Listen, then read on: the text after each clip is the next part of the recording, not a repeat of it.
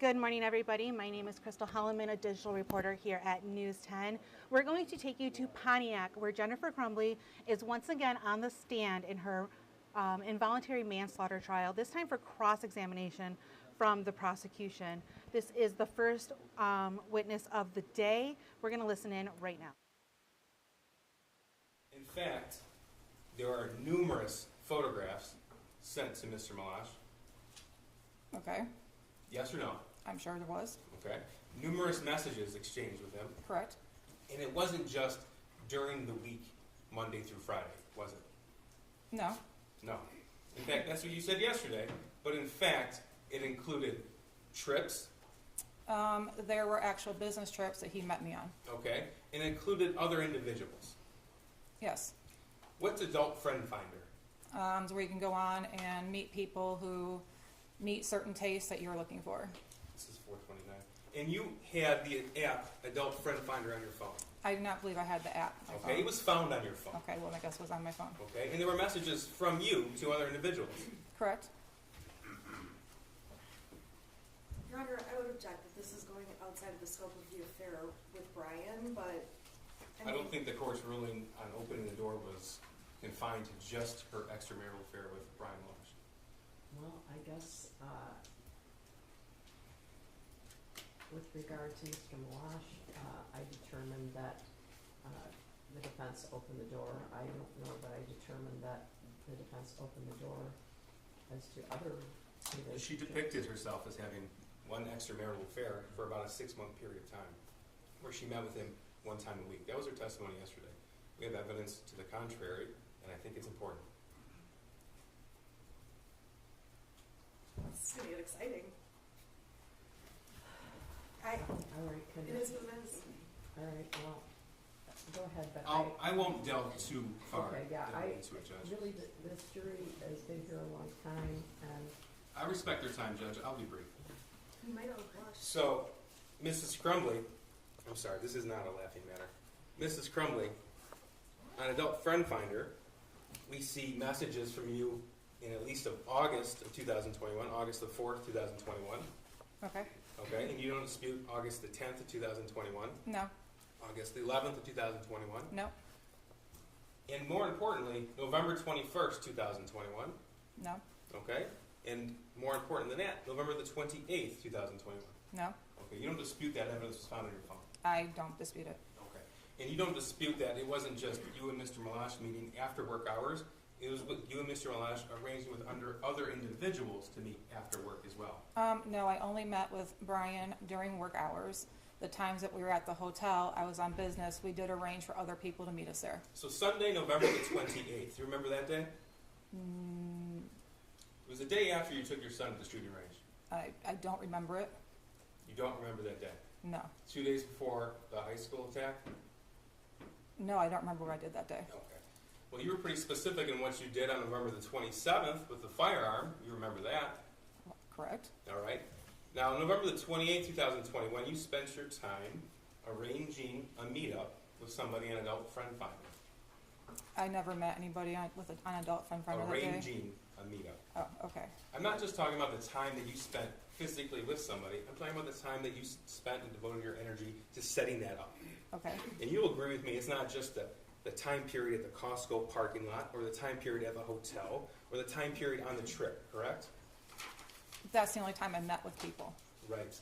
But that's not the only time that you devoted your own personal time and energy and focus to that, is it? I guess I don't understand what you're asking. Okay. Well, these meetups didn't just happen by themselves. You had to set them up. Correct. You weren't driven there. You weren't dropped off there. You set them up with somebody else. Correct. And that took your time and your energy and your focus to do so. I don't believe it took too much time and energy, no. Now, you told this jury that when your son texted you that he was seeing demons and bowls flying off the shelves, that was in the spring of 2021. You recall that evidence, right? Correct. You don't dispute that that was on your phone. No. You don't dispute that at some point you read those messages. No. And you don't dispute that your son said at least one time, "Can you please text me back?" Correct. Okay.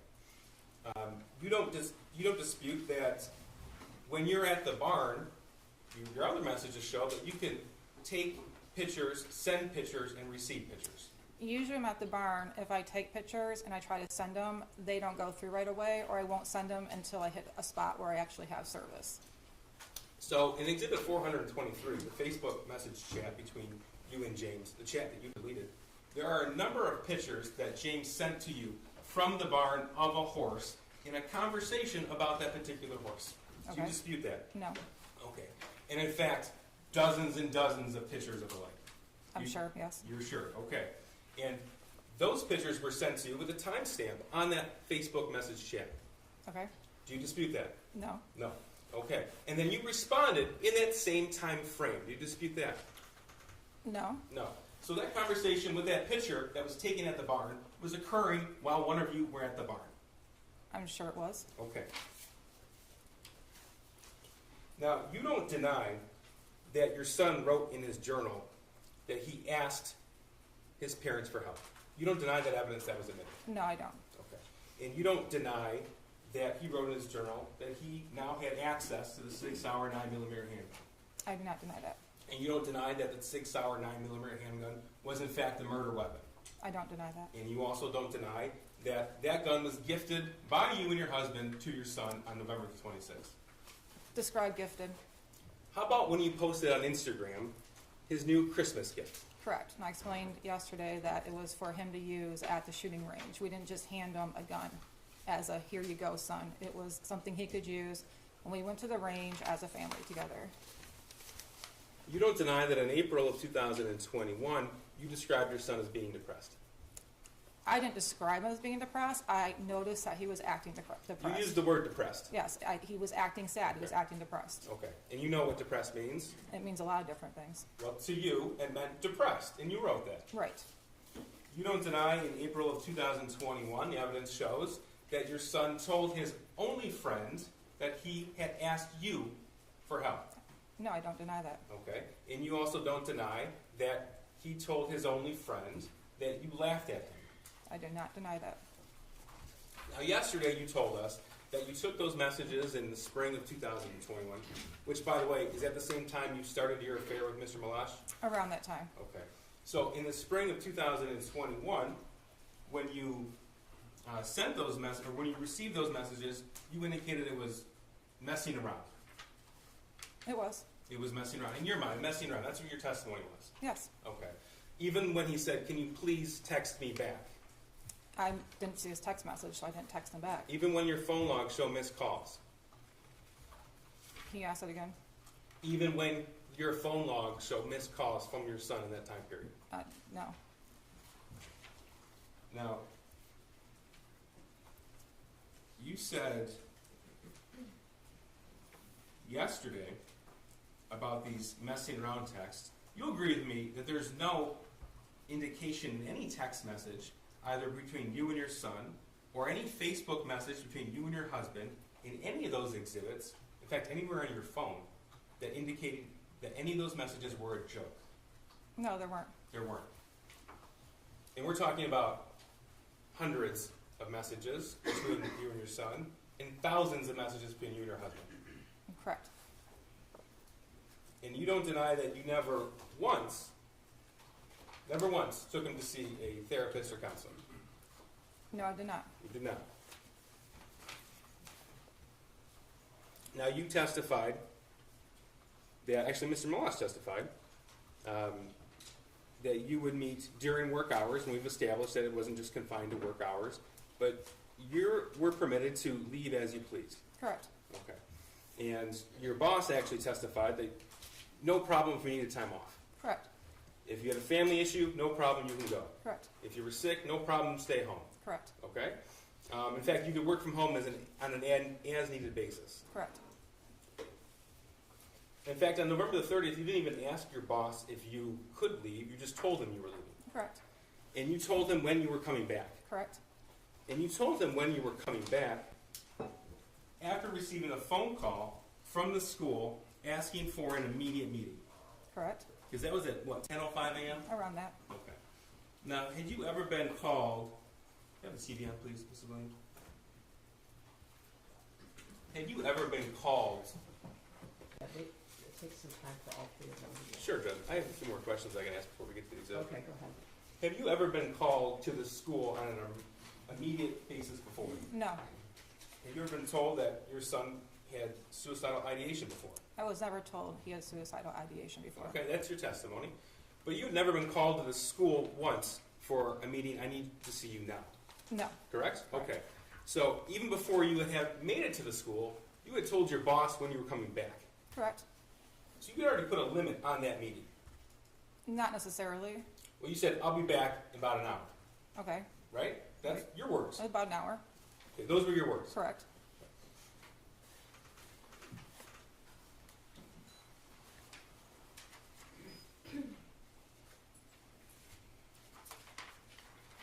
This is Exhibit 74. Do you see it? No, she doesn't. Oh. It's not on here. That's,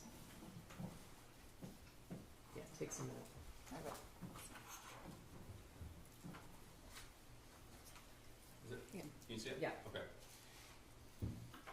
This was sent to you, so Sean Hopkins called you at 9:24 in the morning, correct? Correct. Okay, you called him back at 9:27. Correct. You had a 5-minute phone call. Correct.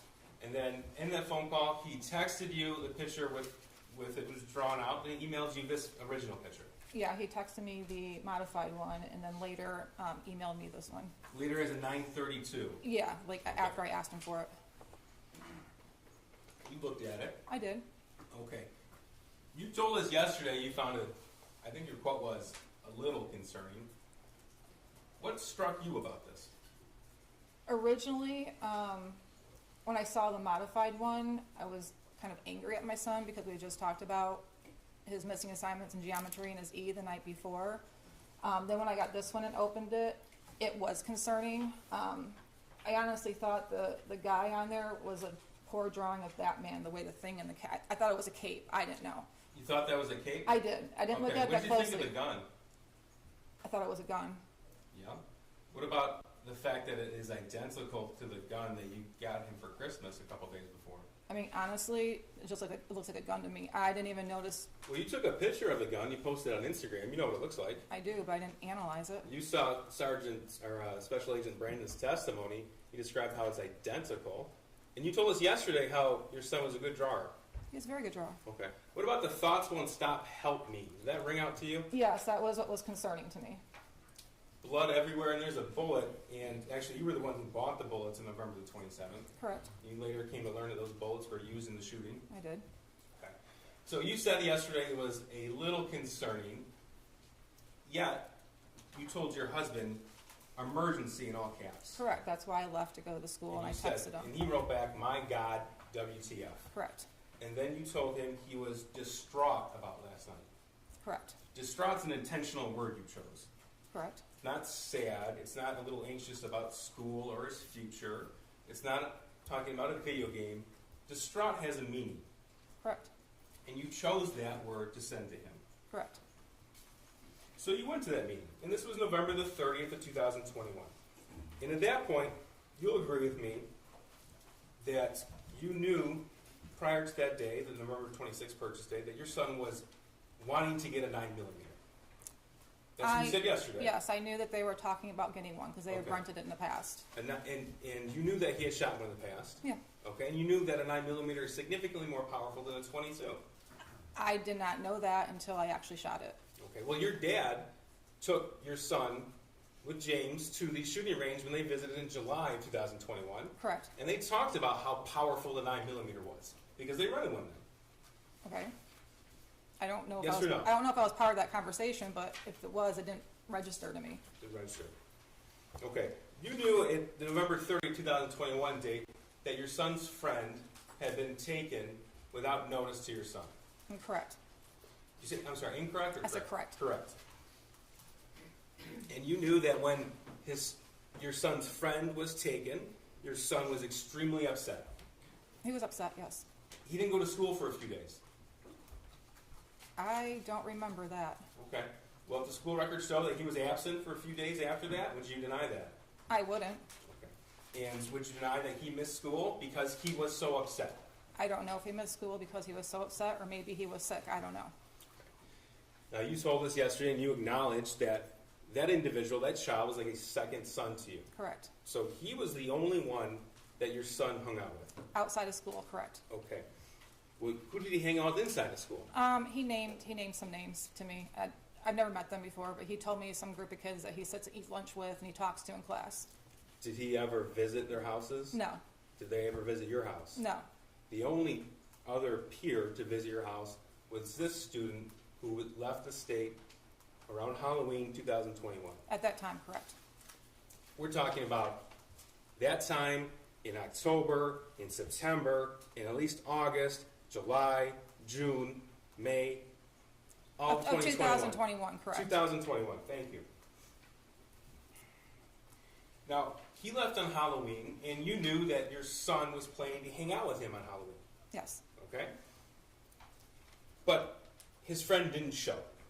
I had texted his friend's mom the day before trying to confirm if he was still coming over, and that's when we found out that he was driven to Wisconsin and taken to that school.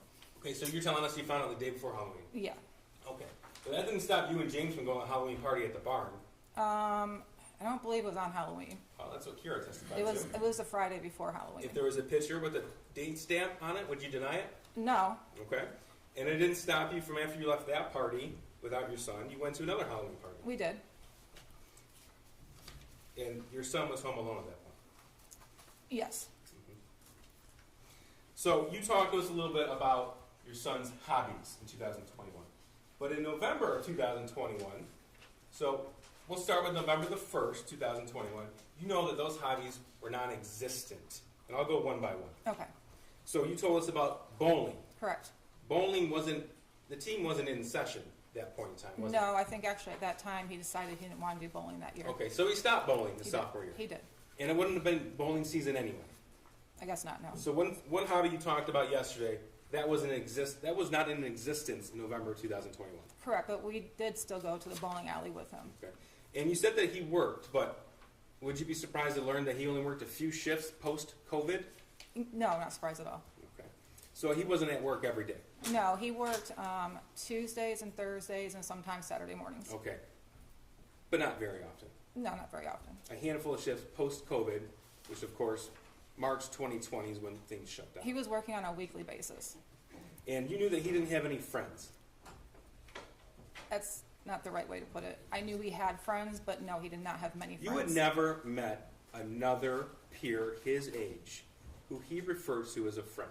He actually had friends that used to come over prior to 2021 that he was still in contact We with. went through defense exhibits yesterday from 2019 to 2020. I'm talking about 2021, at least from the time period where he sent you a message that he saw demons in the house. Right. In 2021, the only friend that came to our house was the one that was Right. on the thing. So you knew to be true in November of 2021 that he had no peer support.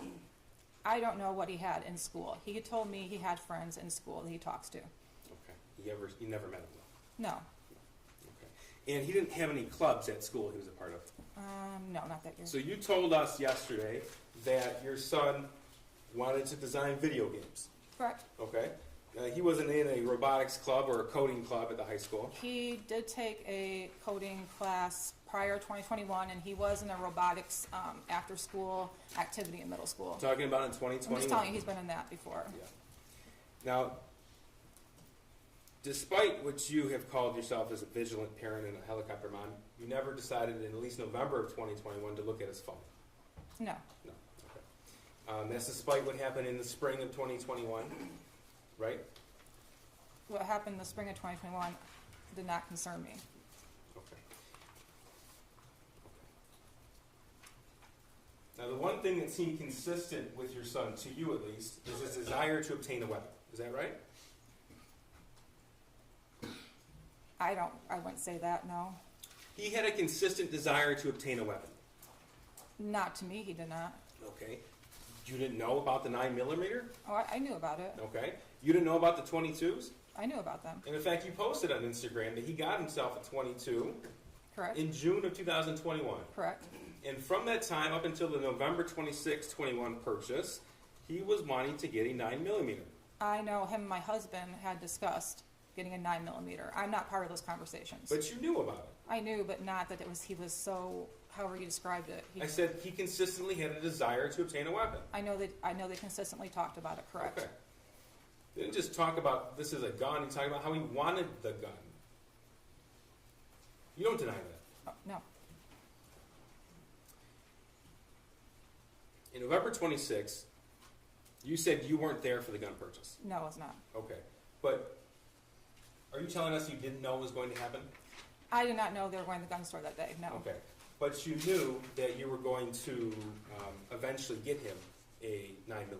No, I did not know that. Okay, so you're telling us that that was a surprise purchase to you? It was a surprise to me that they went to the gun store that day. Okay. It was not surprising to me that they purchased a gun that day. And it didn't upset you that it bought a gun?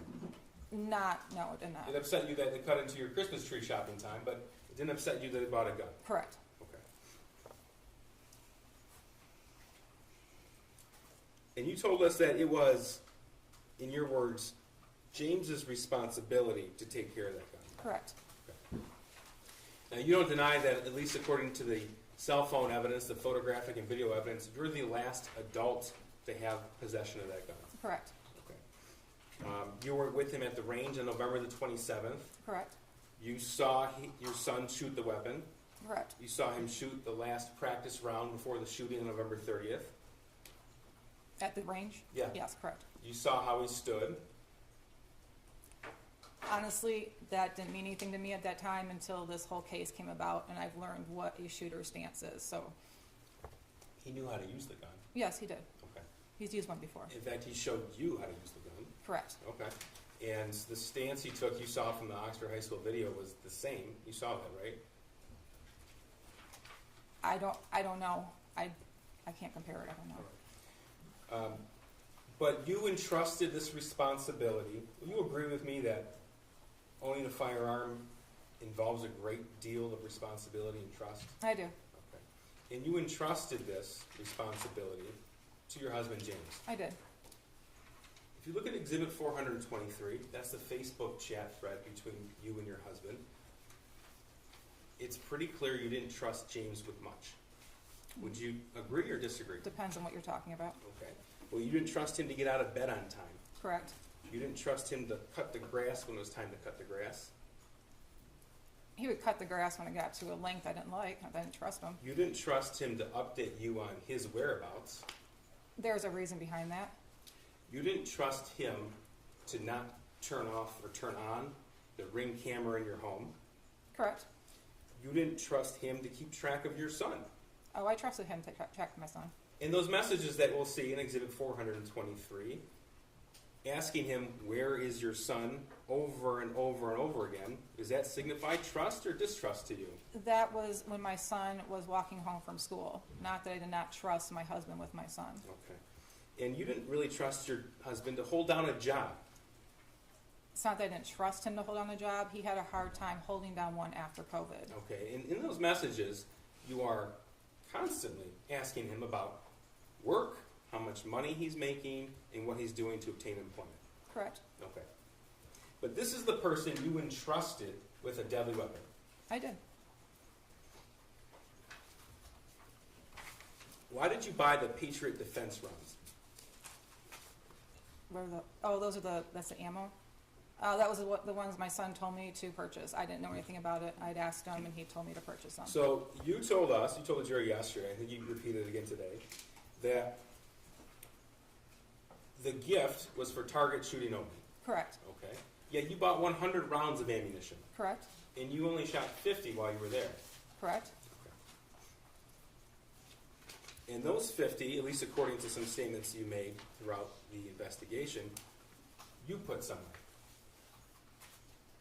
The box of them, yes, I did. I hid them. Now, on November the 27th, when you came home, you posted pictures of the gun and targets to your Instagram account. Correct. And then, according to the location data, your location data, you left. I think that's when we went. Well, I don't know. I must have. Yeah. Okay, well, you don't deny that. I don't deny Okay. it. And your husband James was gone all day, according to his location data. I think so. Yeah. Okay. And you saw in the evidence that in a picture you posted, there's an ATF pamphlet on handgun safety for children. Correct. Did you read that? I looked it over, correct?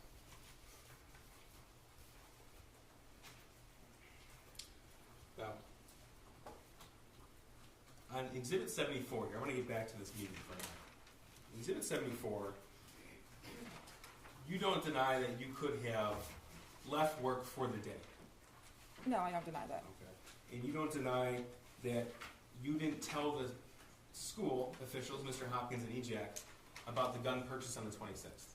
No, we had stated that we went to the shooting range. I went to the shooting range with my son on Saturday. You didn't tell them that you had gotten him that Christmas gift. I didn't think it was relevant, no. You acknowledge that you never told Mr. Hopkins and EJAC that it wasn't just a friend, but it was the only peer that you had ever met and left. I had probably said his best friend. You acknowledge that you didn't go home to look for that firearm after the meeting at the school. We wouldn't have a reason to. So that the answer is, and you acknowledge that? No, I acknowledge that. Okay. And you acknowledge that you had already made plans for the night to go to the barn. Yes, I do. Okay. And you acknowledge that you had the time to stop at your house before you went back to work. I would have, but I didn't have a reason to.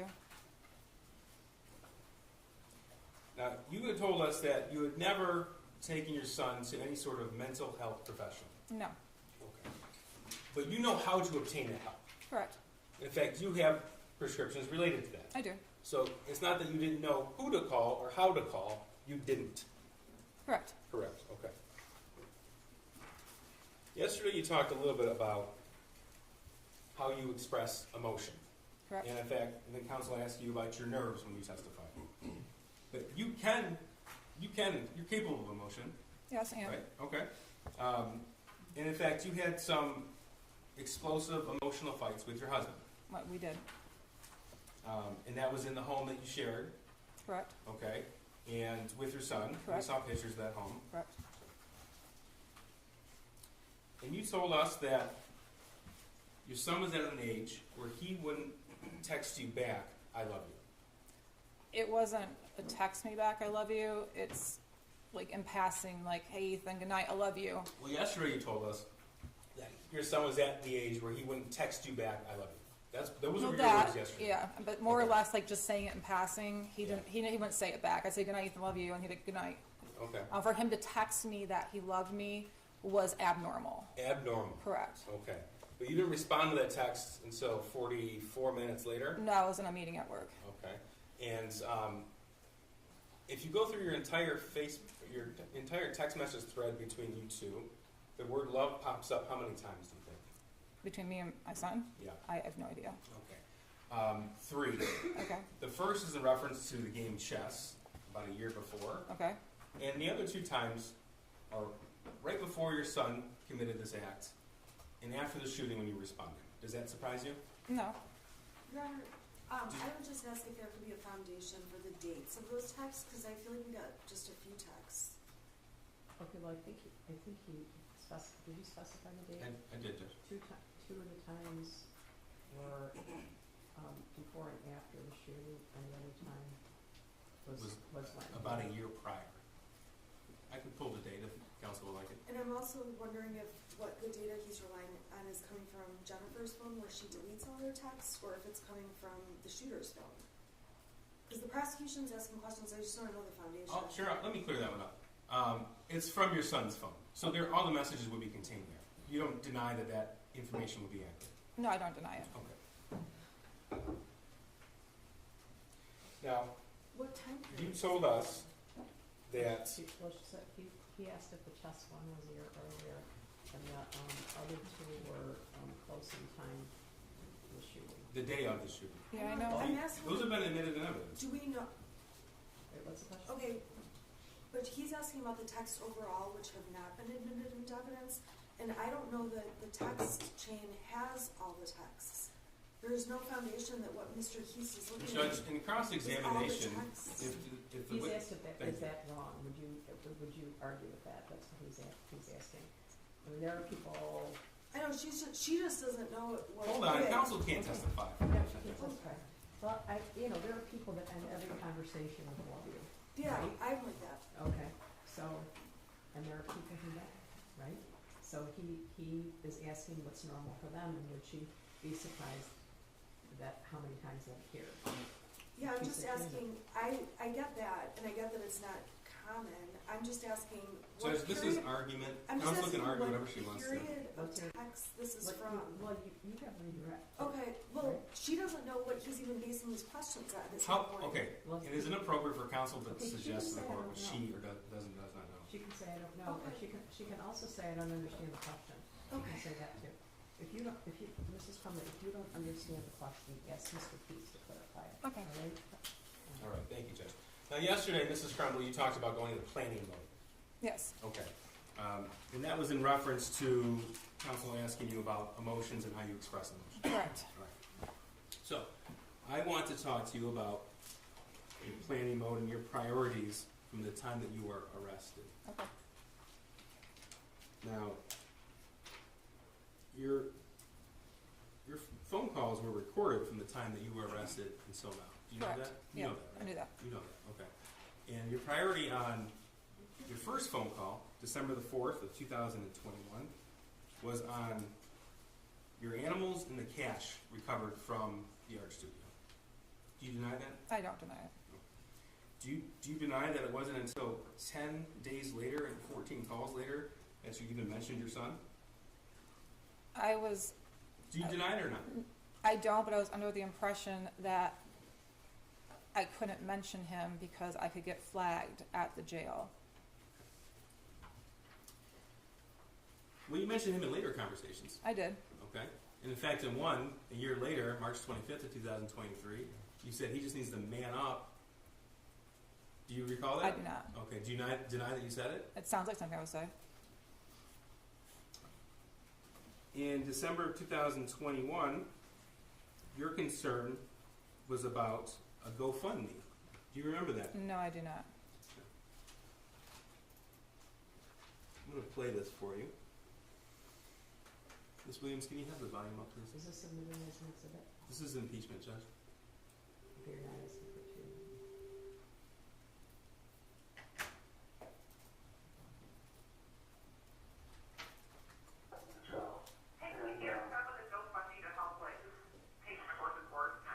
Well, there's no, Jennifer, that's, I just feel like she knows that for speaker face, but I know there's a lot of people that call the lawyer ask about the welfare of my horses.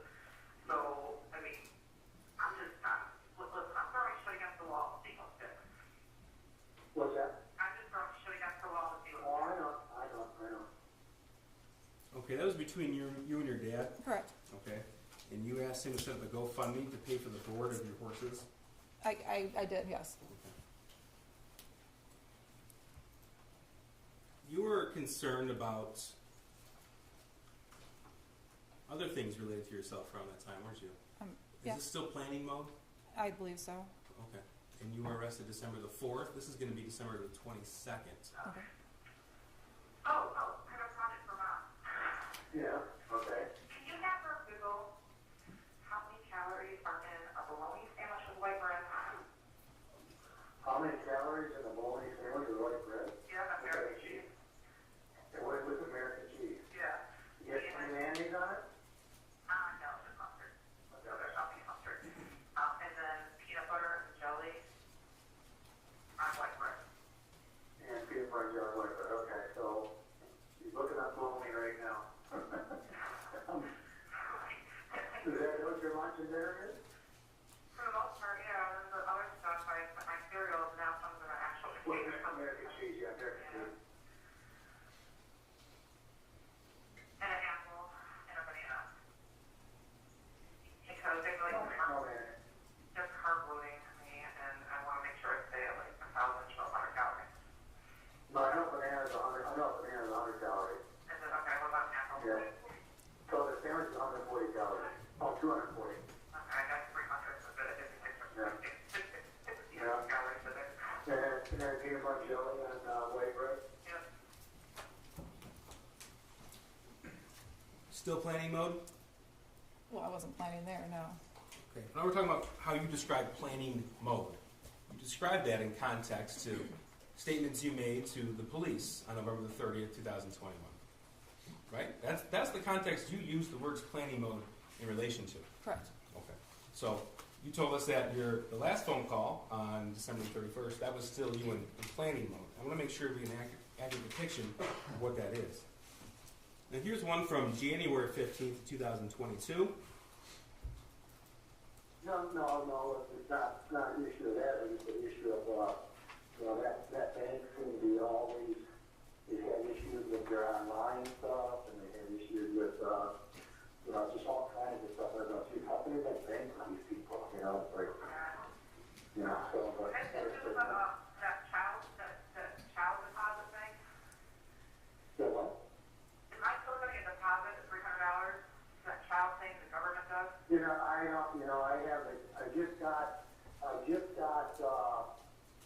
I lost access. For some reason, I don't know if I told you that, Yeah. I had access, I had access basically to view only, and it's hard to see everything on there, but then also I lost access, and then it took me, I lost access like a couple days before Christmas. Yeah. Okay.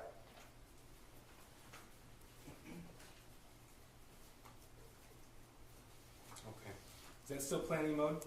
We were talking about filing my taxes if you played the whole thing. You were asking about your child tax Correct. credit, if you're still going to get that $300. My dad was doing my income taxes for me.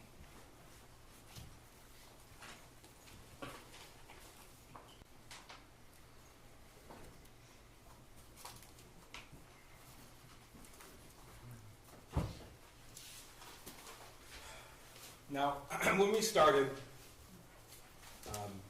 we confirmed that you understood the oath that you just took, Correct. and the same oath you took yesterday. Correct. Okay. And you don't deny that you had $6,000 in cash in your purse the night you were arrested. No. You don't deny that your purse with the cash and 4 cell phones were in a plastic tote. Correct.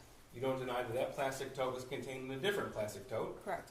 You don't deny that your backpack with clothing items was found in a different plastic tote in a different area of that studio. Correct. Okay. And you don't deny that you knew you had been charged with involuntary manslaughter. Correct. In fact, as early as December the 1st, 2021 at 6:10 p.m., you were talking about how you were being charged with involuntary manslaughter. That was what I was being told by a family that was texting me. That's what the charges might be announced as. Correct. Okay, and one is to Mr. Malash. There's a text to your cousin about you are being charged with involuntary manslaughter. You don't deny receiving that. No, I don't. That's Wednesday, December the 1st. Correct. Right? And you sent your neighbor a message on Wednesday the 1st of 2021, 6:55 p.m., that you were reading, they may charge us. Correct. Okay? And December the 2nd, 2021, you wrote, they're saying involuntary manslaughter. Correct. You don't deny that? No. And of course, you looked at different news articles about that the next day Yeah. and later on that day. And then you texted, after all of these messages and news articles, on December the 2nd, 2021 at 2 p.m., we're fucked. You wrote that to Mr. Malash. Correct. Okay. And then you wrote announcing charges at noon on December the 3rd, 2021 at 8:17 a.m. Correct. And you wrote that to Mr. Malash, you wrote that to Kira, you wrote that to your dad, right? Correct. Okay. So you don't deny any of that? No.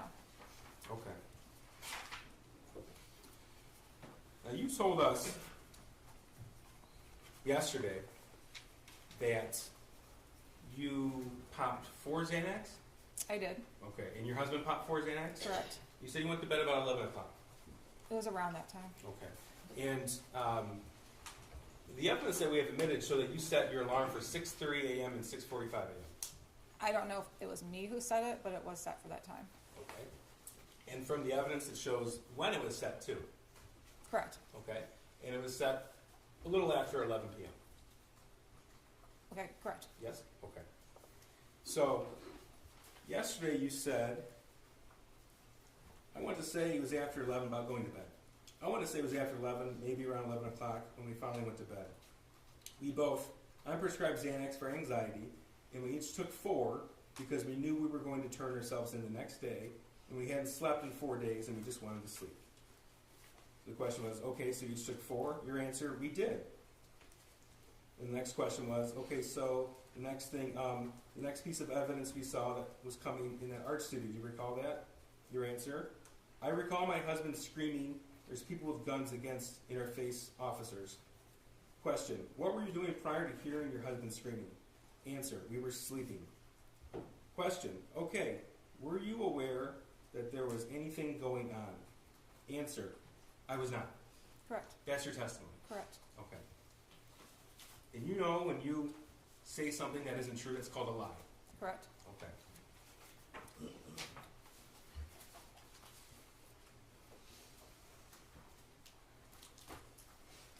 This is going to be Exhibit 430. Council does have a copy. Is it The entire thread. perfect? No There objection. you Oh, thank you. Judges of the court have a copy? Is this today's? Yes, Judge. Okay. Any objection? No. Okay. Mrs. Crumbley, you knew the police were there. 4:30 is admitted. Thank you, Judge. Not until I woke up, no. Not until you woke up. Correct. Okay. Now, we heard testimony yesterday, or throughout the trial, that 911 was called at 10:43 p.m. You recall that? Yeah, I saw in the video, correct. Okay, and on the video, the first officers arrived before 11 p.m. Correct. Okay. And either you or your husband, we couldn't tell from the video, but you tell me, was it you or your husband out there smoking? That was my husband. Okay. So your husband walks in shortly after the 911 caller walks in the building to call 911. Correct. That was on the video. Correct. Okay. And officers arrived. And then we've heard testimony from Mr. Kirtley, who had a studio there. We heard testimony from Sergeant Hendrick, who was in the fugitive apprehension team, as well as Corporal Shaw with the Detroit Police SWAT team about the amount of officers there. Correct. You recall that? I do. And you recall hearing the testimony that Corporal Shaw's team, their SWAT team, they actually used a 35-pound steel ram to bash in a door at the studio next to where you were at. You recall that testimony? I do. Okay. And your testimony was that you were asleep when the officers arrived. Yes, I was. Okay. But you had an alarm set for 6:30 in the morning on your phone, and that phone was found powered off, hidden in a tote, contained in a different tote, in a place away from the bed. Correct. You don't deny that? No. All right. And there are certain messages in 430. I'm going to go through them with you. This is actually to your attorneys. At the time, you had 2 attorneys. Marielle, this is Jennifer's phone. James and Jennifer are using Jennifer's phone now. That's it. December the 3rd, 2021, 6:04 p.m. Did you recall that? I don't, but I don't deny it. Okay, you don't deny it. No. Okay. Your next message, the other phone broke. That's December the 3rd, 2021 at 6:04 p.m. The response was, when you can, we would like for you to call us. That was from either Ms. Smith or, at the time, co-counsel Mary Elaine. Correct. Your response, I'm sorry, this is from Marielle. Thank you. Shannon is calling you both shortly. Okay. At the top it says to and from. I'll make sure I identify for the record. From Shannon, Marielle and I are going to come get you guys in the morning. We do not think it will help to make a statement that you're coming back now or that it will be tomorrow a.m. We can say that we told everyone you were coming back, and as of tomorrow a.m., you are back. That's Friday, December 3rd, 2021, 7:02 p.m. Correct. Right? Okay. So that's after James had already moved the car around and backed into the parking spot. I believe so. All right. From Shannon, we can show them that everything we said was going to happen did happen. That's Friday, December 3rd, 2021 at 7:02 p.m. Right? Right. Your response, okay, that's at 7:03 p.m. From Shannon, I'm going to drive home from my office right now and call you guys in about 40 to 45 minutes so I can get all the bond factor information written down for Marielle and me. That's Friday, December 3rd at 7:36 p.m. Correct. Okay? Your response, okay, we'll be waiting, 7:37 p.m. Shannon, I'm going to call in 1 minute. That's at 8:54 p.m. that Friday night.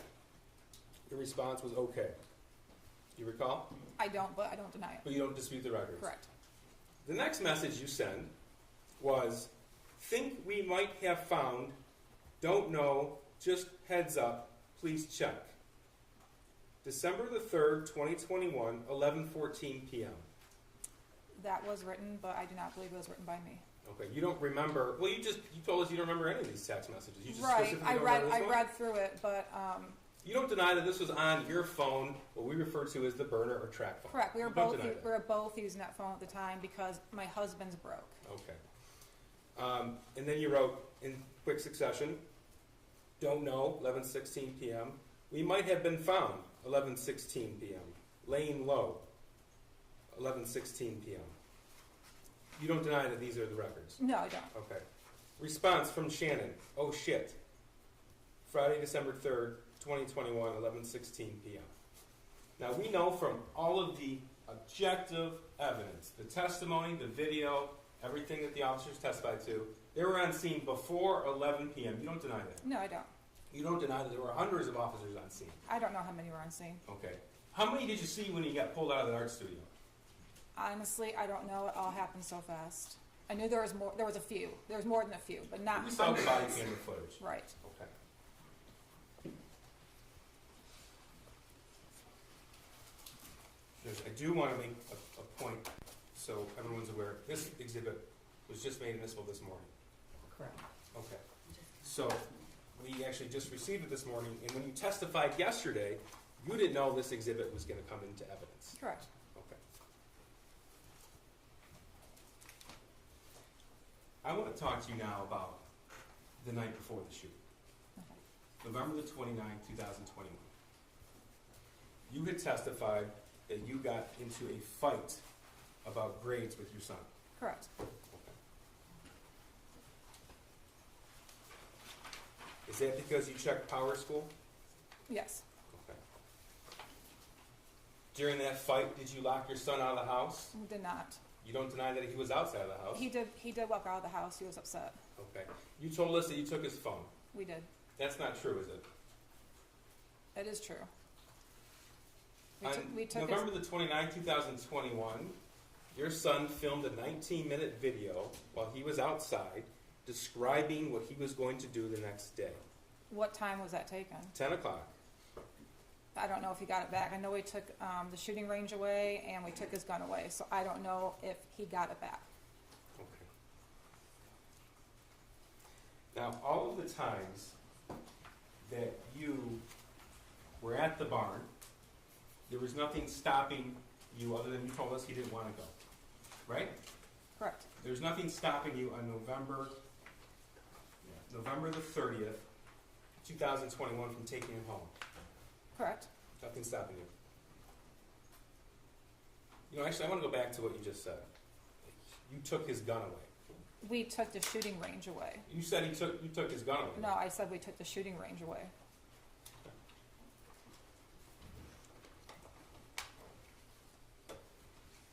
Your son could have been with you those 3, 4, 5 times a week when you were at the bar. He could have, yes. Your son could have been with you on those times when you were with either Mr. Malash or somebody else. No. In the weeknights, he could have been with you after school, after work. I wasn't with Mr. Malash at those times. Okay, the other individuals then. I wasn't with them either at those Well, times. According to the I friend might finder, have messaged people at those times, but I was not with anybody at those times. he could have been with you on the Halloween party. He did not want to go. It was a bunch of little kids. And on November the 30th of 2021 at 12:51 p.m., you could have been with him, I could have, yes. and you didn't. Nope. Nothing further. Redirect. Thank you. Mrs. Crumbley, I just have two areas of questions for you. Mr. Keast played some recordings. Who were you on the phone with in those recordings? And my dad. Okay, so you asked a couple of questions about calories, and then what was the other one? The child tax credit. Okay, how often did you speak with your dad? During the summer, it was every day. They went back to work. It was just on the weekends. They're both teachers. And how many hours a day do you spend with other people? Sometimes it's none. Sometimes it's when they walk by my cell. I'll talk to them, but I'm locked down 23 hours a day. I get 1 hour out by myself. I talk to my clergy lady weekly, so I see her. Sometimes I talk to the church priest, or I'll talk to my attorney. But it's about the most human contact I get. So I guess one of my questions is, when you do talk to people, you talk about, are there more conversations than just those? Right, there are. Okay. And then that night on December 3rd, going into the 4th, after 11, there was one phone being used, is that right? Correct. Whose phone was being used? It was my burner phone. Who was using the phone? My husband was using the phone. Okay, were you also using it? No, I was using my other phone. So he started using my burner phone. I used the one with our regular phone number to do anything on. Okay, so these messages are from the burner phone Correct. to myself and Mario. Correct. So the ones after 11 o'clock, so at 11:17 or whenever these texts came in, what were you doing?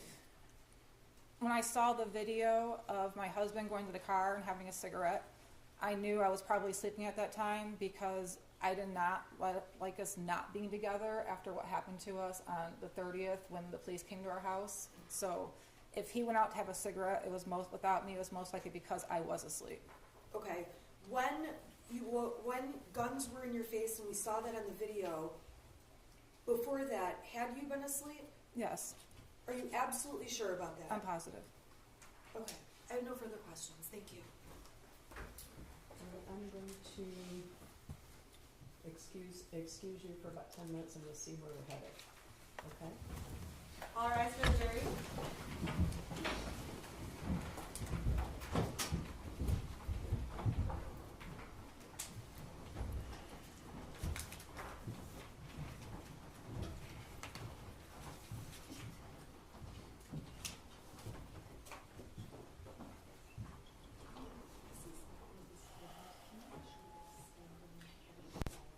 All right, you may be seated. You can rejoin your attorney. Okay, so tell me what's happening now.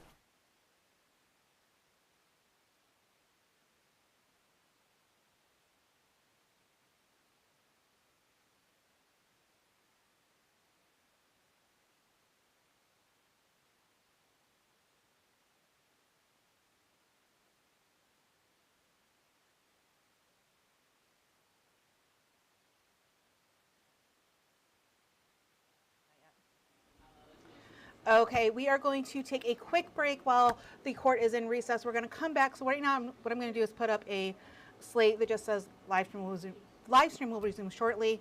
Once the court is back in session, we'll come back and let you guys listen in on Jennifer Crumbley on the stand on her involuntary manslaughter charges.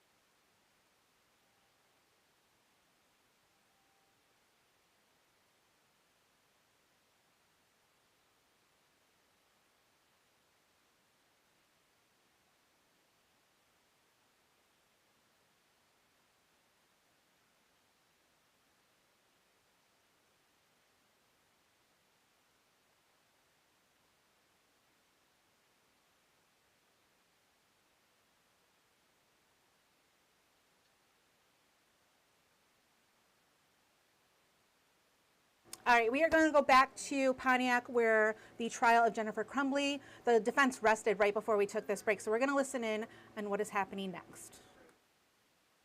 So we're gonna give 3.1, 3.2. We're taking out 3.3. Yes, Judge. All right. 3.5.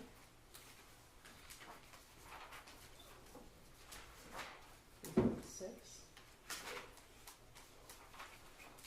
3.7.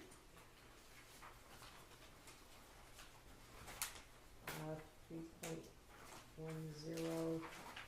4.1.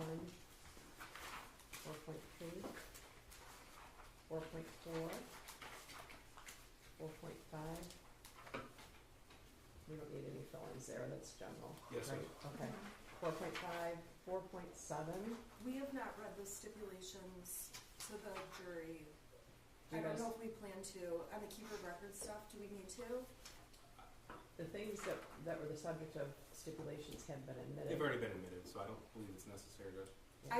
I didn't know if the court wanted them on the record or. It doesn't matter to me. Normally, it's advantageous for stipulations to be read into the record, for example, in civil cases with large amounts of exhibits, but if the exhibits that were the subject of the stipulation are admitted anyway, it's probably not necessary. Can you Yeah, give these us- are just keeper of records, chain of custody. I don't think we need to. If there's anything that was not admitted as an exhibit, there's no stipulation that doesn't involve an unadmitted exhibit, right? Correct. Let me Actually, I'm confirm. not sure about Okay, that. okay, so anyway, 4.7, 5.2, 5.3. What about 5.8A? I don't think that was No. used Out. at all. Out, right? Oh, Yeah. Thank you, Judge. Okay, 5.8A is out.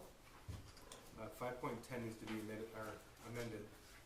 Oh, okay. Detective Wigorowski was an expert, but I don't believe there were any other experts admitted, were there? No, the two medical examiners did not testify. Sean and Brian, Pacris and Brian are out. Yes, Judge. We stipulated to their autopsy Right, reports. so it's just Wigorowski, correct? Yes, Judge. All right. 5.11, 16.10. There's several of those. As to count 1, 16.10 as to count 2. That's involuntary manslaughter. Instruction 16.10 as to count 3. 16.10 as to count 4. There's a unanimity instruction that is based on and adapted from 20.30A non-standard civil jury instructions, and the parties agree to that instruction. Yes, Judge. Correct? Yes, Judge. Yes. Okay. 16.13 involuntary manslaughter, failure to perform legal duty. As to count 1, 16.13 as to count 2. 16.13 as to count 3, 16.13 as to count 4, 16.15 as to count 16.15. Just one instruction for 1615. Say it again. Just one instruction for Yeah. 1615. I was trying to see. I think there were some things added. There was a foreseeability excerpt. Yes, that was Judge. agreed upon. Yes, Judge. Yes. Okay. Yep, yeah. That's non-standard, but agreed to by both sides. 16.18, gross negligence. There's an instruction about not using the shooter's name. Maybe I should get rid of that one. 3.11, deliberations and verdict. Yes. 3.13, which is possible penalty. 3.14, communication with the court. 3.15, exhibits. 3.16, written or electronically recorded instructions in the jury room. 3.20, single defendant, multiple counts, more than one wrongful act. 3.23, with regard to the verdict form, and then there's the verdict form that's standard, right? Yes, Judge. We have obtained a computer that would accommodate the thumb drives that's going to be in the jury room. Anything else you can think of? I don't think so. Your Honor, I don't have a thumb drive with mine. I just have mine I just have a Okay. hard copy. That's good, we'll send it all in, okay? Thank you. Anything else, we're gonna make those minor amendments. Anything else at this time? No, Judge. I don't think so, Judge. Okay, so we'll be back in about, we're gonna take her back down, aren't they? Okay. We're gonna take her back down and I'm gonna ask him to bring her right back up, right? It won't take long to do that. Okay, yeah, the jury instructions are ready. I think I'm gonna give you each copy of the jury instructions just to be sure that we've done it accurately, all right? And these will be the instructions that go in with the jury as well. Thank you, Judge. Okay. At the moment, after closings, I'm going to eventually instruct them, I am going to have all 17 come back on the day, right? Does that make sense to you? I think we'll get through closings and they could start deliberating. I'm concerned about that. Are you not concerned about that? No, Judge. You want to approach?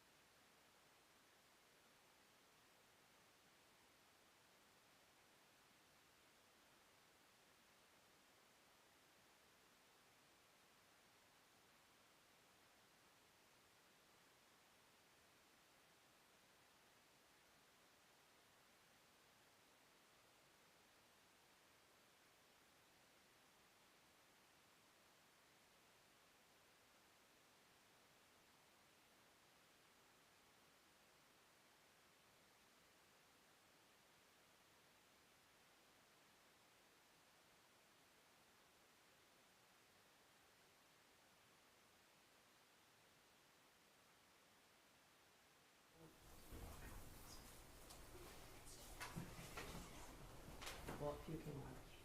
All right, do you want me to bring the jury in now? Sure. Yes, please. One moment, we're just waiting, having some, Just take 1 second to set things up, Judge. Miss Williams is going to print a copy of the jury instructions for you, just to be sure, all right? what's that? We're gonna print a set of the jury Oh, sure. instructions, and we can review those, just to be sure that they're accurate before I send them in. 5.88 comes out. 3.3 comes out, yeah. And then the expert witness is only one philosophy, the other two methods, and there's no come out. Yeah.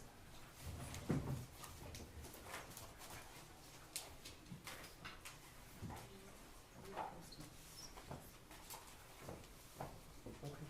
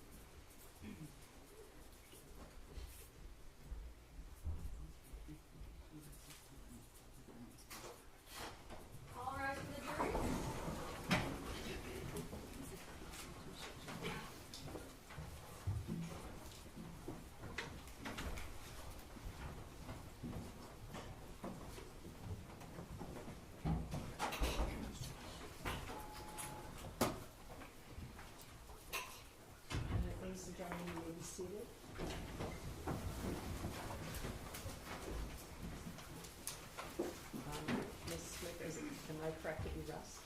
Yes, thank you. Prosecutor, any rebuttal? No rebuttal. Ladies and gentlemen, evidence in this matter has been concluded, and now that we hear closings, I want to remind you that closing arguments are just that. They are, each side sees the evidence in the case. The closings themselves are not evidence. Because the prosecutor has a burden of proof, the prosecutor also has a right to rebuttal after the defendant's closing, right? I think you're going to hear certain elements, again, of the crime charged, the crimes charged, and I'm going to be giving you written jury instructions that list those, just so you know, all right? Prosecutor. Just 1 minute.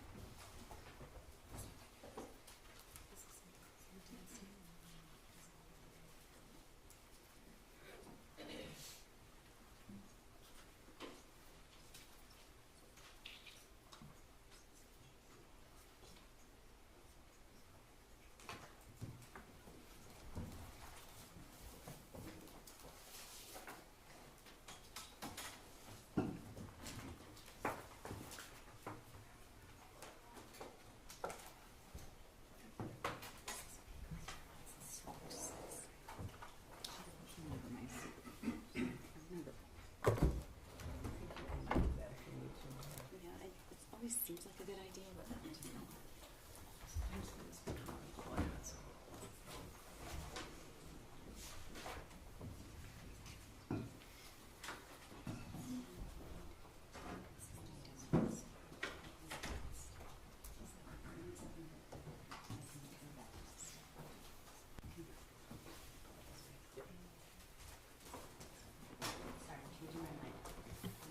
just like right here. This Go is good. forward pretty far. Can you help me there?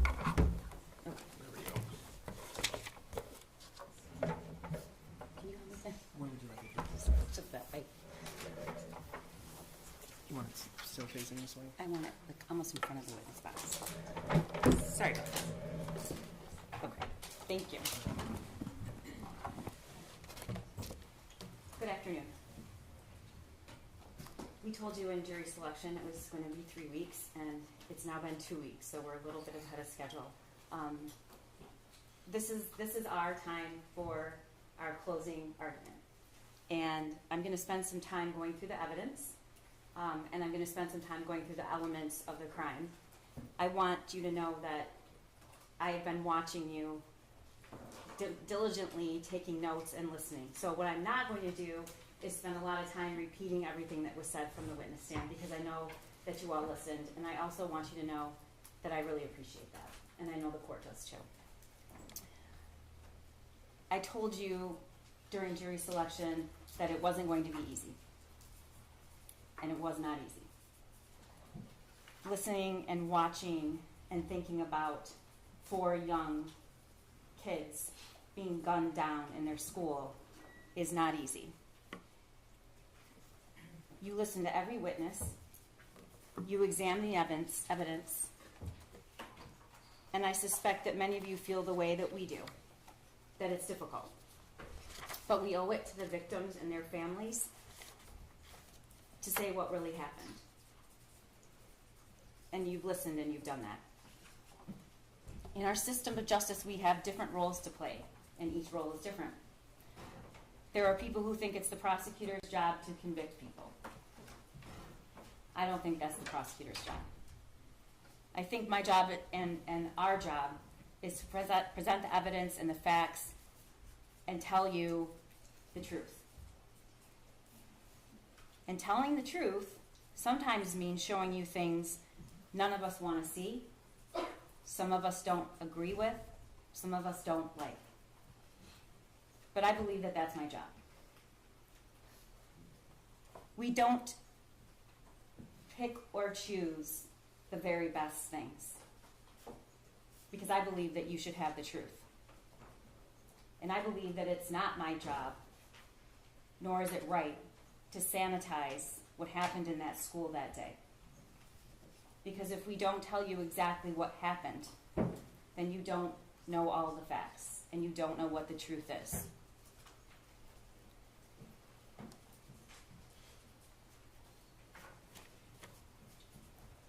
My job here, our job, that I believe we have done, is to meet our burden to prove that Jennifer Crumbley is guilty of 4 counts of involuntary manslaughter. The burden is high. I told you that during jury selection, but we embrace it. And I believe that we have met that burden. It means that you had to sit and listen to a lot of very emotional things, a lot of emotional people who sometimes aren't emotional, but we're emotional for this. Because what happened on that day, every single person in that building had never experienced anything like that in their entire lives. And I hope to God they never do again.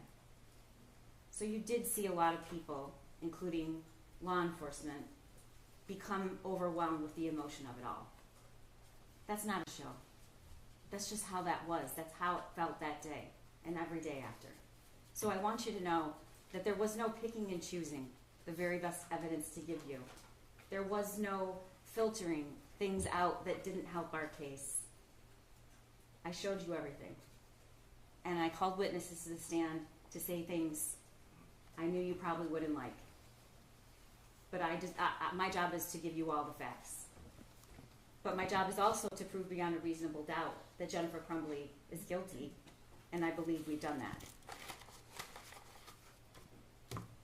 The defense also has an important job, to advocate and argue for their client, and they decide how they want to do that. And of course, the judge plays an important role. Her job is to call balls and strikes when 2 sides disagree, to make a ruling, and then to tell you what the law is. And she's going to do that as soon as we conclude here. And then there's your job. Your job is to decide what the truth is, what really happened, what are the facts, and then take those facts and find the truth and apply the law. The judge is going to give you instructions about the law, but I want you to go over what you now know, and I want you to think about it. And we're going to go over some of the evidence. But I also want to remind you that you're allowed to use your own observations and your own insight. And if there's something that you notice from the witness stand that I didn't say, you should rely on that. We can't possibly tell you every single little thing. And sometimes, ladies and gentlemen, the most important things are the things that don't get said. The most important things are the way the victim or the witness spoke, the way they answered a question. And I encourage you to rely on your own perceptions of that. I want to start out by talking to you about the elements of the crime. Involuntary manslaughter. She is charged with. This case is based on 2 theories. You're going to have all this in their jury room, but hopefully I'm going to explain it so well you will have no questions. These are dependent on 2 specific theories. One is the gross negligence in the performance of a lawful act, and that gross negligence caused death, and in doing so, the act that caused death, defendant acted in a grossly negligent manner. The second is the gross negligence in failing to perform a legal duty. One, I have to prove that she had a legal duty to the victims. 2, she knew of the facts that gave rise to the duty. 3, she willfully neglected or refused to perform that duty, and her failure to perform it was grossly negligent to human life. And then 4, the death of the victims was directly caused by defendant's failure to perform this duty. Causation. The judge is going to instruct you, maybe more than once, and I'm going to say it, that there may be more than one cause of death. And it's not enough that the defendant's acts made it possible for the death to occur. Madison Baldwin, Tate Meir, Hannah St. Juliana, and Justin Schilling were caused by the defendant. You must find beyond a reasonable doubt that the deaths were the natural or necessary result of the defendant's actions. You heard the evidence that the defendant's son shot Madison Baldwin, Tate Meir, Hannah, and Justin. And as previously noted, there may be more than one cause of death. And defendant's acts or inactions need not be the sole cause of the harm. In order to find that the death of Madison, Tate, Hannah, and Justin was caused by the defendant, you must also find beyond a reasonable doubt that her son's act of shooting these 4 individuals was reasonably foreseeable. Now you look at that, all of that I have to prove. And it seems a lot. It seems like it's going to take a pretty strong case to prove that. It's going to take some pretty egregious facts. Some unique, egregious, incomprehensible facts. And that's what we have here. Gross negligence means more than just careless. It means willful disregard of the results to others that might follow from an act or failure to act. In order to find that the defendant was grossly negligent, you have to find the following 3 things. 1, that she knew of the danger to another. She knew there was a situation that required her to take ordinary care to avoid injuring others. And second, that she could have avoided injuring another by using ordinary care. Third, that she failed to use ordinary care to prevent injury, and to a reasonable person, it would have been apparent that the result was likely to be serious injury. I told you I have 2 theories. We're prosecuting and charging based on 2 theories. They're both based on a legal duty. What's a legal duty? In Michigan, a parent has a legal duty to exercise reasonable care to control their minor child, to prevent that child from intentionally harming others, or prevent that child from conducting themselves in a way that creates an unreasonable risk of bodily harm to others. We talked about there's 2 alternate theories. Both of those theories, if proven, are sufficient to establish the crime of involuntary manslaughter. It's not necessary that you all agree on which theory has been proven, and as long as you all agree that we've proved at least one of those theories beyond a reasonable doubt, you can find her guilty. I want to take you through the testimony.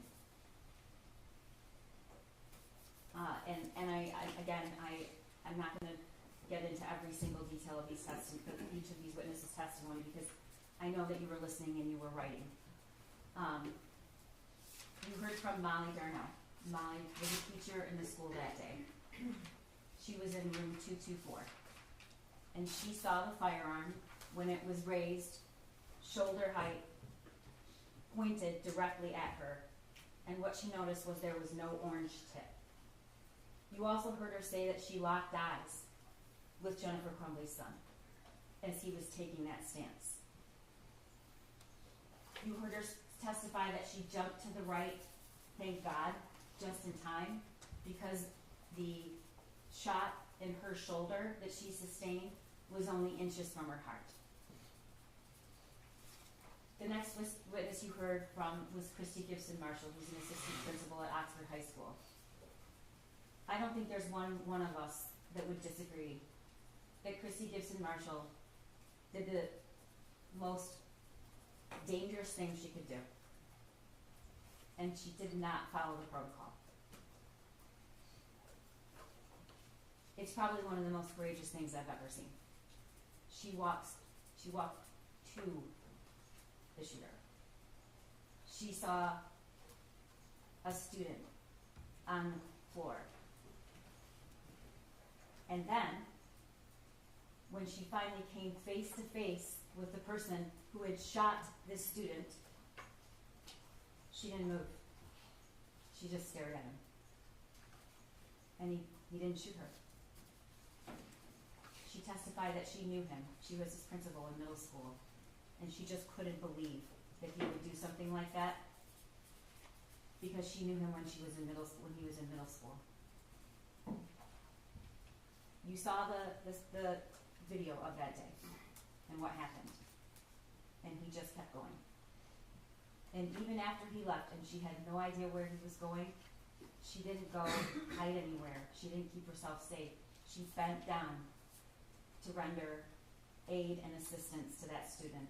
And when she rolled him over, she realized it was Tate Muir. We all know that she didn't and wasn't able to save Tate Muir. We heard from Cammy Batt, who sold the Caltech and the Derringer to James in June of 2021. She also sold the 9mm 6-hour to James with the shooter present on November 26th, the day after Thanksgiving. She testified that James came in and pointed right at the SIG and said he's had his eye on it. She walked us through the process of purchasing a firearm. She talked about the trigger lock statement provided to James upon purchase and the cable lock provided with November 2021 on that gun purchase. Next, we heard from Special Agent Brett Brandon, who's sitting right here. You heard that when he was informed about the Oxford shooting, he left so quickly that when his partner came back, his chair was still spinning. And he raced and drove up there as fast as he possibly could because it was very much his own community. You heard he went right in and he found Lieutenant Willis, and he said, do you know where the gun is, and do you know where it came from, and do you need help? And so he was responsible for finding out where that gun came from, which he did. He was also responsible, because he chose to be, and watched the surveillance of the video and helped to prepare search warrants. And you heard him testify that as soon as he saw that surveillance video, the one thing that stuck with him is this is not an inexperienced shooter. This is a shooter that is proficient with a firearm, knows what he's doing. Taking shots, a lot of people wouldn't. And what he did was start going to gun ranges and ask people to say, because what he was thinking was, who taught that kid to shoot? He must have been he was right. And that's how the investigation led to where Jennifer Crumbley's son learned how to handle a firearm that eventually resulted in killing 4 students in Oxford High School. Can you go back to that?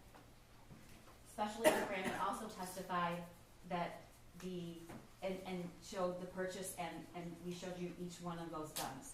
He testified that there is a distinction between a Derringer, a Caltech, and then the 9mm.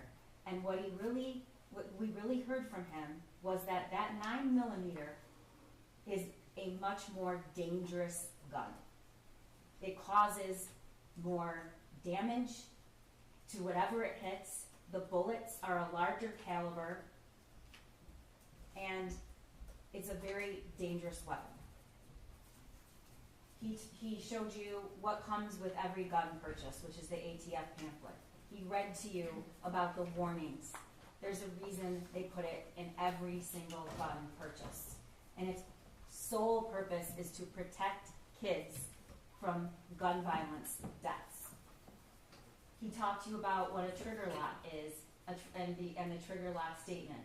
He showed you the Instagram post that's unforgettable.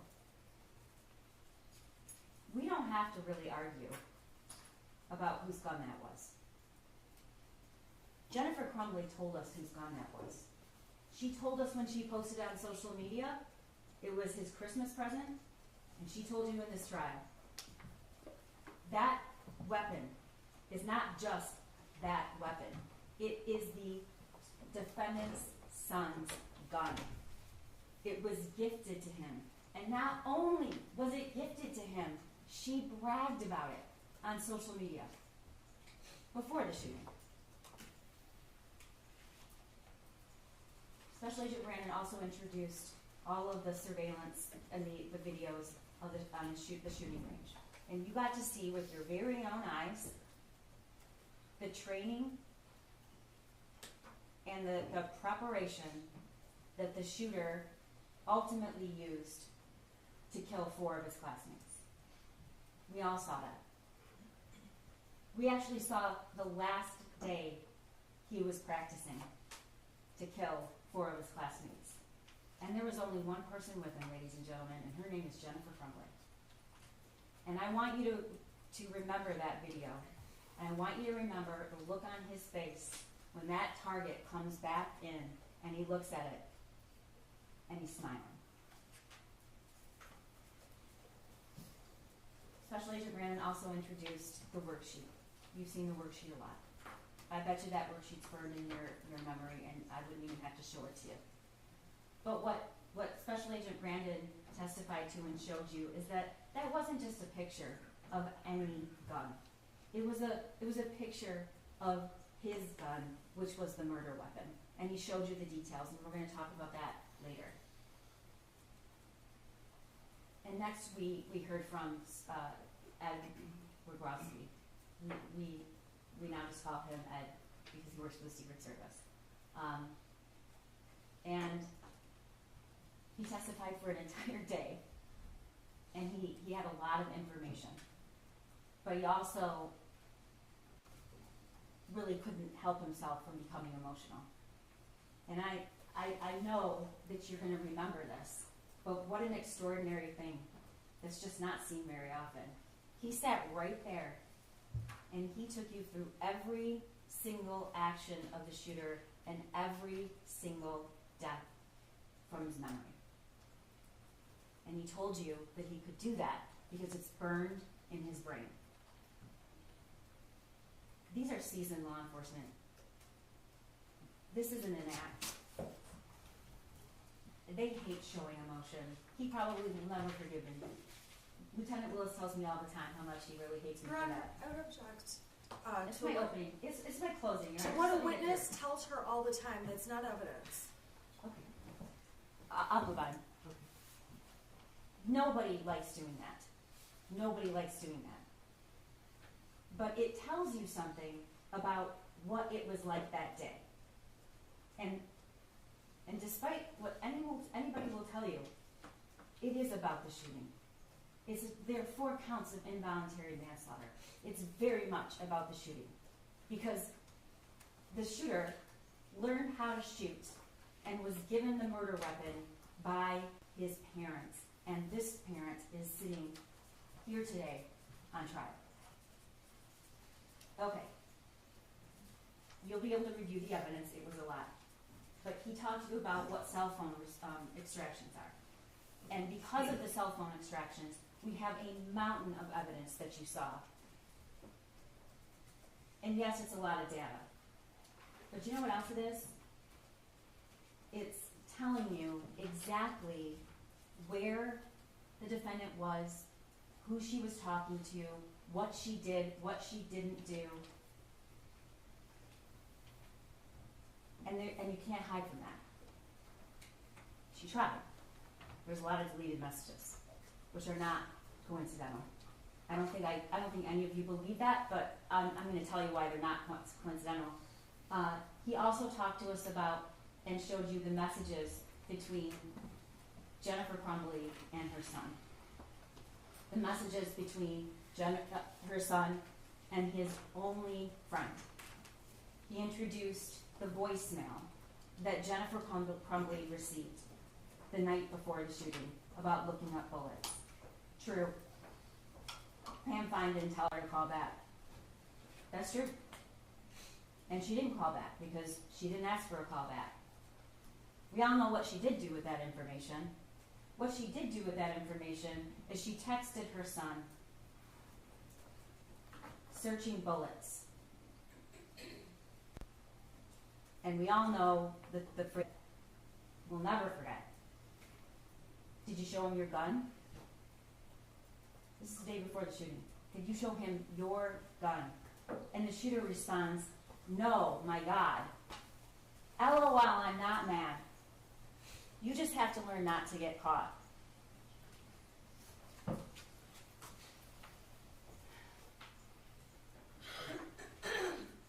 Kira Kennett testified that she knew Jennifer Crumbley. She testified about the amount of time that Jennifer Crumbley and James Crumbley spent at the barn. She testified about all the money they spent at the barn. Why is this important, ladies and gentlemen? It's not to show you that somebody's a bad person for liking horses or spending a lot of money on horses. It isn't. And it's not to say that somebody should spend every waking hour that they're not at work at home with their teenager. That's not the purpose of this evidence. The purpose of this evidence is to show you what Jennifer Crumbley cared about the most and what she was doing and where she was when her son learned to be a killer.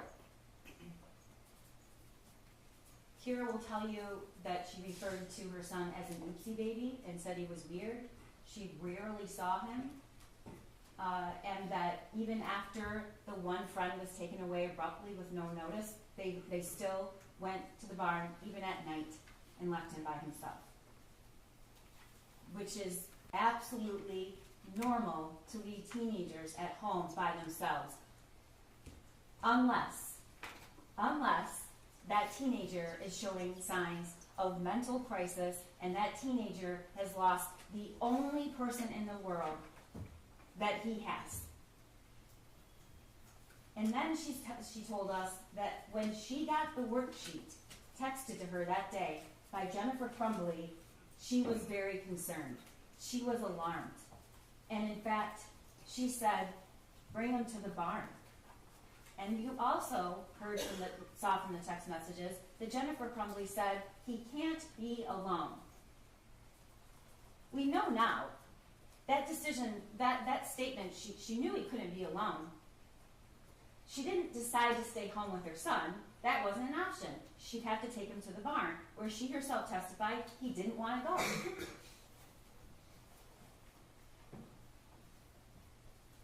You heard from two people who were at that meeting that day, Sean Hopkins and Nick Ejab. I'm going to tell you right now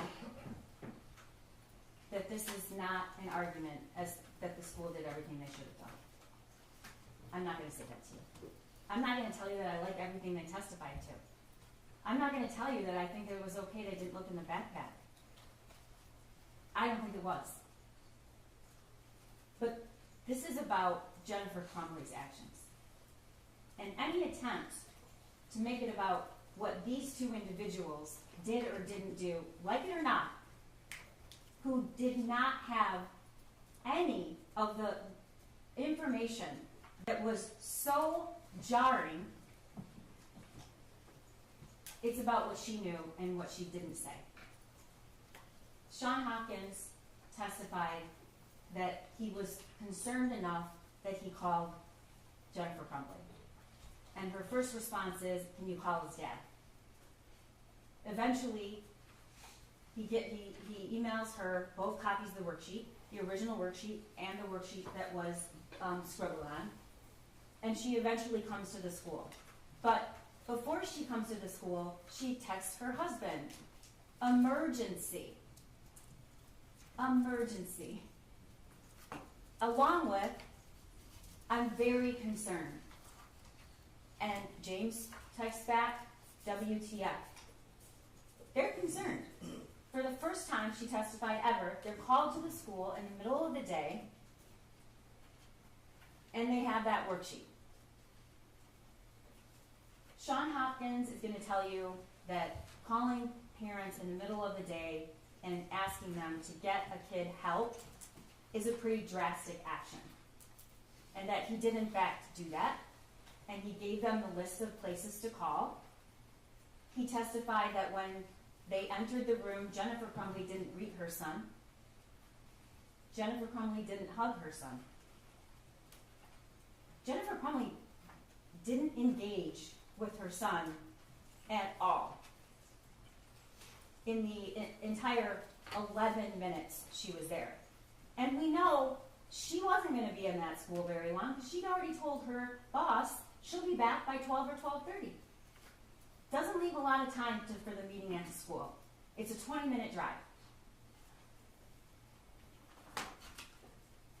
Sean Hopkins will tell you that what he felt mostly in that room for the shooter was compassion. He didn't want him to be alone, and he felt really bad. And he also knew mom and dad decided, no, we can't take it. We have to go to work. They said that in front of their kid. He knows very well what they do. He knows his dad works for DoorDash. He knows his mom and her ability to work flexible hours. She worked at home. but they left. She did not hug him goodbye. She did not greet, touch, or even acknowledge him. And we know now from her testimony, we know why. She was mad. She was mad at him. She did not think that he should have done that, and she thought this was a discipline thing, and she was very angry. We heard from Nick Ejek. He's the Dean of Students.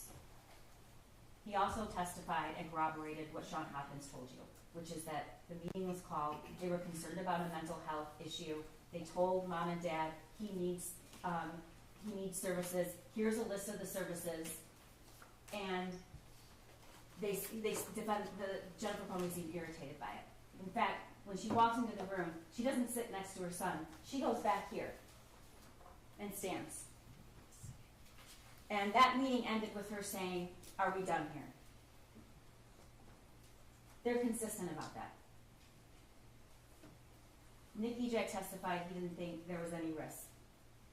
I don't like what he said, and I knew he was going to say it. But it's not my job to put witnesses up here and only say things that I want them to say that helps my case. It's my job to present evidence that's the truth, because you have to know the truth.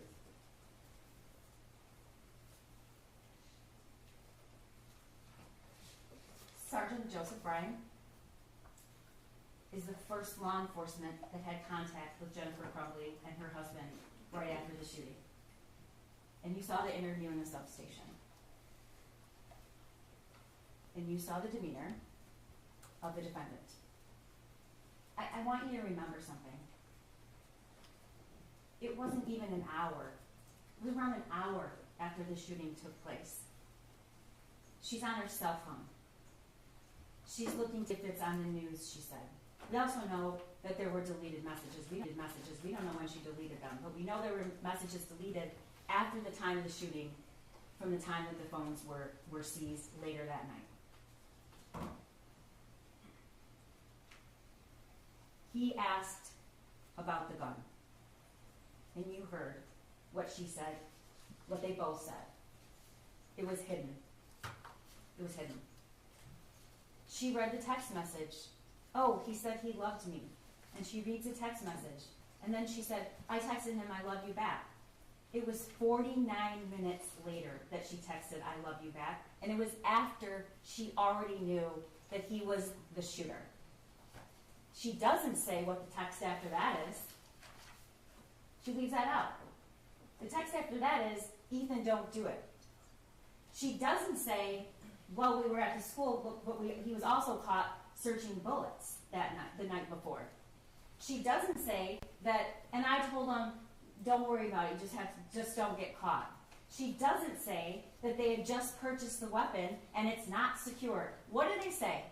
The very first time they are asked about what Jennifer Crumbley's asked, where was this gun? The very first time, what does she say? It was hidden. She does not say there was any locking mechanism at all, and neither does James. It was hidden. You're at the police station. Your son's in the next room. You know the murder weapon was the weapon you just purchased for him, and when you're asked where it was, you say it was hidden.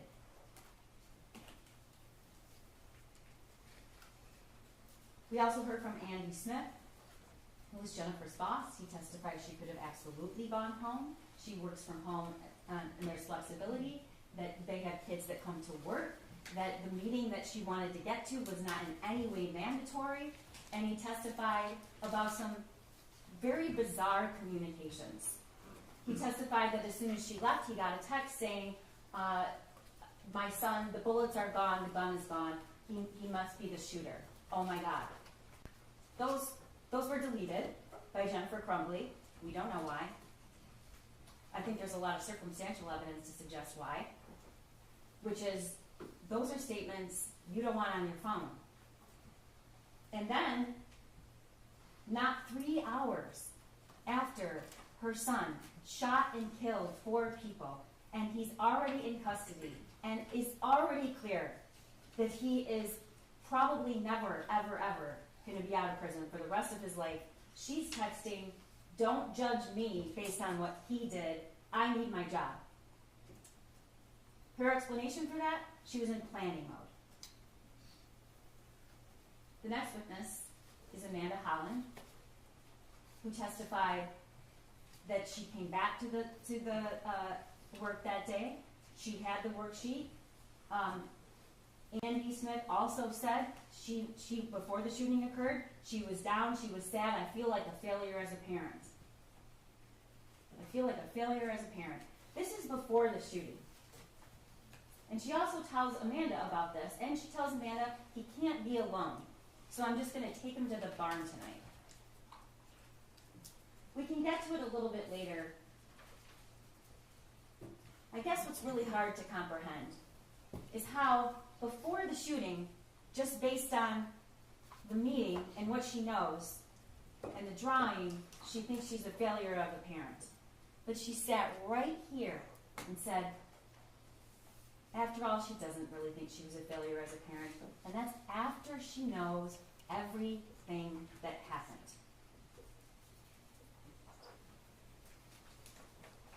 Detective Adam Stoyak executed the search warrant at the defendant's home. I want to make it really clear. Jennifer Crumbley's not being charged with involuntary manslaughter because she has a dirty house. That's absurd. And you can see pictures so we can prove that she didn't have her house clean. I don't care if her house is clean or not, and I don't think you do either. Those pictures are shown to you because that is where the shooter lived and it's where she lived. And you saw his 2 bedrooms. There was barely a place for him to sleep. The testimony shows he had no person in his life after that friend left. He was not in a club. He was not in sports. He wasn't working. When I see those photos, what I think is, yeah, 2 rooms that were completely filthy, dusty, covered with clothes everywhere. But then, I think, what?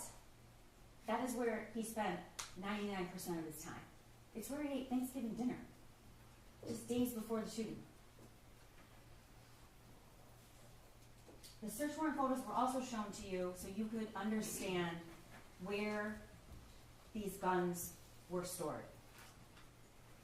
We have a pretty good idea that the Kel-Tec and the Derringer were in what's called the gun safe. The lock was 000, but we know that they were kept there.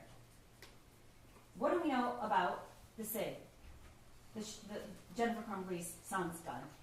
We know that there was a box on the bed and the ammunition next to it. This is the box. This is the box. I'm sorry, this is the thing. Let me get that other box. I'm just going to show you in a minute. This is the box of the Kel-Tec, which was found with this cable lock inside of it. Where she kept the other guns? No. I'm sorry, is that the box or the cake? Is that the box or the safe? This is the box. What's the box? It was in the kitchen, in a cupboard, down in the But cupboard. the empty box was in the kitchen, right? I don't, what exhibit Your number Honor, is that? this is my closing argument, and I would just like to finish, please. Sure, can you tell us what exhibit number it is? Yes, it is 35. Go ahead. This was found in the kitchen. Inside is the cable lock. This was found on the end of the defendant's bed. Special Agent Brandon showed you what it's like to open this up and close it. You hear that clap? It's not an easy thing. So what this is laid out on the defendant's bed, and the bullets are right next, the box of the ammunition is right next to it, empty. The story, one of the stories that is told by Jennifer Crumbley is he must have come in there when they were sleeping, because she was in that bed all night long, and they left after her. Except that the ammunition was in the box. Taking it out and leaving the box while your parents are sleeping doesn't make a lot of sense. And it doesn't make a lot of sense that this was taken, the weapon was taken out of this case with no one hearing while they were sleeping. And you are allowed to use your own common sense. He also testified about the search warrant. He testified where this cable lock was found, and he testified where the case and the box was found, and he testified where the gun safe was found. It was not, unlike what Jennifer Crumbley alleged, stored separately from the ammunition. It was actually right next to the ammunition. In a gun safe, the other two guns with a combination 000. Sergeant Peschke arrives at the scene, doesn't know anything about the Crumbleys, doesn't know that they've already been to the substation, doesn't know that they were at the school that day. He's there and was ordered to be there to keep the house safe while they are waiting for the search warrant. And in doing so, he needs to keep the defendant out of the house. She goes in the back of the car, and you saw the video. She now tells Sergeant Peschke she actually never really looked closely at that worksheet. Now that she looks at it, it might be disturbing. We know that's not the truth. The question is, why is she lying? She says that the .45 caliber gun used at the school, and he asks us it was, and tells him no, it was a 9mm. The other is a 22, I think. She said that they had a fight the night before with her son over grades. And she says, so we told him, no gun range, no phone. Those are his trigger points. Ladies and gentlemen, that phone was never taken away from her son. We know that. We know that because he had it the night before, and he had it at the school. We know that because when Jennifer Crumbley was asked about it, and asked, when did you take this phone away? We know that he made that video in that shed about the school shooting with his phone at 10 o'clock. The phone was never taken away. Why is she saying that? I don't know. Then she says, my biggest fear was that he turned the gun on himself. And when he asked her, do you ever keep guns in your car? Here's what she did. Shook her head. It's not what she says here today. Next, we heard from Bob Patelis, who processed the scene. And you saw those pictures, and they were hard to. He told you that there were 32 fired cartridge casings. He collected all that evidence, took all the photographs, and recovered the murder weapon. Lieutenant Marsvan was also at the school that day, and he testified that he picked up the phone and saw the screen and saw that the last text was, Ethan, don't do it, from Mom. He executes search warrants for all of the devices and the home and sends a team, including Officer Peschke, to secure the house before the search warrant is executed, which is what they do. He testified that when he went into the house, he finally got there and he needed their phones. And he testified that Jennifer Crumbley said, no, I don't want to give you my phone. I'm not giving you my phone. She finally relents because her husband says they're going to get it either way. And then she doesn't want to give the passcode up. She doesn't want to give the phone up. But the most important thing that Lieutenant Marsman said is when he described how he had to identify the body of Hannah in Madison that day. Dave Hendrick is retired, but he's the former sergeant in charge of the fugitive apprehension team we call FAT. And his job, his only job, when he was doing that, is to find people who have felony warrants and haven't turned up. He has a lot of ways to figure that out. But he was asked to find Jennifer and James Crumbley to make sure they turn themselves in. But one of the other primary goals he has is that they turn themselves in safely.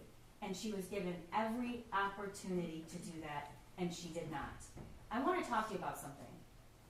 The judge is going to instruct you that you can consider flight. It's not an element to the crime. I don't have to prove that they fled. The reason we introduce this evidence is she's going to instruct you that you can use that as a sign of consciousness of guilt. What do you do if you know you've done something wrong? You can use that to show consciousness of guilt. And we're going to get to it, but I believe we have shown that beyond a reasonable doubt. He's going to tell you that the defendant, with her husband, immediately began to avoid detection because they're pulling cash out. They're pulling cash out of their son's bank account. They're pulling cash out of their bank account. Where's their son during this time? He's at Children's Village being arraigned with this court-appointed lawyer, where they had the opportunity to go see him, or the opportunity to go to that arraignment, and they did not. Because they never even went, they fled their house and went to a hotel, and then they ended up at an extended stay, and that is where they ultimately left one of the Kias, backed into a parking space. He's going to tell you that he eventually did apprehend the defendant. You've heard a lot about that. And he's going to tell you that there were hundreds of law enforcement officials on the scene when she was apprehended. Luke Kirtley, I know you will not forget him,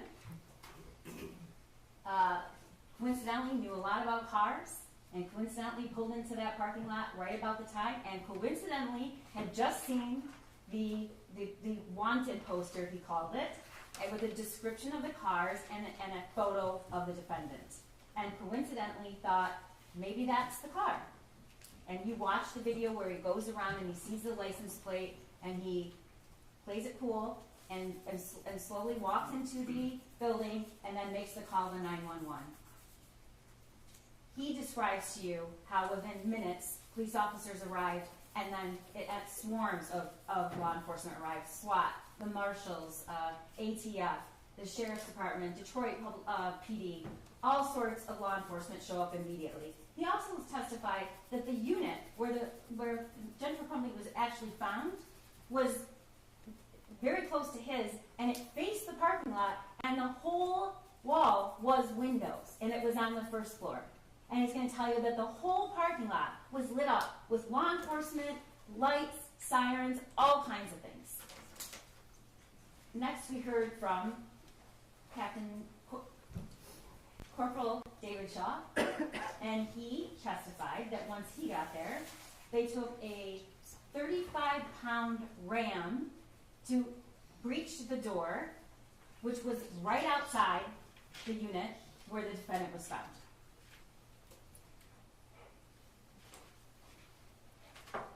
We heard from Brian Deloche. Also, didn't love a lot of things he has to say, but you deserve to know the truth. And the truth is, like it or not, this is who Jennifer Crumbley spent her time with, and she told him that morning, the gun's in my car, and I'm afraid my son's going to do something stupid. Before the shooting, the same day. Although their Facebook thread in general was always deleted, after the shooting, it remained, except she deleted, not unsent. Rely on your own. Those were not unsent messages, they were deleted, and you heard Ed Rogrowski tell you that. But these were the two that were deleted. On the run again, and we're fucked. William Freer testified what was found in the building and the art studio where Jennifer Crumbley was found. You saw the photographs. You learned that there was a little over $6,000 in cash. You learned where the phones were found, and the cash, and the purse, in the plastic tub, in another plastic tub with a lid on it, feet away from where the mattress was, and there are other things where you learned all those phones were off. He also testified what else was found. Booze, orange juice, ice, and avocado, bananas, socks, blankets. And that is the room where Jennifer Crumbley was ultimately apprehended. You heard from Lieutenant Willis, who was the officer in charge. He told you what it was like in the school that day. He described the autopsy protocols that were done and how each of those kids died and where they were shot. He told you that both Justin Schilling and Madison Baldwin were shot in a contact wound, which means the gun was either very close or actually touching their head.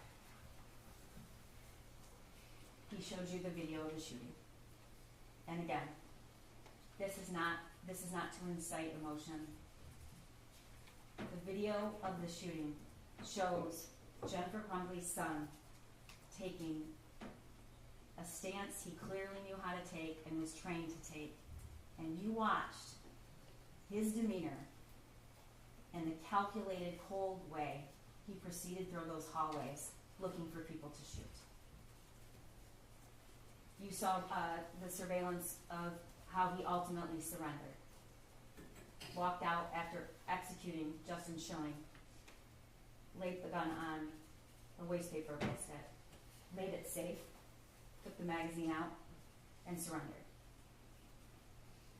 He showed you and introduced the bank records that show you what they were doing after charges were either very soon coming and after they were announced. And he showed you an in-car video of Jennifer Crumbley and her husband, who just a few hours after the shooting embraced, kissed, whatever happens, I love you, don't say anything to the police.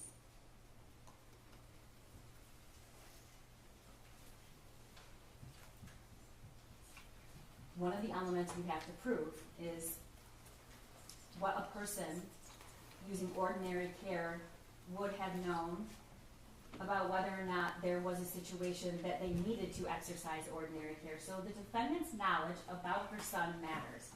But it's two different stories. It's what she knew before the shooting, and it's what she said she knew after. Before the shooting, she tells Kira, my son's weird. She always refers to him as an oopsie baby. She tells Amanda Holland he's lonely, he's hearing things around the house sometimes. She says, I'm a failure as a parent. The message to her son's friend's mother, he's kind of depressed in April. She texts that. And then the messages from her son. The messages in March about he's seeing things. Things are flying off the table. Now she wants to tell you that was just a joke, but I think you really need to consider whether a 15-year-old boy is going to text, could you at least answer me or reply to my text, as a joke. And we know there were no replies. There were missed calls. He called her. There were no replies. And she told us why. He was just messing around. But after the shooting, in the in-car, we hear her say, he's never been in trouble. He's never done anything. He's never done anything wrong. He's a good kid. Also in the in-car, I never even thought like he would have any mental issues. Like he never exerted any type of anger. He's never exerted anything. He's just like one of those mellow, laid-back kids. In the substation, he's never done anything. He's never done anything bad. After the shooting to Brian Lowe, she's never done anything wrong.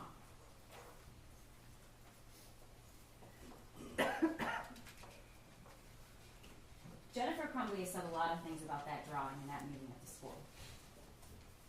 She sent the drawing to James and Kira and Andrew, as I said before, with the call now, emergency.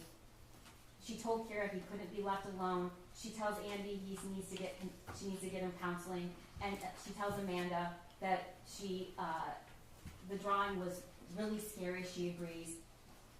After, this is what she says in the substation. Didn't seem worried about it, and he said that my son's more than welcome to stay at the school, or he could go home, and I really wish we had taken him home. In the in-car, she said, I didn't even look at that closely. Now that I do, when I was at the substation, I looked at it closely, which we know is not true. I looked at them closely, and they're a little disturbing. Well, they're very disturbing, because look what he just fucking did. And then to Meloche, she says, the school was very nonchalant, but the paper they showed me had all of the things scratched out. That's just not true. It's just not true. And you don't have to believe me, because we have evidence it's not true, and you heard it.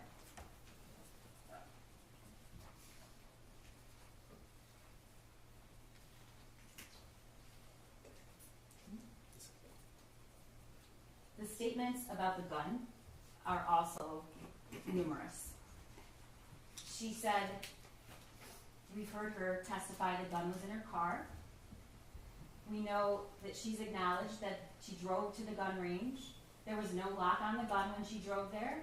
She returned with the gun. There was no lock on it, but she said James locked the gun when he got home. She didn't see him do it. She testifies at trial. James is responsible for the gun. In the substation, though, when asked where the gun was, hidden. In the in-car interview, James flew home and he's like, I had the gun hidden and I told him where I hid the bullets. He asked whether she kept the gun in her car. She shakes her head no. And she tells Meloche, after, the next day, we had the string lock on it. It came with in the case. Everything was secured, not loaded, bullets stored separately. Oh my God, oh my God, oh my God. That is not what she says in the substation.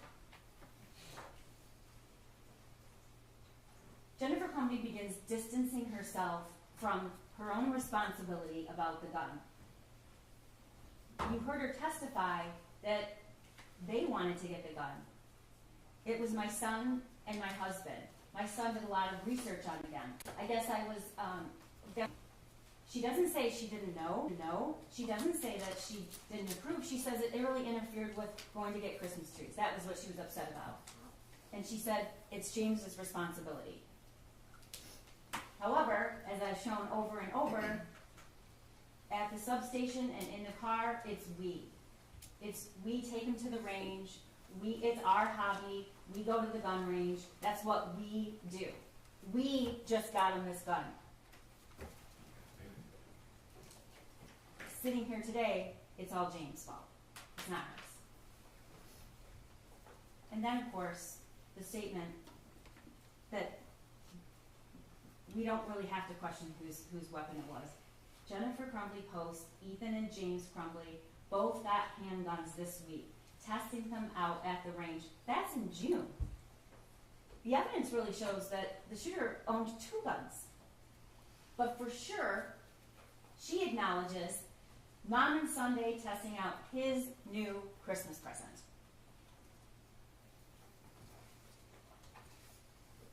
You heard evidence that was presented to you about the journal that was found in the bathroom by the shooter's backpack, right before the bathroom that he exited and started shooting. I have zero help for my mental problems, and it's causing me to shoot up the fucking school. Next slide. First off, I got my gun. It's an SP-2022 Sig Sauer 9mm. The shooting is tomorrow. I have access to the gun and the ammo.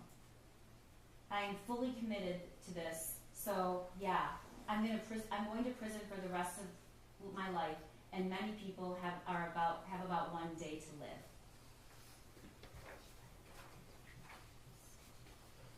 One of the things I want you to ask yourself when you go back in that room is why, after hearing that there's an active shooter situation and knowing that your son is involved, you are taking the time to delete text messages. And and look at the messages that were deleted. We're on the run again. Helicopters, not sure where to, I'll message you, and we're fucked. Deletes, the gun is gone and so are the bullets. Oh my God, Andy, he's going to kill himself, he must be the shooter. Ethan did it. Those were deleted from her phone. She deletes all of the things she says about the drawing to Kira, including making sure that she still was going to get her lesson that night. This is the timeline from when in March, which you've heard a lot of testimony starting in about March, was where we first have evidence that he was struggling, he was hallucinating, he was seeing things, and he wanted her to text back and she didn't. We know that he had some incident, and he says it's a mental breakdown in April. You saw text messages between James and Jennifer saying, did he say anything about last night? He woke up in our bed, he didn't know where he was. We don't know what that was about, but we certainly know that that is not evidence of somebody who is completely fine and stable. In fact, lots of messages from Jennifer Crumbley saying, I'm worried he's going to do something stupid. In April, she texts her friend that she thinks he's depressed. The Caltech and the Derringer was purchased in June. They go to the shooting range in June. They go to the shooting range in August. They go to the shooting range in September. And then in November, they buy the Sig Sauer. And we see the shooting range that Jennifer Crumbley went to with her son, testing out his new Christmas present. Here's what we learned Jennifer Crumbley did after the shooting. As soon as they took her phone, they bought burner phones in Lapeer at 8 o'clock the night of the shooting. They checked into a Holiday Inn Express that night in Lapeer. They then left and went to an extended stay in Auburn Hills, which Lieutenant Willis testified was almost across the street from the police department. Upon learning that charges were possibly coming, and the same day charges were announced, they leave that hotel and drive to Detroit. They withdrew $2,000 from a Flagstar Bank on December 2nd. They drive to Owasso, an hour away, she says, because we just didn't want anyone to recognize us, to buy replacement phones. She texts that she's on the run again. Helicopters are not sure where, I'll message you to, at 7:31 a.m. on December 2nd. She texts on December 2nd, we're fucked, at 2 o'clock. On December 3rd, at 4:59 a.m., she texts, I'd rather die than go to jail. Then she withdraws $4,000 from another Flagstar on December 3rd.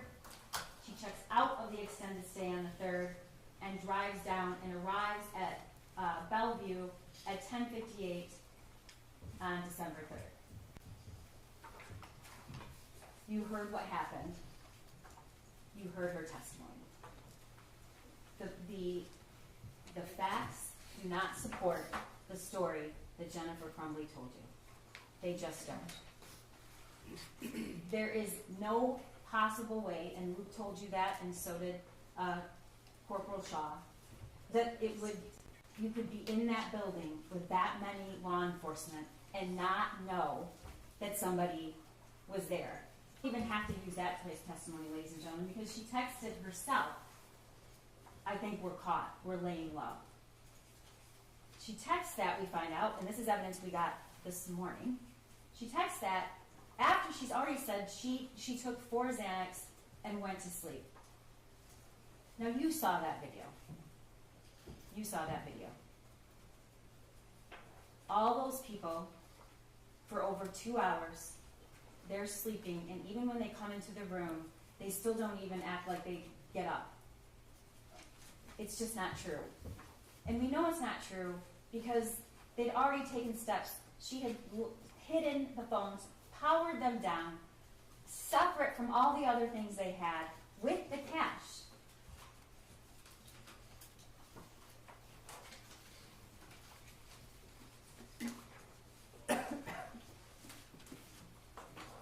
Jennifer probably wants you to believe that if only the school had done something different, we wouldn't be here. If only the school.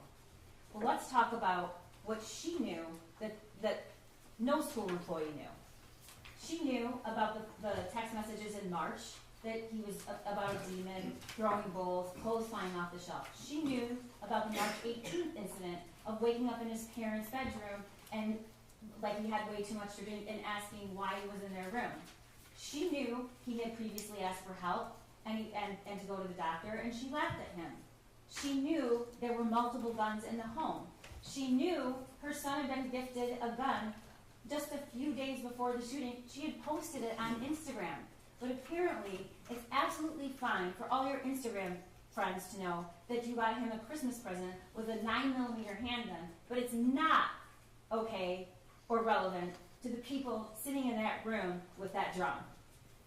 She knew that that gun looked identical to the one in the drawing. She knew that the gun was accessible to him. She knew it wasn't stored properly.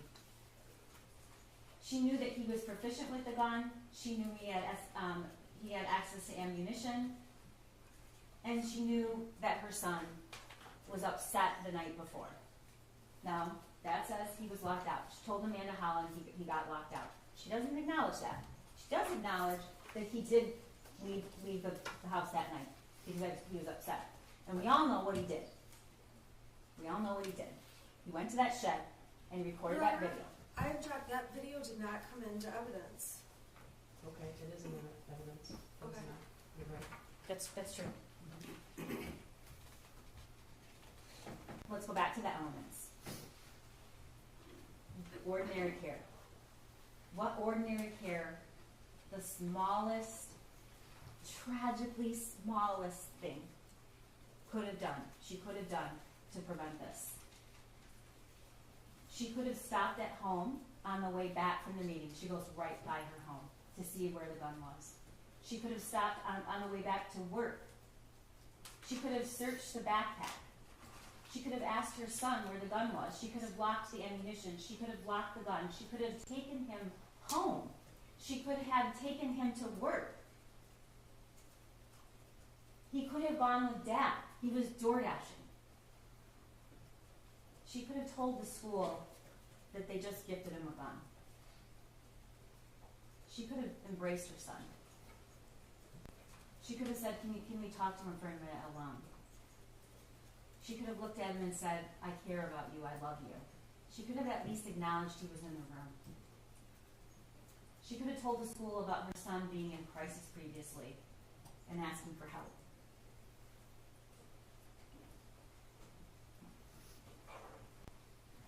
Ordinary care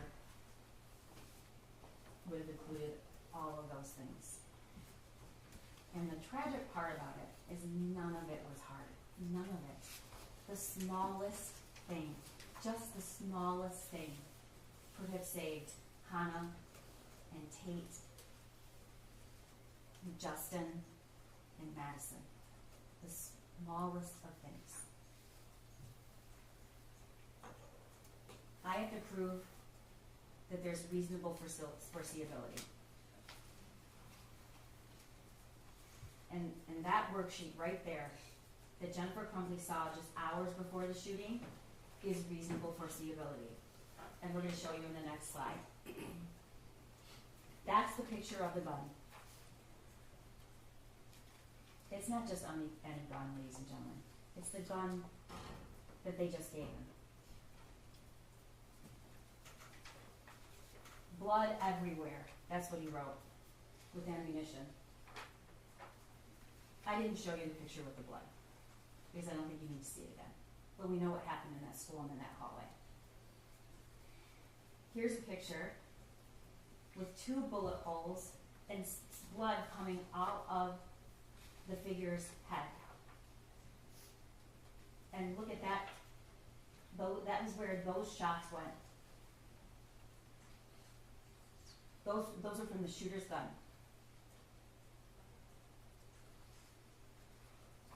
The thoughts won't stop. Help me. These are all of the things that were texted to Jennifer Crumbley. This was in March. But he's writing it on a piece of paper and he's showing it to her. That is foreseeability. He's telling in that drawing, this is the gun that was purchased for me. Help me. Blood everywhere.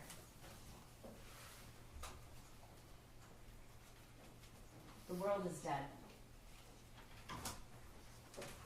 I know you won't ever forget the video, but if you look at the defendant's son and see that there was no emotion, none.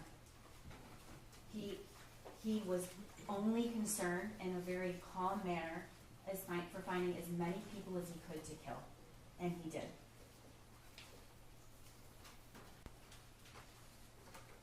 My life is useless. These statements from the defendant's son are just heartbreaking. I actually asked my dad to take me to the doctor yesterday, but he said, just give me some pills and told me to suck it up. Like, it's at the point that I'm asking to go to the doctor. My mom laughed when I told her, but I am having bad insomnia right now. I need help. I was thinking I could call 911 so I could go to the hospital, but then my parents would be really pissed. Like, I am mentally and physically dying.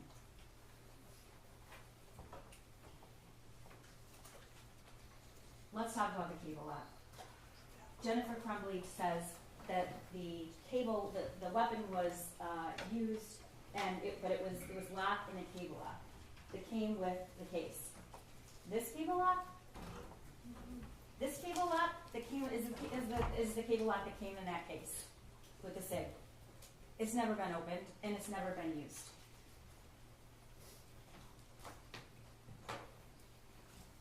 This is the last picture that we have of that gun until we see it murder 4 kids on November 30th.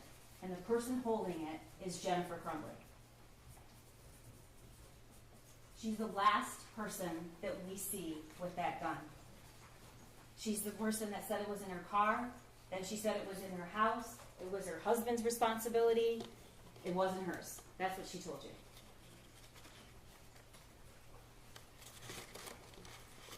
She knew he was distraught the night before. He texted her, I love you. She told you that's never happened before. She did think it was abnormal or odd. She knew he was looking up bullets in the school. She knew he was watching violent videos. She knew he was proficient with guns. She knew he was previously in crisis. She knew his only friend that he talked to was just gone. She knew all those things.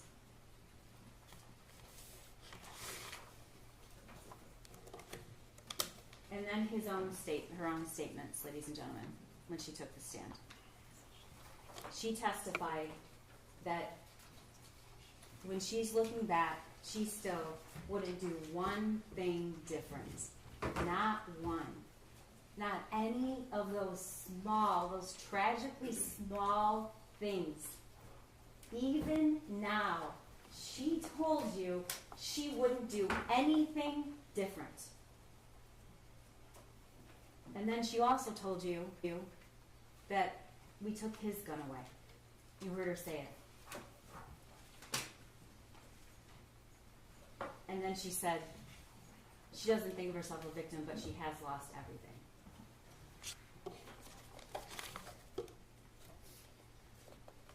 You're going to hear the instructions from the judge, and you're going to take the facts and the witnesses and the evidence and use what you promised to use, which is impartial, honest assessment, and find what you believe the facts are in this case. The flight, evidence of the flight and what they did after is not an element I have to prove. But what does it show? It shows the minute this shooting became public and ended up in the paper and the media, Jennifer Crumbley started telling a story, and then she ran. And she didn't run just because she was selfish, ladies and gentlemen. She ran, and she started deleting text messages, and she started telling a different story, because she knew she had done something wrong.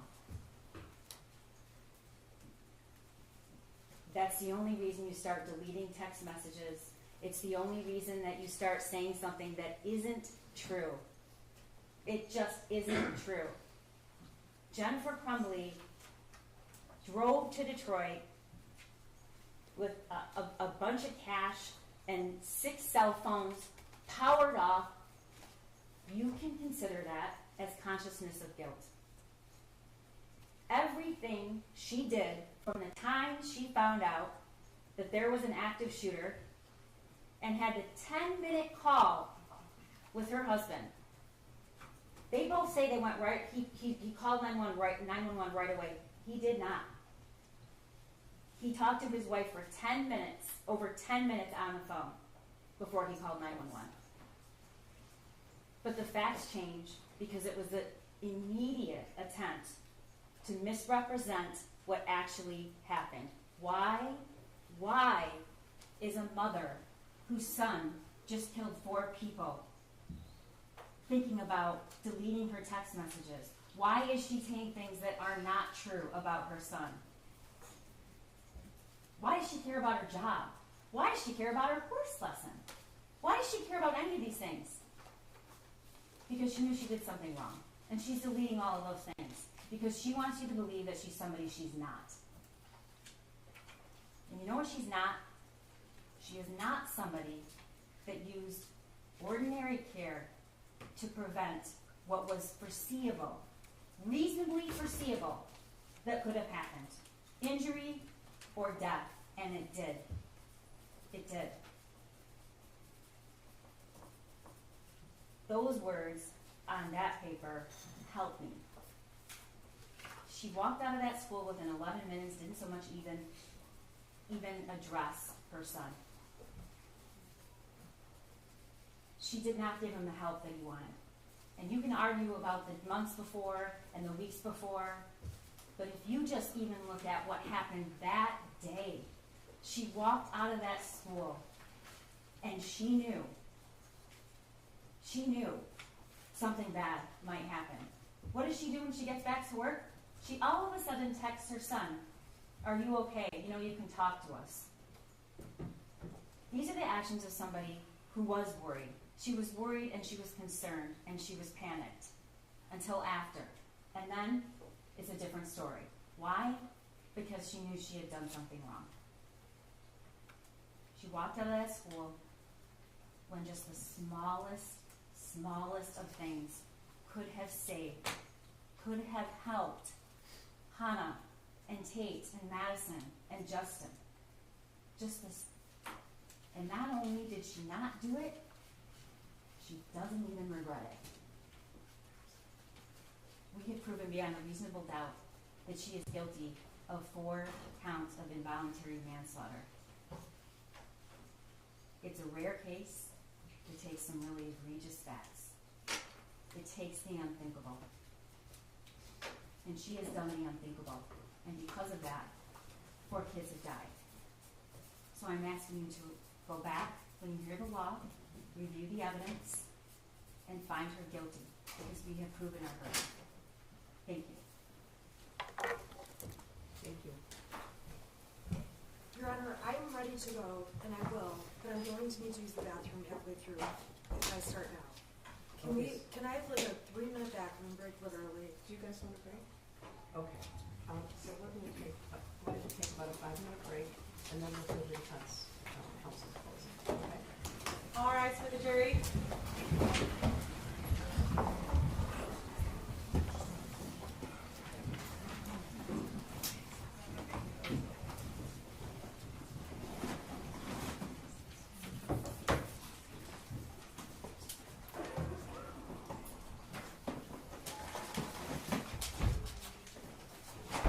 You may be seated.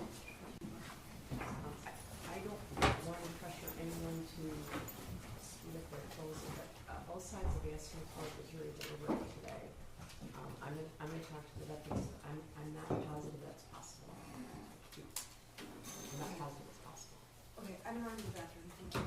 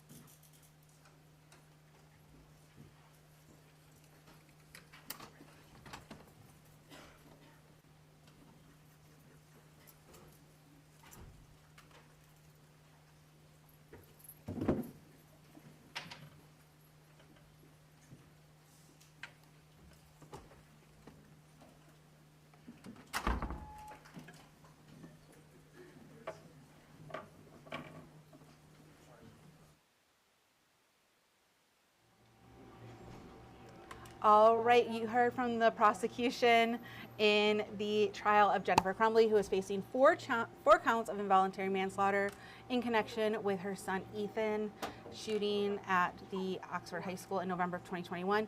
We're going to go back to our live stream, which will resume shortly, Slate, while we wait for recess to end and court to come back into session. So until then, keep up to date on our Facebook page, our YouTube page, and of course on WILX.com. And we will have a full recap of all of today's court proceedings later on over 90 minutes of news, starting with First at 4.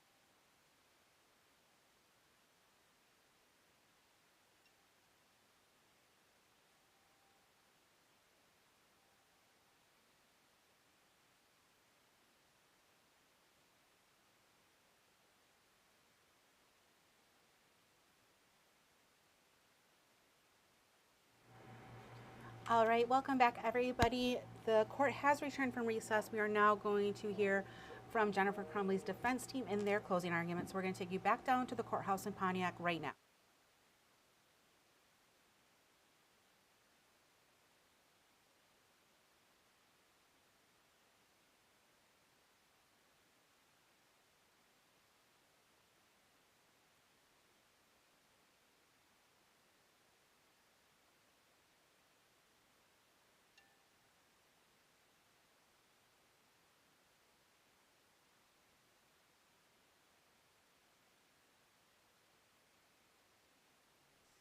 I'm going to put 5 alternates in another jury room, and they're gonna remain sequestered in the same way that the 12 are. So 5 are going to sit in another jury room. If we come back Monday, I'm still bringing the 5 sequestered jurors back here. All right? I think that's smart. Yeah, oh, well, okay. I know it's awful hope for them, but if one of them goes down, Okay, yeah, no, I'm concerned about that, so that's what we're gonna do, right? So I just wanna let you know, because when they go out, to the jury room before I pick the 5, I'm gonna have them bring their personal things out here, because then they'll be separated, right? Okay. All right, so I'm gonna bring that. All right. Yes.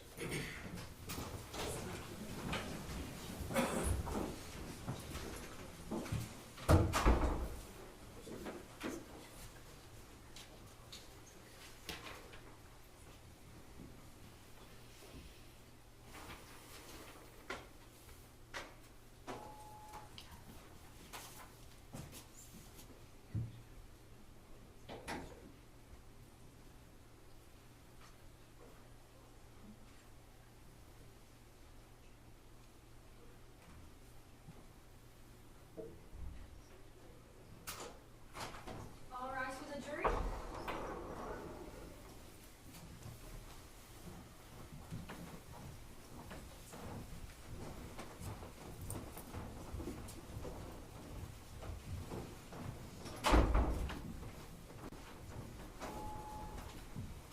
right, you may be seated.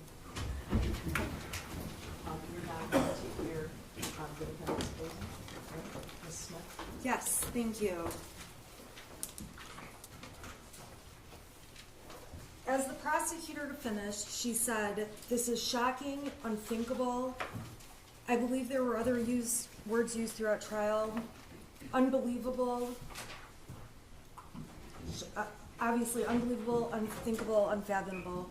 And the reason that's the case is because it was unforeseeable. No one expected this. No one could have expected this, including Mrs. Crumbley. Now, the first thing I want to do very quickly is talk to you about the burden of proof. In the state of Michigan, there are different burden of proofs depending on what kind of a case it is.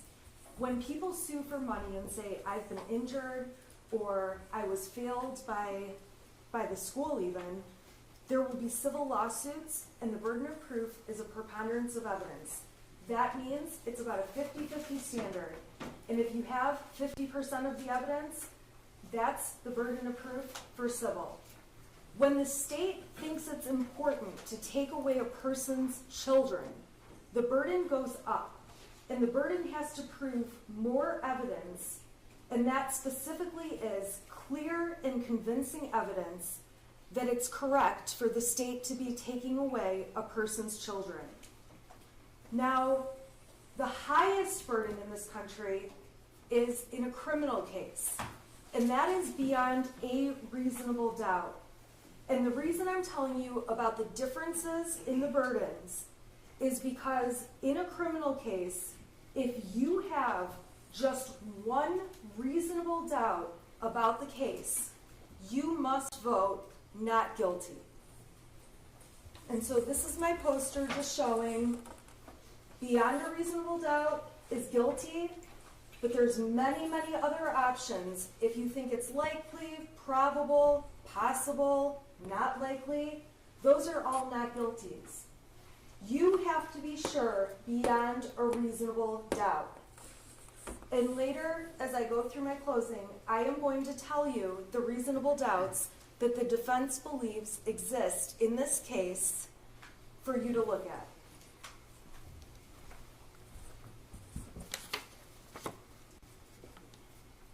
The other thing I have to ask you to keep in mind is that in the jury instructions, and I think you've been told this throughout trial, the defense does not have to prove or do anything. Like Judge Matthews said, we could sit at the table and play chess the whole time, call no witnesses, cross-examine no witnesses, provide no evidence, because we have no burden to prove a thing. However, in this case, you obviously saw the defense present Mrs. Crumbley, who took the stand, so that she could give you some context beyond parts of the evidence that were confusing when the prosecutor was introducing in bits and pieces. And the problem in this case is that we can all agree everything can be seen different. First of all, when back in hindsight with 20/20 vision. When you look back in hindsight, it is easy to say, this could have been different, that could have been different, this would have changed. And the other circumstance, the second one that makes a huge difference, is when you get full context around the evidence that is being used. And in this case, the prosecutor has cherry-picked little bits of evidence out of mountains of evidence to put in front of you with no context to explain what they're doing. And when you get cherry-picked bits of evidence, it's easy to reach wrong conclusions. Now, during jury selection, it felt like the prosecutor was asking you questions and giving more of a campaign speech than a jury selection proceeding. And I would suggest to you that at the end of the day, the only judge, although Ms. McDonald mentioned she's been a judge and was a judge several times during her jury selection, the only judge in this courtroom that matters is Judge Matthews. And the only other people whose judgment matters are the 12 of you who will collectively decide this case. The rest of us don't matter. My opinion doesn't matter. Ms. McDonald's doesn't matter. The opinions of everyone in this audience doesn't matter. The media and all of the people who think they know everything behind keyboards at home commenting about what they think the evidence in this case has shown.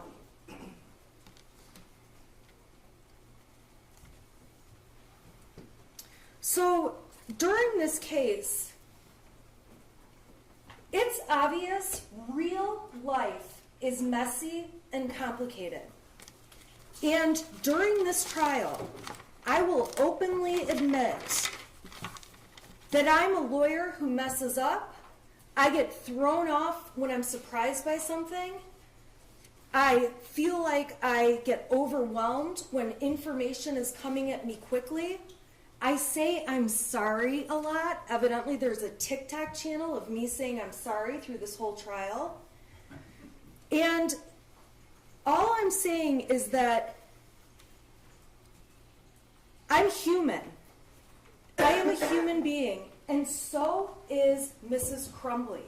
And that's what this case is about. She's not a perfect person or a perfect parent. I'm certainly not a perfect person or a perfect parent, and I'm certainly, beyond a reasonable doubt, bad with technology, which is why you're not going to see me touch that laptop.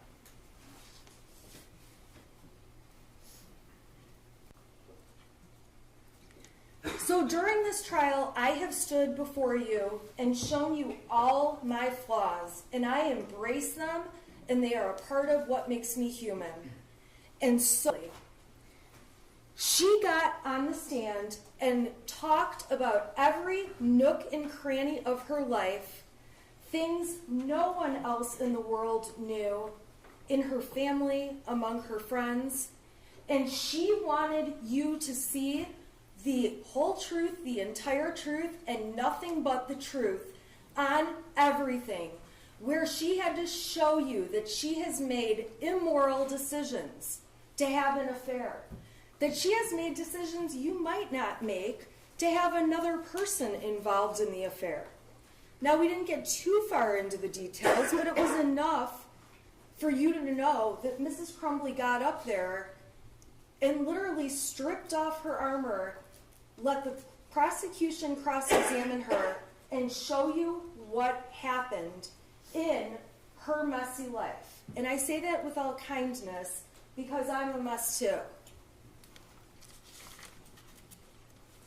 I saw a meme about a week ago that said, I'm trying to be a mom, trying to get exercised, stay hydrated, get enough sleep, text everyone back, and not lose my shit.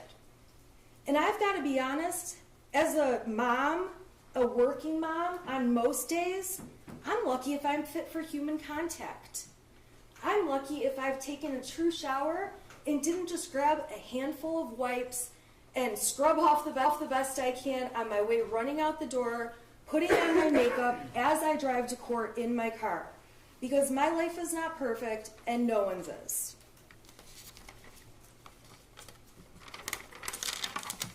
And during this trial, you may have concluded that you don't like me, that you hate me. That's fine.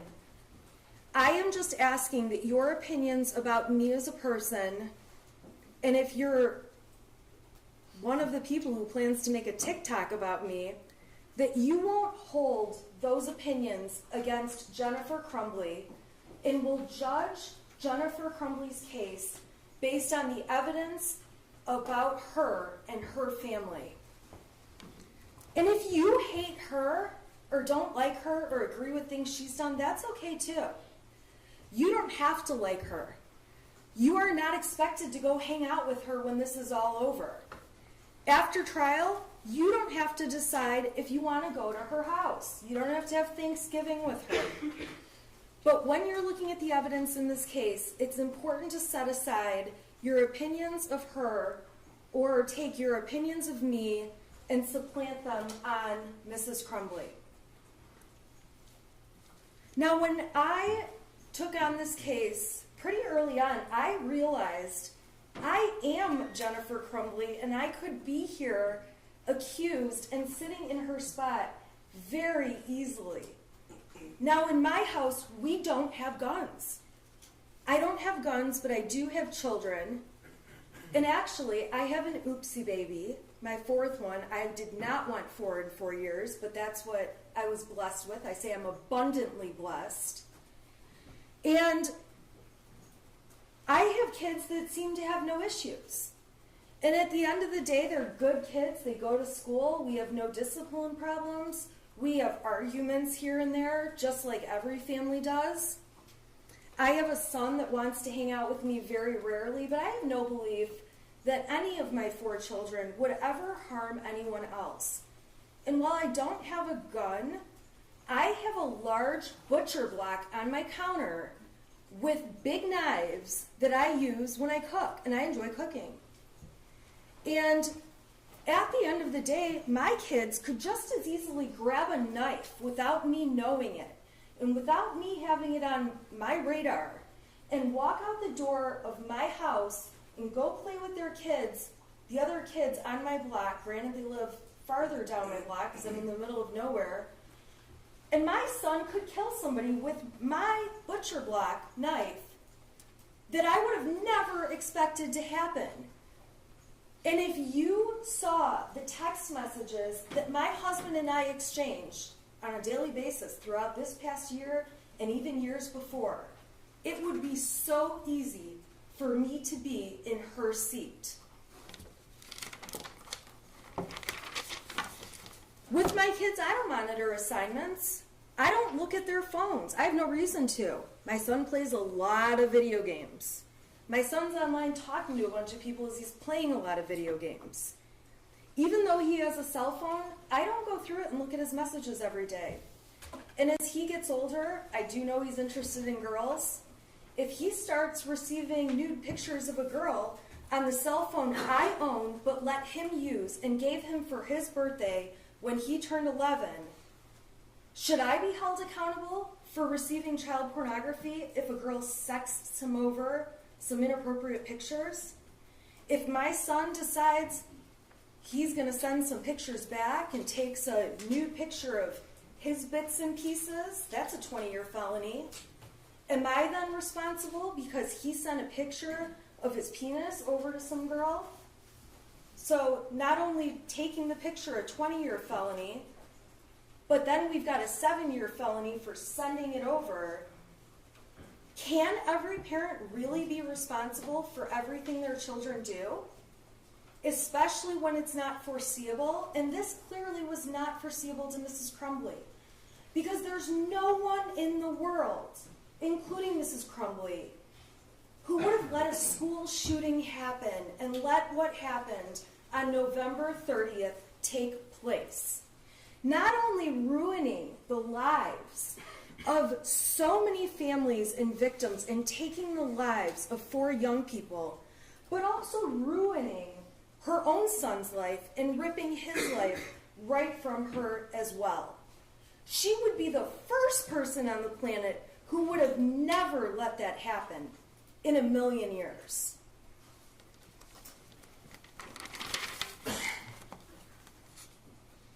So this case is a very dangerous one for parents out there.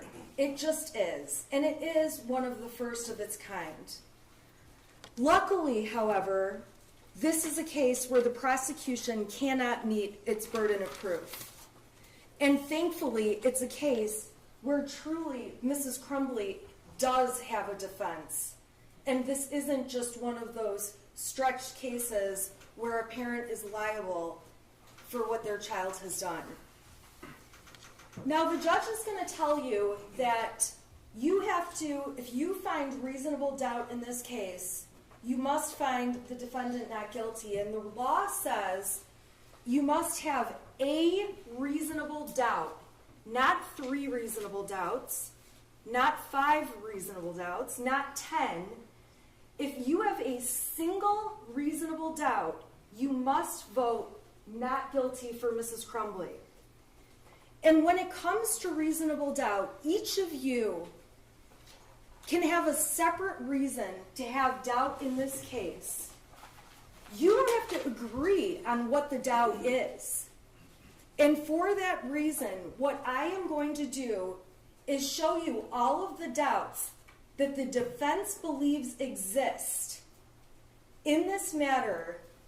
Some of them may speak to one juror, some of them may speak to another, but at the end of the day, if you have just one, your vote in this case must be not guilty. So the first place the defense finds reasonable doubt is in the fact that the prosecution is so desperate to prosecute this case that they admitted a mountain of evidence that, quite frankly, was unnecessary. Now, they say to you they needed to show you, they needed to prove the manner of death. We stipulated that 4 people died. We stipulated that it was the most horrific set of facts you could ever imagine. We stipulated that what happened to Molly Darnell and Christy Gibson Marshall was horrible. But this prosecution, putting that evidence on, was designed to inflame you and make you emotional, strike your sympathy, and get you to hate Mrs. Crumbley, which, by the way, has been very effective for most of the media, most of the public, and for anyone who has seen information put out by this prosecutor in this case. A second reasonable doubt comes from the fact that we know, and the evidence in this case showed, context is key. And that was clear when Detective Wagrowski took the stand and said, you get better decisions when you have more evidence, and testified that in a former hearing, he messed up because he didn't have the video from before the one he saw, so he believed the parents arrived at the school together, and subsequently, when given more context, showing more video from further beforehand, he could see they actually arrived in different cars met and walked in the building together. And at the end of the day, the more context you have, the more accurate you can be. When Brian Maloche testified, another example came about where the prosecution had him testify that Mrs. Crumbley said to delete his messages, clear your cache. And I'm so thankful that the rest of the world sent me emails that I don't know how to pronounce cache, because now I do. And when Brian ended up seeing messages before clear your cache and after clear your cache, he realized, oh, she wasn't asking me to delete messages. She wanted me to refresh my web browser to see if the Facebook had actually deactivated. And so that was proof again that when you have more context, you're more accurate. And the problem the prosecutor has in this case is they have very little context for the very little evidence they've submitted. There's also no context around some of this little bits and pieces of useless evidence, like Jennifer Crumbley saying that her son was an oopsie baby. I call my son that, so what? Does that mean I hate my son? Does that mean I would be okay if he went and killed a bunch of people and or if he committed suicide? No! Calling your child an oopsie baby was designed to try to make her look bad with no context. Having Amanda Holland come in, a coworker who's not a friend to Jennifer Crumbley and has been interviewed by law enforcement to tell you her advice on she should go have a mother-son day with her teenager, so irrelevant when she's faced with raising toddlers every day. When I heard her advice, I thought, yeah, right. I have 3 teenagers. I almost have a 4th. And personally, not only would they rather do anything else than spend a day with me, I'd rather do anything else. And we do spend time together, but that's not their first priority when they get to pick what they're going to be doing.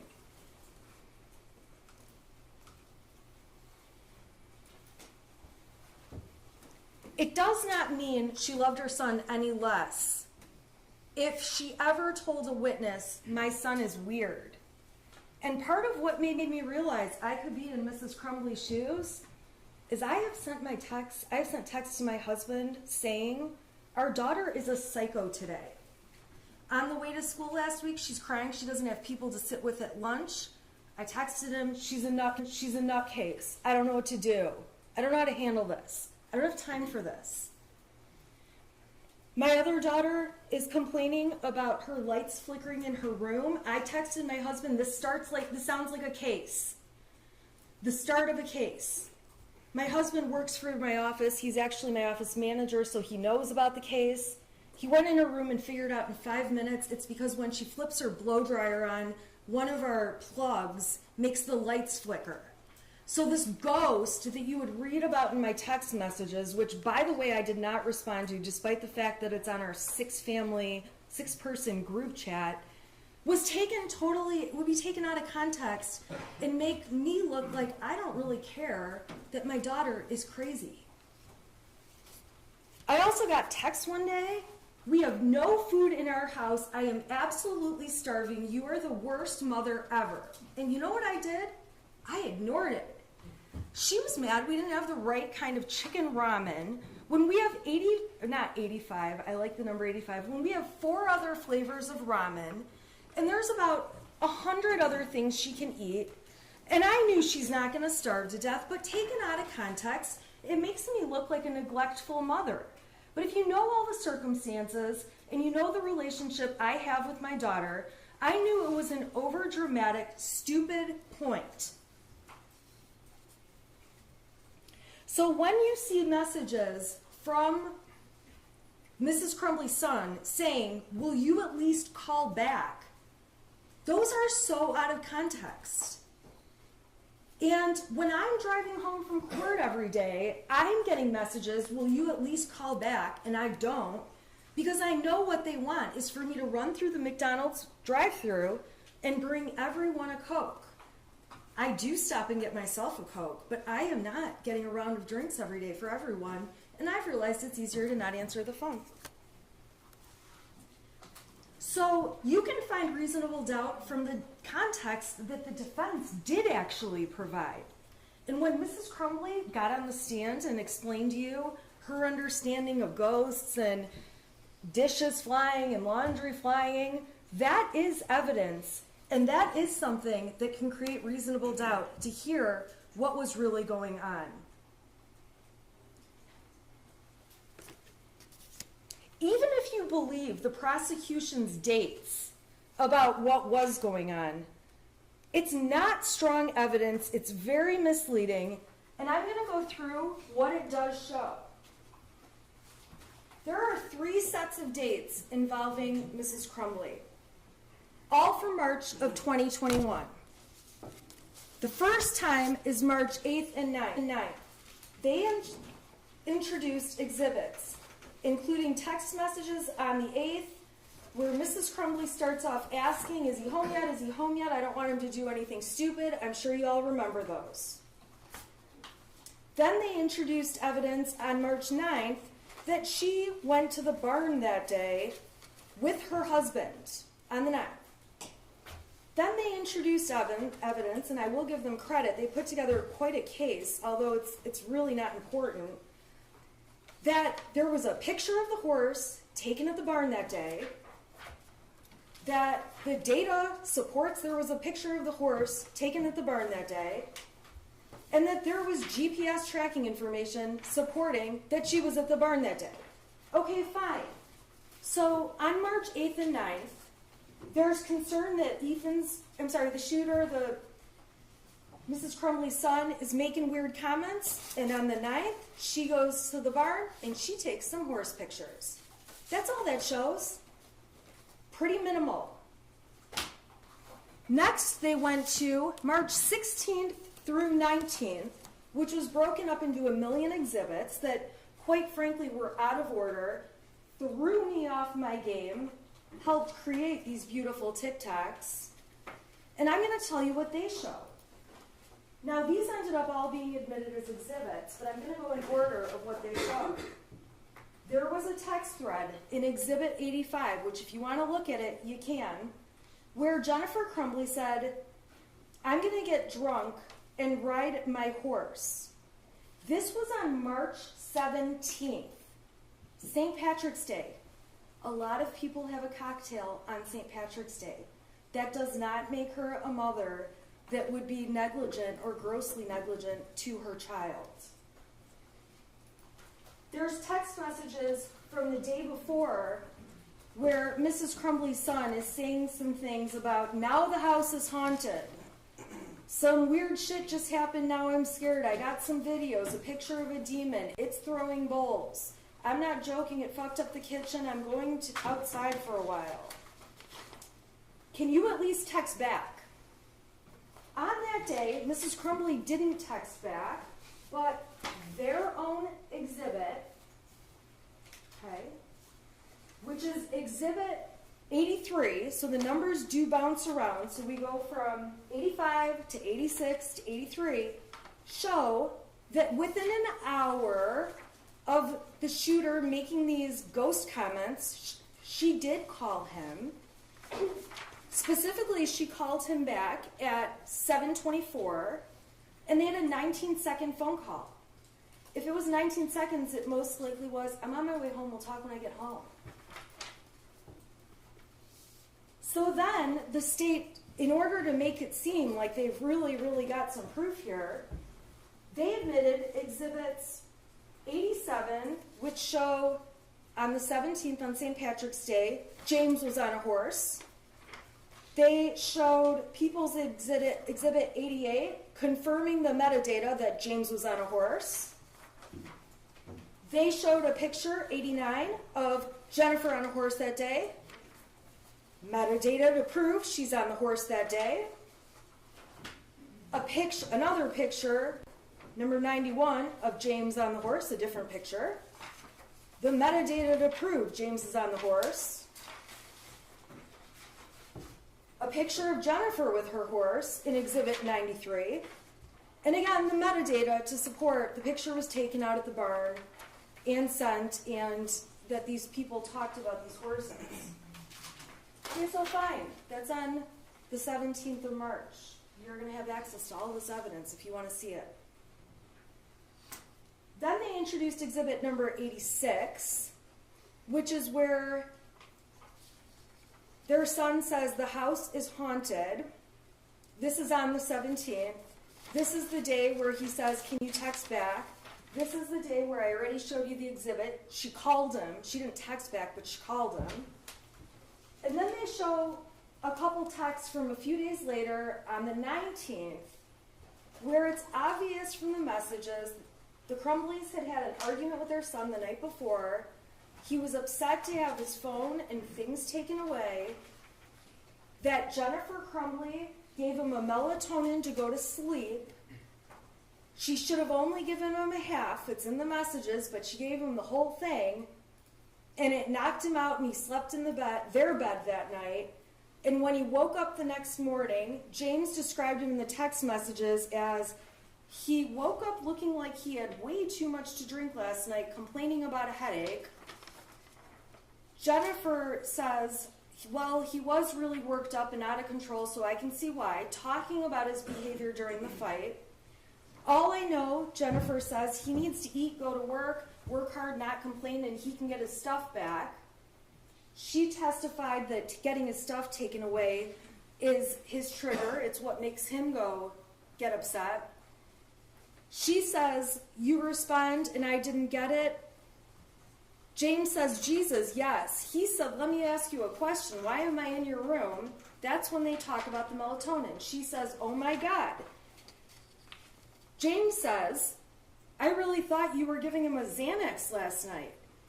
Jennifer says, does he seem better? No, melatonin. James says, I know. So obviously he's joking.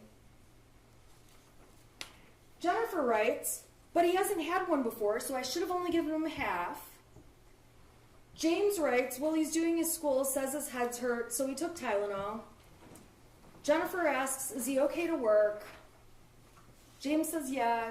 Does he remember what he did? James finally says, dude, I'm working. I'm on a demo right now. I haven't talked to him. He's doing school. And that's really the extent of the conversation. So fine. So one day, they get in an argument. And I'll tell you what, those kind of arguments in a heartbeat could have me sitting in her chair. The final date that the state claims Mrs. Crumbley had knowledge about back from March of 2021 are exhibits 96 through 100. And 96 starts off with their son saying, I'm picking up the room. I cleaned until the clothes started flying off the wall. This stuff only happens when I'm home alone. I pick the clothes back up, though.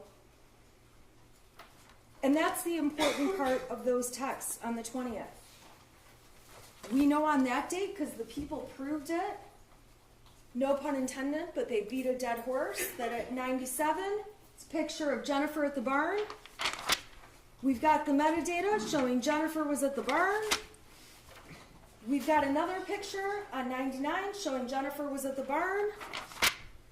And exhibit 100, Jennifer was at the barn. Big deal. Jennifer's at the barn. Their son is saying goofy stuff. Jennifer gave you the context. They had an Ouija board for a couple months after Christmas of 2020. He and his friend are playing with the Ouija board. They ultimately lost interest. They stopped doing it. Jennifer admitted to you one day to mess with them. She turned the power off in the house, turned the circuit off to mess with them. She mentioned a time where James pretended he was getting electrocuted. She didn't know what to do. She's screaming, trying to kick him, see if he's electrocuted. Ethan is laughing, taking a video of the whole thing. This family played together. They had fun. They did what families do. The prosecution just had zero context because they had tunnel vision that she was doing something wrong and was grossly negligent, and they were hell-bent on convincing you that was the case.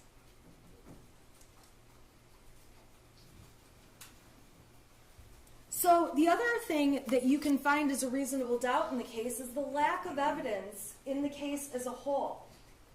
The prosecution has made very serious claims. And when you really look at it, they have very little evidence. So what they've shown to you, and I have it in these folders, are these dates in March 2021, which, by the way, are 10 months before the shooting even took place. They're before it would have... it's unreasonable to expect that things that happened in March of 2021 are an indicator that 10 months later their son's going to do something. It would be very different if every week there's something going on up until the shooting, but there's not. Because if there was, the prosecution would have brought that in and showed you every horrible thing that was happening to show you their son was being ignored, and they don't have the evidence. So what they did provide and what was admitted, this is exhibit, I believe, 423. These are all the Facebook messages between James and Jennifer. So when you look at those Facebook messages and consider, and this includes the photographs and the GPS stuff, that they're using this much compared to this much over the period between January 2021 and the shooting. This is a very little bits in time compared to the grand scheme of things. And while the officer testified and played games with me that he's not sure this is the best evidence against Mother, you better believe if they had better evidence, they'd be up here showing stronger and better evidence. This is it, ladies and gentlemen. It's obvious from the evidence in trial, and you may find it to be a reasonable doubt, that the Crumbley son was a skilled manipulator, and they didn't realize it. He's not sick. He doesn't have a mental illness. He's had no history of hallucinations. He has never shown his parents signs of mental illness. He certainly never showed signs of mental illness wanting to get a gun. No parent would purchase a weapon if they believed their child had mental illnesses. And these are people that had 2 other guns in the house for months where nothing ever happened with those guns. They had no reason to believe that somehow this third gun was the thing that was going to make the difference. The texts that the prosecution admitted as Exhibit 101 were texts between the shooter and his friend that we have not named. The extent of these text messages saying goofy things like, I told my dad to take me to the doctor, he gave me pills to suck it up, it's at the point I'm asking to go to the doctor, I'm having insomnia and paranoia, I'm calling 911, I thought about calling 911, but my parents would be pissed. I don't disagree with the prosecution that these are alarming messages, but clearly the shooter's friend isn't that alarmed because he's not texting back. The shooter's friend knows there must be more going on because he doesn't tell Mrs. Crumbley, who is like, and he's like a second child to her. And we have no other context about these messages, and if anything, the evidence does not show that Mrs. Crumbley ever saw these messages. Now, when she sees them now, she thinks, that's crazy. She'd like to know more context. But you also have to know, and another reasonable doubt you may find in this case, is created when you compare these text messages that were sent that have alarming things between Ethan and his friend to all of the messages between them, which are over 20,000. And what you would have to believe, and what I would believe, is that if the state had stronger evidence, they would have paraded it up and we would have been seeing a lot more of these. But instead, they were admitted, and you haven't heard the friend testify, you haven't heard any context about these, and all you can see, and really all the evidence shows, is that there's no reason to believe Mrs. Crumbley ever saw that.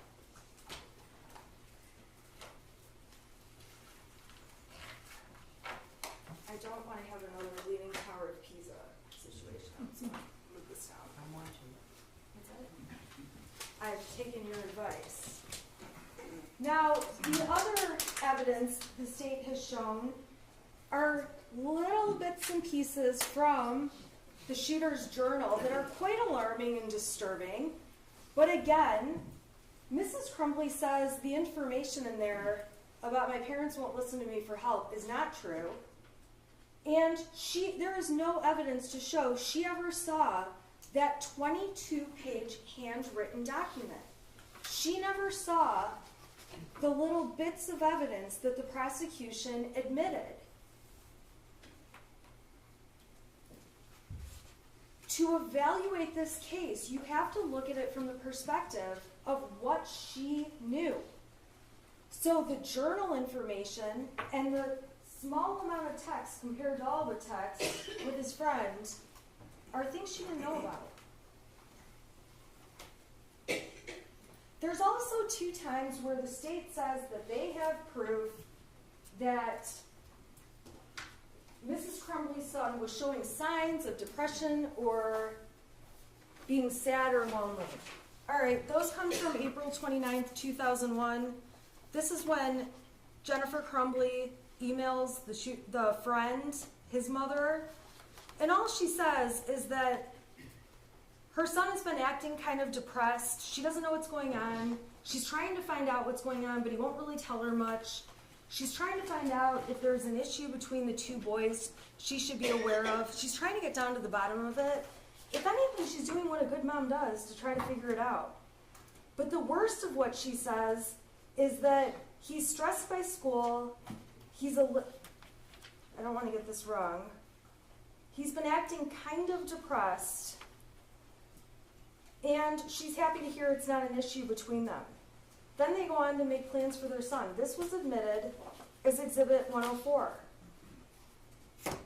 If you put my texts up there and showed every time I told my mom that one of my kids was acting depressed or weird, I guess my favorite word is moody these days, it would look like my kids were complete lunatics. I'm actually shocked Jennifer Crumbley doesn't have more texts about her son acting like a typical teenager. And Jennifer Crumbley testified that although she said that, she didn't think it was anything she needed to run to a doctor about or anything she needed to do anything more with. And this moment passed, because if it didn't, the prosecution would have brought in all the texts that went beyond this, and there would be more evidence. They also run in text with the same parent of the friend from Exhibit 105, the friend's mother, when Jennifer Crumbley reaches out to her saying she had no clue what they were going through with their son, and she felt really bad about it, and asked how they're all doing, and that they're thinking about them, that family, a lot. And ultimately, the worst that Jennifer Crumbley says about her son is, I know my son misses him, and if you need anything at all, don't hesitate to ask. That's it. It doesn't go on with wild depressions or hallucinations or mental health issues. That's it. That's it. I'm actually shocked there's not more instances of depression or moodiness or my kid is acting weird. The fact that there's this little evidence is shocking to me. However, it's a lack of evidence on the state's part.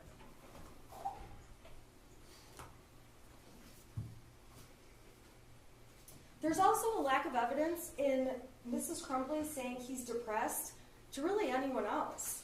Even after the shooting, when she's when she's talking to her friend Kira, to other people to Brian, all she keeps saying over and over is, I wish there had been signs. I wish there had been something. He's a normal kid. There's a complete lack of evidence of mental health concerns specifically.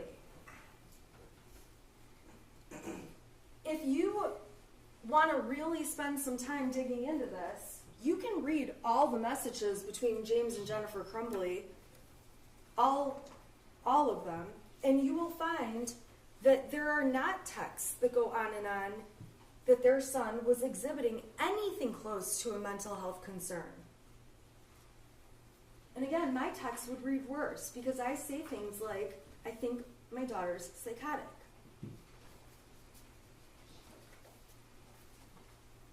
When Mrs. Crumbley did have to evaluate what's going on with her son and there was something alarming happening, she relied on people who spend day in and day out with kids, people she considers to have more expertise in kids than she does, including Pam Fine, who left her a very nonchalant voicemail that you've heard, that was Exhibit 115 if you want to hear it again, saying Ethan was looking up bullets in school today. It's not illegal, it's not wrong, he's not in any trouble. It's just like how teachers can't look up hops for beer. You don't need to call me back. She was relying on the representations by the school counselor, Sean Hopkins, who took the stand and has had a lot of training, hundreds of hours of training, and made it very clear this was just an issue where he needed some kind of therapy and didn't think it was necessary to suggest to the Crumbleys, go to Common Ground today, or serious enough that he called 911. And she relied on the assistant dean, who also has an abundance of experience Mrs. Crumbley doesn't have. And quite frankly, my kids didn't come with a handbook, and my guess is her son didn't either. And the assistant dean said the same thing in the meeting with Mr. Hopkins, that Ethan Crumbley that the son could remain in school that day, that he would probably be better off, according to Mr. Hopkins, around peers versus being alone, and that as long as they got him an appointment within 48 hours for some kind of counseling or therapist, that was sufficient. So it's absolutely not credible when a witness from the school, like Mr. Hopkins or Mr. Ejak, gets up on the stand and says, even if a kid is very sick, we cannot force them to go home. That is not true. And as parents, with common sense, you should know that's not true. Because when my kids are puking, my kid's school will not let them be there. And when they have a temperature, not only can they not be there, but my children's school is always nice enough to remind me they can't be there for the next 24 hours, which means they can't be there the next day either. So reasonable doubt can be found in the fact that trained professionals told Mrs. Crumbley her son was not a risk, and Mrs. Crumbley relied upon it. This school also failed to even really look at the situation and tell her about things from the year before. They made it very clear that he was not in any kind of discipline issue, which is shocking to me and was shocking to Mrs. Crumbley, considering he's off topic looking at bullets in school. He's looking at a video in school of some kind of violent pictures, and then he draws a gun on his math paper instead of doing the math paper. So when school officials say, okay, this is really not a big deal, all we want is a counselor within 48 hours, Mrs. Crumbley took that as a very strong sign that things were fine. And reasonable doubt can come from the fact that those three people at the school, Fine, Ejak, and Hopkins, are mandatory reporters by CPS who would have reported if they thought Mrs. Crumbley or Mr. Crumbley were neglecting their son. Mrs. Crumbley even commented to others about the nonchalance that was at that meeting, that it was only 12 minutes long, which surprised her, that she was disappointed they didn't take it more seriously, that she was surprised there was no disciplinary action, and she left the school actually feeling better that maybe she had overreacted when she flew over to the school. Now, the people who are trained in these areas, they didn't just say, we're not trained in these areas. They gave specific examples. They said that kids who are really a threat, they would show nervous behavior. They would show anxiety about somebody else handling their belongings. In this case, the shooter was cool as a cucumber as Mr. Ejak went down, got his backpack with the gun in it, and brought it to him. And Mr. Hopkins and Ejak said they hoped they could get him into counseling today, but ultimately said he can stay at school and we'll give you 48 hours to get it situated. All right, so the prosecution keeps harping on the fact that Mrs. Crumbley knew they had bought a gun and that the people at the school didn't. This is Oxford Community Schools.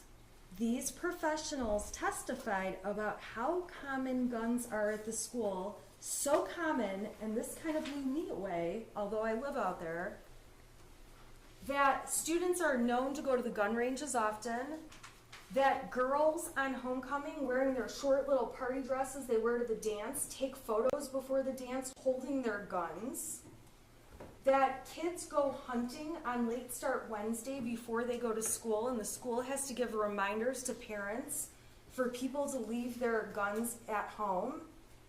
So this school that obviously has a strong gun culture going on, that sees a student looking at bullets, looking at a video game type thing with violence, and seeing a gun drawn on a paper, that these school officials, knowing that community, that they didn't ask if he had a gun when they carried the backpack down and did make a comment about how heavy it was, although the comment evidently was made to a different teacher, and I misunderstood and thought it had been made to the shooter. So yeah, Mr. and Mrs. Crumbley, they didn't mention the gun, but they did mention that they had been at the shooting range with their son. And this is a community that is so into guns. I can't even believe that these girls, I always look at those pictures on Facebook and think, oh my God, how short are those dresses? And these are girls showing their dresses with their guns in their hand. They know this is a gun community. Reasonable doubt can be found from the fact that the biggest concern at the time was suicide and not homicide. The worst case scenario that was presented would lead a reasonable person to believe there was a possibility of suicide, not homicide.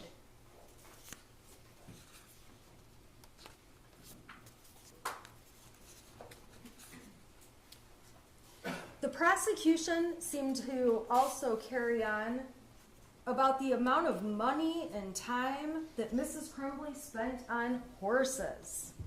Just because she spends money and time on horses doesn't mean she doesn't love her son. And the fact that they have to stretch so much can create reasonable doubt. And if you actually look at the exhibits the defense submitted, you'll see that Mrs. Crumbley said she has to get a second job to pay for the braces, which are very expensive to put on her child's teeth. She paid for her son to be a part of a bowling team. She paid for him to do other sports.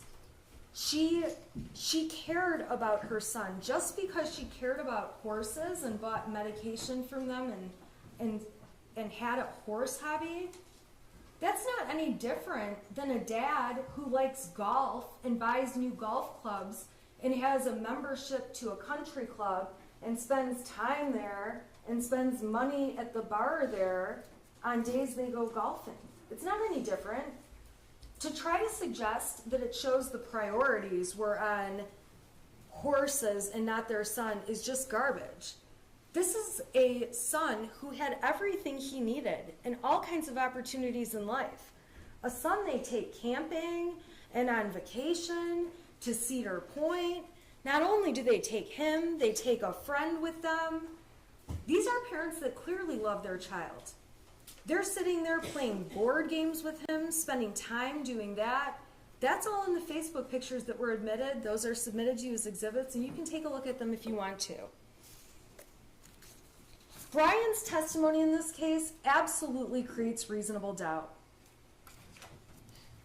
When Brian Meloche testified, there's no question he was inconsistent.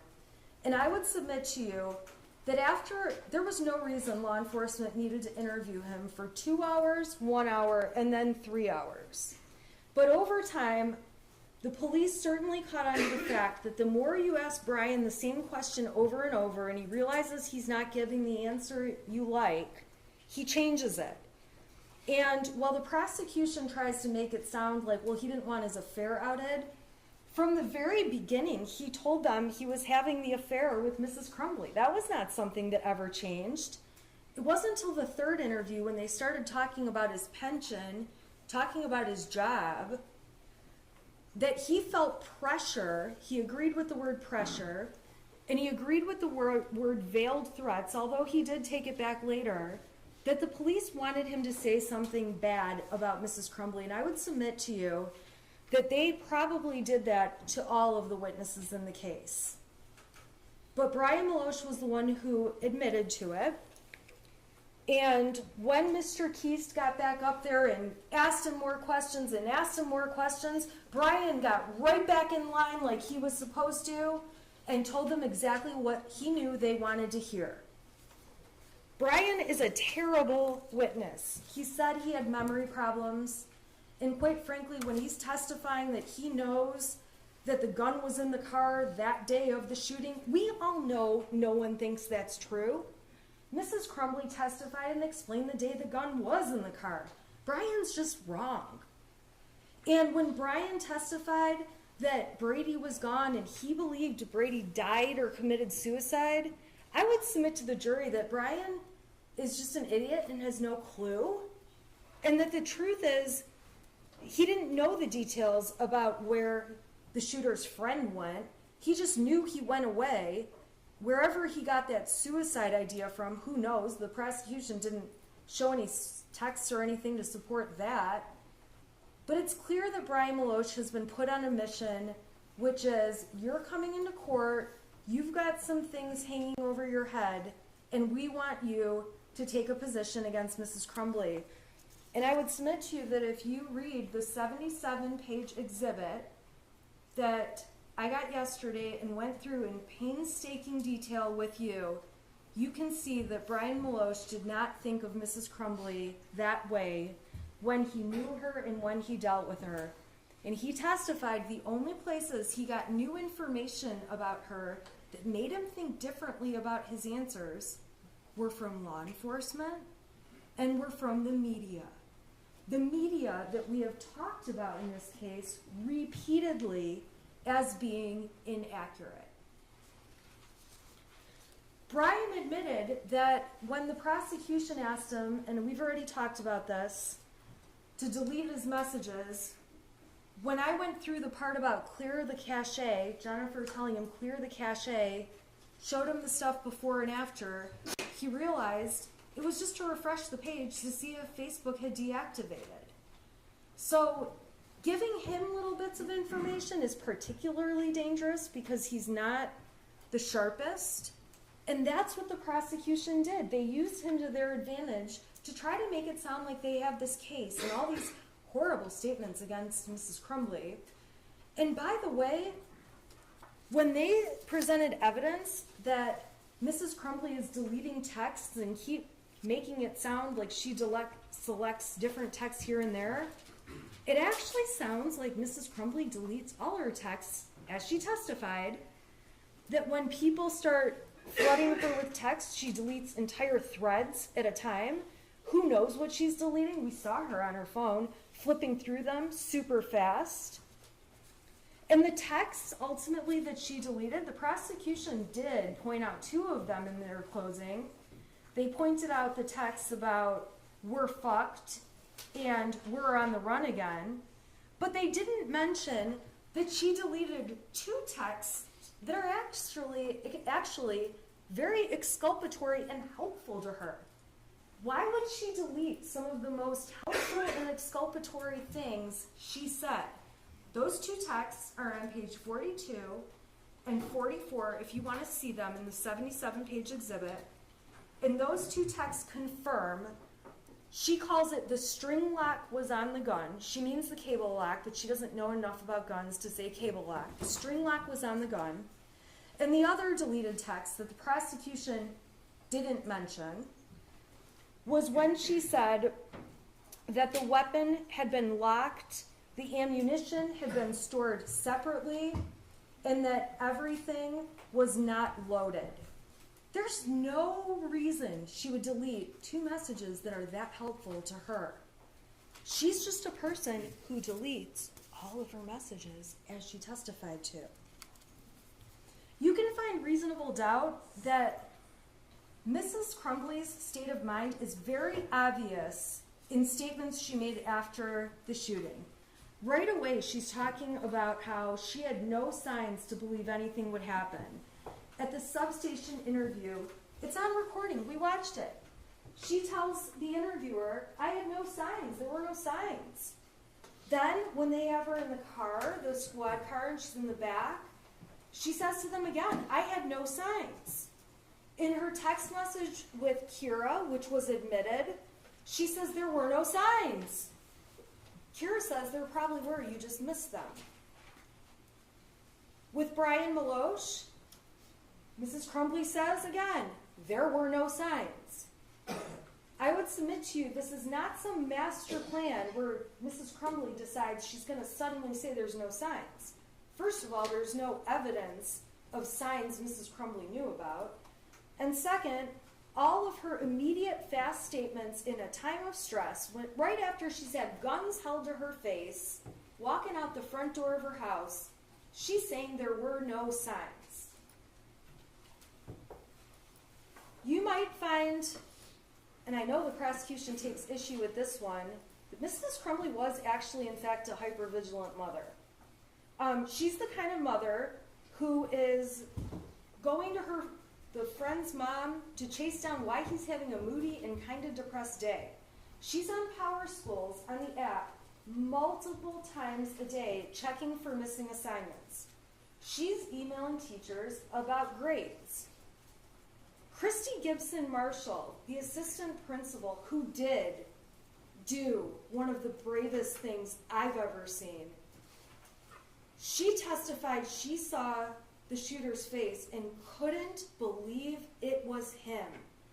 And the reason she couldn't believe it was him is because it was so unforeseeable. Mrs. Crumbley's hypervigilance also comes when you look at how she takes him for medical appointments. They're at the urgent care because some little mole on his back changed colors when she's applying sunscreen. I think of myself as a hypervigilant mother, and I've never noticed any moles on my kid's back, and I must need to go home and look. Because when I look at the actions of Mrs. Crumbley, she actually pays far more attention to that kind of thing and other things than I do. I could easily be sitting in her chair. When her son's experiencing headaches and medical issues, she's at the doctor or doing virtual visits. There's no reason to believe that's not true. With the headaches, they go through a whole process. She gets a whole x-ray done of his head. She takes him to the eye doctor to see if that's causing the issue. Ultimately, she pays and puts braces on his teeth. Then, he's a bad brusher, so she's going to the extent of getting the braces off his teeth so he can get the cavities fixed, 13 cavities. I would go crazy on my kid. And she's just doing each thing she needs to do as a hypervigilant mother. And yes, a hypervigilant mother can have a drink once in a while. I'm a hypervigilant mother, and I not only have a drink once in a while, but sometimes I've been known to have 2 or 3 or maybe a bottle. Reasonable doubt can be found from the fact that Jennifer Crumbley did her best as a mother. While going to the shooting range is not her thing, she's trying to find a way to bond with her son, who has just had his best friend move away. She took him camping, took him on trips, brought the second son along like I've already talked about. She let him have pets. He has the cutest little kitten you've ever seen in these Facebook pictures. Board game nights with him. She's not neglecting him in any way. And if anything, she's going to the gun range for him, not because she enjoys it. You can tell how much she loves it when she gets up there, shoots a couple shots, and then just stands there letting him enjoy the activity he likes. And I do the same thing for my kid. He likes to go to skate parks. I would rather do anything but go to the skate park. But I sit there and watch and say, oh, that was amazing. And all I hear is, Mom, watch this, Mom, watch this, Mom, watch this. And I would rather do anything else.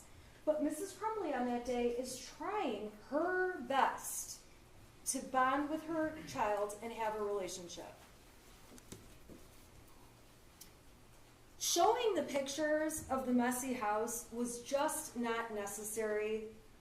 And the prosecution explained to you they weren't trying to prove she had a messy house, but much of it was just so unnecessary that I would suggest they are trying to make her look bad. They do kind of make her look a little bit like a hoarder. But if you saw pictures of my house right now, like a snapshot in time, you'd be just as horrified. I've been so busy getting ready for this trial, ready for all the fun we've had in the court and through these last few weeks.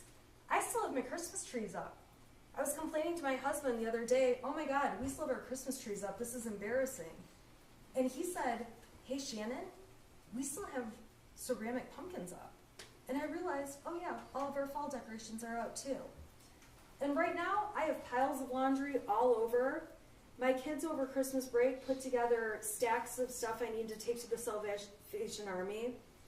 I have donations of my own that need to go. My house right now, if they did a search warrant today, would look just as bad as Mrs. Crumbley's, and it says nothing about me parenting my child. If anything, when I come home from work, I make a deliberate decision. All right, listen, I can run around this house for 3 hours and try to get as much as I can done, or I can sit on my couch and watch old episodes of the Kardashians with my daughter. And I believe my time is better spent hanging out with her watching trashy TV than cleaning up my house because I get a chance to spend time with her. And Mrs. Crumbley was the same kind of mom. She was waiting until the holidays to have more time. She said she was going to clean her son's room. I would be screaming that I would make my son clean his room, but regardless, the project coming up was going to be to get those rooms in order. But at that point in the year when the holidays are coming up and you're getting ready for all of it and going through Thanksgiving, it does get to a point where you do have boxes piling up and you're just trying to get through those last days of school to get to Christmas break. There's reasonable doubt when you look at what Mrs. Crumbley thought after the meeting with Mr. Hopkins and Mr. Ejak. The state of mind she was in and her thoughts and what she was thinking come in through her statements. She thought everything was way less of a big deal when she left that meeting. She thought leaving him in school with his friends was the better decision based on Hopkins saying peer support is a good thing. She thought making him an appointment was sufficient, an appointment within 48 hours was sufficient. That doesn't even mean the appointment was going to be within 48 hours. Reasonable doubt can be seen in the video when Mrs. Crumbley first sees her son at the substation. Her reaction to seeing him in this complete state of disbelief as to what's going on is to look at him and say, why? Why? She doesn't look at him and say, I knew you were going to do this. She doesn't look at him and say, see, I knew we shouldn't have bought that gun. She says, why? Why? And when he says, take care of Dexter, she cannot believe that's her son and goes back into the other room with her husband and says, what the fuck? He didn't even care. And while the prosecution asked questions about, well, she's not sobbing, and we hear sobbing, and that's clearly James. James is sobbing. When you look at the video, if you decide you need to see it, Mrs. Crumbley is dabbing her eyes and wiping her eyes. And fine, she's not the crier some other people are.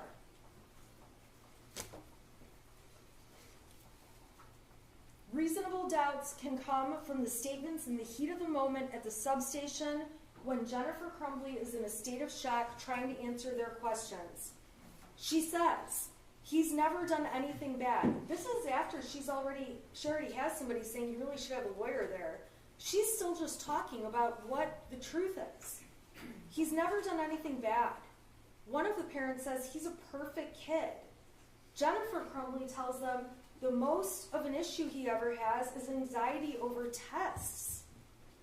Jennifer Crumbley tells them everything was fine this morning. In the statements Jennifer Crumbley made when she was in the car and doesn't even know yet if there has been fatalities, she says he's never done anything. She acknowledges he ruined lives today. She says, it's the first time I've ever seen him do anything. She says, he's a good kid. He's never angry. He's mellow. He's not what he looks like. He's not a monster. And she's not a monster either. She explains to them in detail when they ask, he's never had mental issues. In those moments, she can't even think straight about life around her. She's worrying about a horse and her job and all kinds of random stuff. And ladies and gentlemen, when emergencies happen, life doesn't just stop. So the fact that she's able to function and think, I still need a job, I need some money, I need a phone that works, that doesn't mean she thought her son would terrorize and kill people and shoot people at a school. Her reaction when she finds out there are fatalities was genuine and honest, and she broke down crying, although she does continue to keep answering their questions. She explains why she feels like fatalities are different. She explained that on the stand. If he had shot people and injured them, it was something they could at least deal with. But a fatality is a fatality and can never be changed. The prosecution's attempt to misconstrue Jennifer's entire demeanor is a reasonable doubt in this case to show they don't have a strong case. They keep saying she's not sad. Jennifer explained she went into what can I do mode. She did show sadness if you read the texts between her and Mr. Maloche. She showed sadness in the way that she shows sadness. And for these officers to get up on the stand and say she didn't behave like the mother of a school shooter should behave is nonsense. None of them have ever dealt with the mother of a child, a teenager, who has just killed people and shot many others. There isn't a right way in any handbook to say how you should or should not behave. Trying to make her look selfish and callous goes right with that same thing. How she reacts is how she reacts. You see it on the screen. It's really hard to pass judgment, although these police officers did, on how a person should react when for the first time in their lives they walk out of their house and are surrounded with guns in their face. Or how a person would react to be woken up in the middle of the night on a mattress with police around them and above them with guns in her face. So not only has anyone not been in the shoes of a school shooter and dealing with the kind of emotions that would come with that, they also don't know, and there isn't a standard reaction for how you behave when you're surrounded with guns in your face. Jennifer's own statement provides reasonable doubt that she didn't think he would hurt other people. She typed to him, "Ethan, don't do it." She didn't say, "Don't shoot people." She didn't say, "Don't hurt anyone." She thought the only thing on her radar that could be possible at that point, knowing there's an open shooter and he has a weapon, was that he would kill himself. Reasonable doubt can be found in Jennifer's testimony. Jennifer's testimony is evidence, and at the end of the day, whether you believe, like, hate, however you feel about her testimony, the defense didn't have to prove anything. You still have to evaluate the prosecution's case for what it was.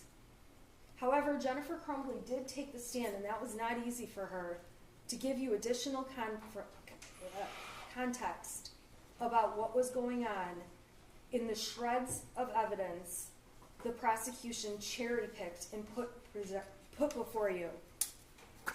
The only person who's actually been consistent in this case, and you can find reasonable doubt from this, is Jennifer. She's consistent in what she says to police, what she says to her husband about things, and what she says to other witnesses who testified. You can find reasonable doubt in the fact that the police officers are very, very biased in this case. There is no doubt this is one of the most awful situations any one of them have ever been involved in. But it's also very clear they have a narrative that Jennifer Crumbley is responsible, and when they came in here and took that witness stand, they were going to mess with me on questions that were so stupid. Like this ATF agent telling me he doesn't know if teenagers could lie. Everyone in the room knows a teenager could lie. That was a low ball. Just answer the question. When you have an ATF agent that can't even get on the stand and answer a question that's common sense, that should speak volumes. That there's a narrative they've been directed to get out, and they have an agenda. And that agenda, ladies and gentlemen, is not positive for Jennifer Crumbley. Making this big deal about money and cash that Mrs. Crumbley took out is another reasonable doubt in this case. Mrs. Crumbley explained her dad had accounts frozen. She didn't want her accounts to be frozen. Her dad put money in that day so she could take it out. Getting money out of the account that had her son's name on it wasn't done in any way to steal money from her son or show she doesn't care about him. She's the one that contributes every week from her paycheck into that account. And at the end of the day, she wants cash because everyone in the world absolutely hates her. She can't walk in places and hand them a credit card. Hey, Jennifer Crumbley's on that credit card. The only option she had was cash. She can't go in and start showing identification and things to get hotel rooms, and the more cash she can use, the better. The less she has to risk that people are going to figure out who she is. And remember, the world was essentially showing its colors against her as she was receiving threatening messages in the days that followed that shooting. On Facebook, from other people, in her emails, in her Instagram, everywhere. They're so threatening, her employer is making her shut down accounts. Her friends, people that have been her people for years, don't want anything to do with her and don't want to be by her because she's that dangerous at that point in time. So for her to want to have cash makes absolute perfect sense. That's not a sign she's trying to flee. And also, if you're trying to flee, you don't go around local Oakland County and areas surrounding it and carry around a syringe of horse medicine. If you're gonna flee, you abort mission on the horses. At that point, you're fleeing. It's very obvious Jennifer Crumbley, her intent was not to flee. Her intent is to stay safe. Her intent is to avoid threats. Her intent is to get this horse medicine to this horse. Which obviously can't happen if she flees. It's clear when she's at the art studio that she's not hidden very well. She's outside smoking, her husband's outside smoking. We saw the evidence of the cigarette butts in the snow. There's commercial buildings around and businesses within that studio. She's walking around taking a tour of the studio with her friend who owns it, and there's cameras all over the building. Obviously, she's not trying to hide if she's going into a building where you can see security cameras right on the outside that would document everything that's happening that we ultimately got to see in this trial. It's clear she's trying to stay the night in Detroit on November 3rd and didn't know where to go. It's clear from the video she's dead asleep at 1 o'clock in the morning, ultimately found and woken up to guns in their face. She testified she took 4 Xanax, and so did her husband. We also saw evidence there was a liquor bottle in the garbage, and presumably she had a drink. After 4 days of no sleep and not really eating, one can only imagine how hard 4 Xanax and a cocktail might hit you. So they make this big deal that there's text messages after 11 o'clock saying we might have been found. Well, earlier in those text messages that were admitted by the prosecution as Exhibit 430, the first text says, Marielle, this is Jennifer's phone. And Marielle was the other attorney at the time. Marielle, this is Jennifer's phone. James and Jennifer are using Jennifer's phone now. Next message. The other phone broke. And then there's a message to the Crumbleys, when you can, we'd like for you to call us. That's at 6:19. Then at 6:21, thank you, Shannon's calling you both shortly. Then at 7:02, I text, Marielle and I are going to come get you in the morning. We do not think it will help to make a statement that you're coming in or that it will be tomorrow morning. All we can say, as we've told everyone, is that you're coming back, and as of tomorrow, you'll be back. My next message says, we can show them that everything we've said was going to happen did happen. Because the Crumbleys weren't running. They just wanted to turn themselves into a court. And law enforcement got on the stand and told you that's something people commonly do. It just didn't happen in this case. At 7:03, the Crumbleys write back, and we don't know if it's Jennifer or James because they're sharing his phone. Okay. Text to the lawyers that say Marielle Shannon lawyers. Who knows why they sent that? I text, I am going to drive home from my office right now. I'll give you a call in about 45 minutes so I can get all of the bond factor information written down for you, for Marielle and me. I'm asking for bond information so we can go to the court in the Your morning. Honor, I'm going to object. There's a prior ruling. She cannot be a witness. That was already dealt with. Sorry, I thought I was arguing off the evidence they admitted. Well, you can argue off the evidence. Okay. So they say at 7:37, okay, we'll be waiting. I'm going to call in 1 minute, okay. Then at 11:14 on the phone that both of them have been using, a text is sent to the lawyers, think we might have been found, don't know, just a heads up, please check.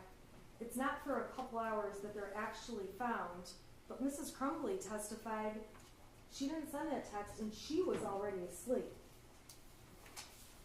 Now, after those text messages, there's 2 more pages that are included in that exhibit. So if you do end up taking a closer look at 4:30, which is totally fine. Just be aware that there's another thread that starts that's a repeat, and I don't know why that is. I just want to let you know that, and I'm not sure why that exhibit is like that. That was a new one we got, obviously, all today.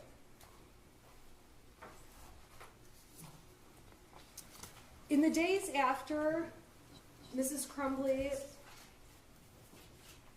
and Mr. Crumbley are planning to turn themselves in, we know they're planning to turn themselves in because Exhibit A was admitted, which showed they were trying to find a hotel in Auburn Hills on Priceline for December 4th and 5th, in case they needed it for the weekend.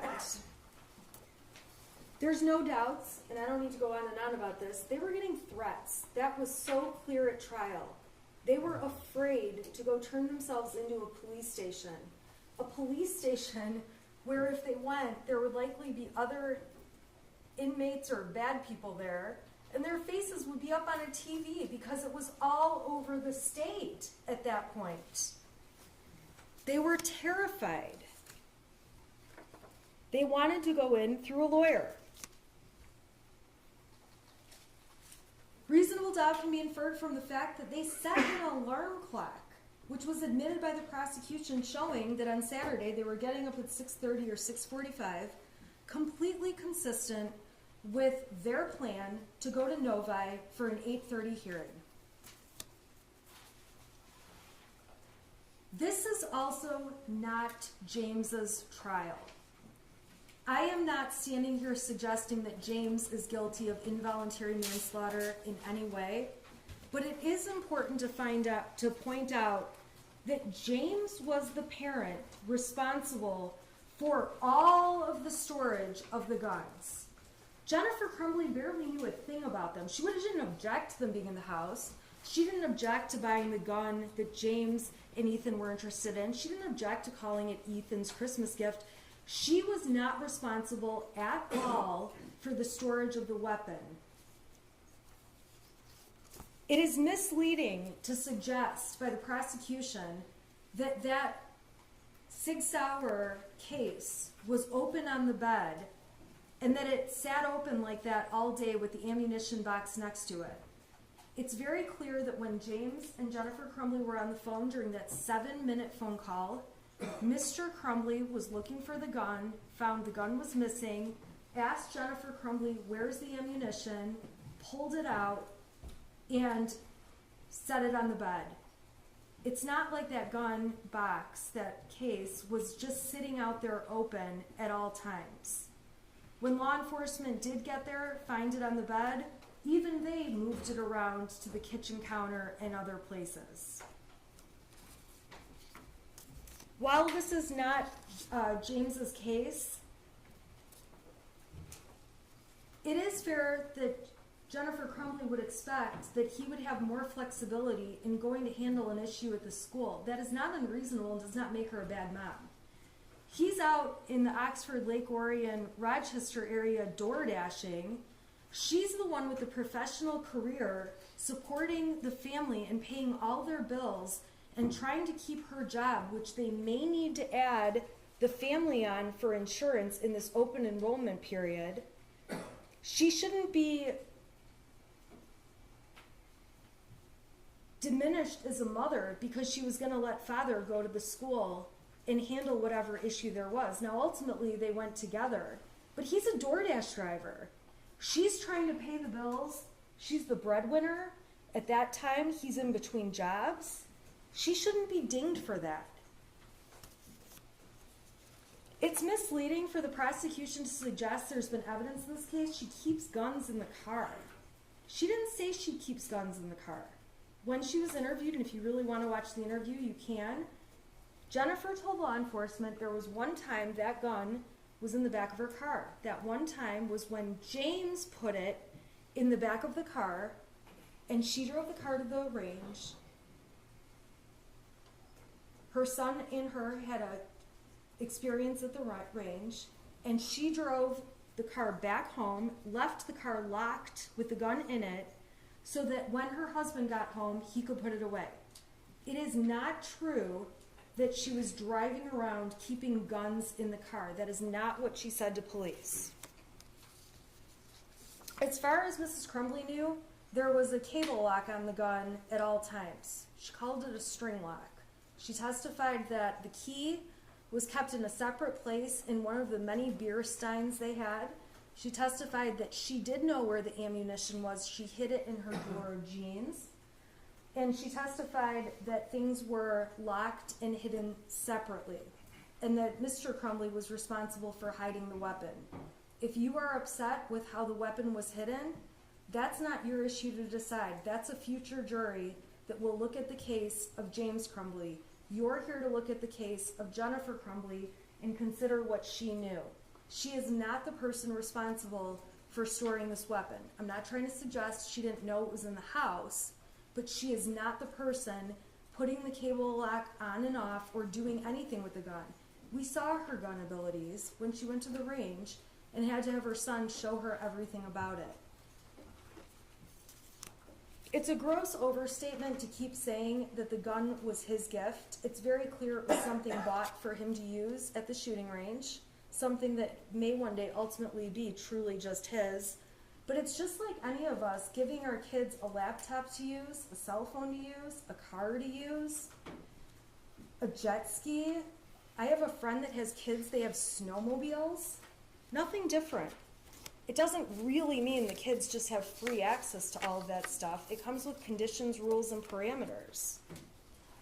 Unfortunately, this is a case where the prosecution made a charging decision way too fast. It was motivated by obvious reasons for political gain and media attention. And we know that because on 11/1, when the shooter was arraigned, the shooter was on Zoom, and so were the parents, and the media was aware. And when Mr. and Mrs. Crumbley were charged, and there was a swear-to at the court, the media was all there, but guess who wasn't? Mr. or Mrs. Crumbley. Mrs. Crumbley testified she didn't even know there was going to be an arraignment, but the media knew. And then the prosecution came out with a big press conference, announcing it. I would submit that the plan was never to let the Crumbleys turn themselves in, but to turn them into a big charade of looking like they're trying to flee when they absolutely weren't. The prosecution and law enforcement have approached this case with tunnel vision from day one. Brian Maloche called it a witch hunt. I would submit to you it was.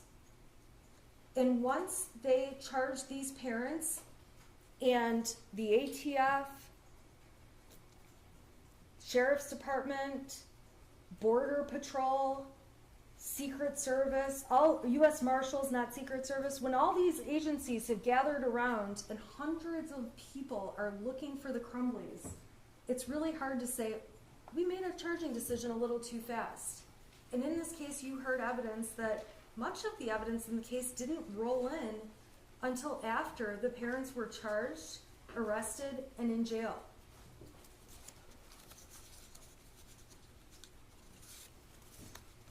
To try to suggest having multiple phones as a sign of fleeing is just garbage. I think everyone here clearly understands why they bought burner phones and why they went and bought replacement phones with their phone numbers so they could use two-factor authentication to get into their accounts. Jennifer Crumbley is seen in the police interview at the substation handing her phone to law enforcement when they're asking questions. When the police tell her they want to take her phone for a search warrant, she doesn't want to hand it over right away, but it's not because she's trying to hide things. It's because it's her only line of communication. She doesn't really understand how a search warrant works until her husband explains it. All of her contacts are in the phone. She doesn't carry around a little diary of all the numbers, although police do let her get the numbers out. And it's the only way people can get a hold of her, and she's been in touch with them nonstop, as we can see when she's in the police vehicles. And again, although she's on her phone, and there is a substantial amount of time where she's looking things up, communicating with people, trying to get things done, That doesn't mean she believed her son was a school shooter and had no emotions over what was happening.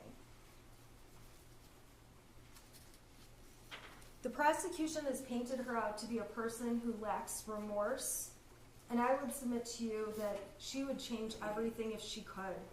And when she looks back and says there's not a thing that she feels she could have changed that would have changed something, you have to keep in mind that the suggestions by the prosecution are just ridiculous. Giving him a hug that day in the counseling office was going to stop a mass shooting? That's just ridiculous. There is nothing to prove that anything could have stopped a mass shooting when you're dealing with someone who is so manipulative and is a criminal and was a shooter in cold blood and pled guilty and took responsibility as an adult for his crimes.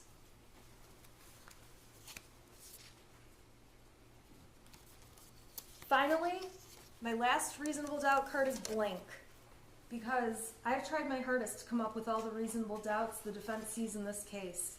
And like I said, each of you need only one to vote Mrs. Crumbley not guilty. But a lot of times jurors think of a reasonable doubt I miss because there's so much evidence. And we've already established, and I've admitted I'm not a perfect person and not a perfect lawyer, so I put a blank card before you so that if you have a doubt I've missed, you know you're not limited to what I've suggested or the defense has suggested. You're welcome to come up with your own doubts on your own. And if you decide you want to dive in and read the truth between Mr. and Mrs. Crumbley and everything they talk about, you're totally more than welcome to. Those exhibits are all going back with you. And what I'll tell you is that you're going to find a lot of instances where Mrs. Crumbley is anxious, asking where her son is, where her husband is. You're going to see a lot of horse talk. You're going to see arguments between a married couple. When I read them, they read just like my husband and myself, swearing at each other at times, and then the next message says, hey, what do you want for dinner? And then we just move on, and that's just how life is. You'll see messages in here that will certainly make you blush when you read what Mr. and Mrs. Crumbley intend to do in bed that night. You will read a variety of messages that show real life and real life between two married people that have a child. And it should make no difference that they may use their horse's name more often than their son's. And I'd also submit that every time you see them talk about when is he going to be home and what are we going to eat for dinner, even if they don't use the words spelled E-T-H-A-N, that's who they're talking about, because there are only 3 of them in that house. At this point in the trial, I am asking that you find Crumbley not guilty, not just for Jennifer Crumbley, but for every mother who's out there doing the best they can, who could easily be in her shoes, for every parent doing the best they can, who could easily be in their shoes, for every parent that has snippets of text messages that could be read and make them look like horrible monsters, every parent that has fights with their kid on text message that also could make them look like terrible parents, for every parent that's ever had a hobby and has not spent 24/7 with their child. That should not be held against parents.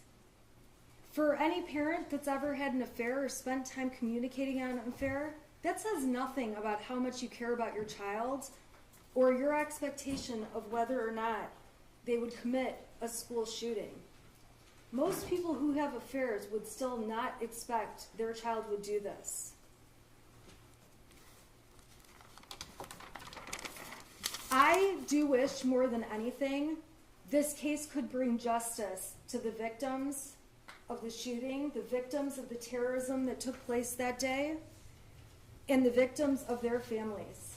I wish more than anything it really could be a result that would be a Band-Aid to make everyone feel better, but it can't be.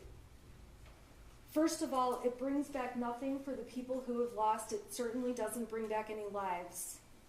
And if anything, this is not justice. This is not how justice works.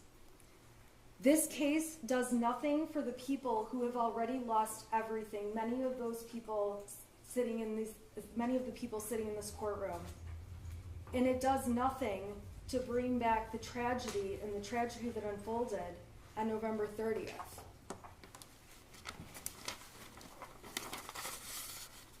At this point in time,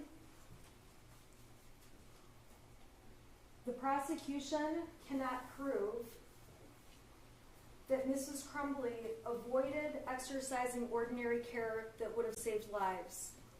The prosecution cannot prove that Mrs. Crumbley was aware there was a danger that existed by her son that required her to exercise reasonable care. They cannot prove that she was grossly negligent and that there was any way she could foresee that this would happen, as awful as it is, and we all stipulate it is. At this point in trial, I always have to sit down. This is how the court rules work. Prosecution gives a closing, I give a closing, they have an opportunity for rebuttal, and then I don't get to say anything else. And I'm sure you can see from my demeanor in trial, when the prosecution says something that I know I have an argument against, I get anxious, you can see a reaction, and I'm not going to do that. But I am going to tell you that as they argue, I will have many things that I wish I could get up and say, that's not true, and argue against. So what I would ask is that when you go back in the jury room and begin to deliberate, you think about and ask yourselves, what would Shannon Smith have said in response to the rebuttal where they get the last word?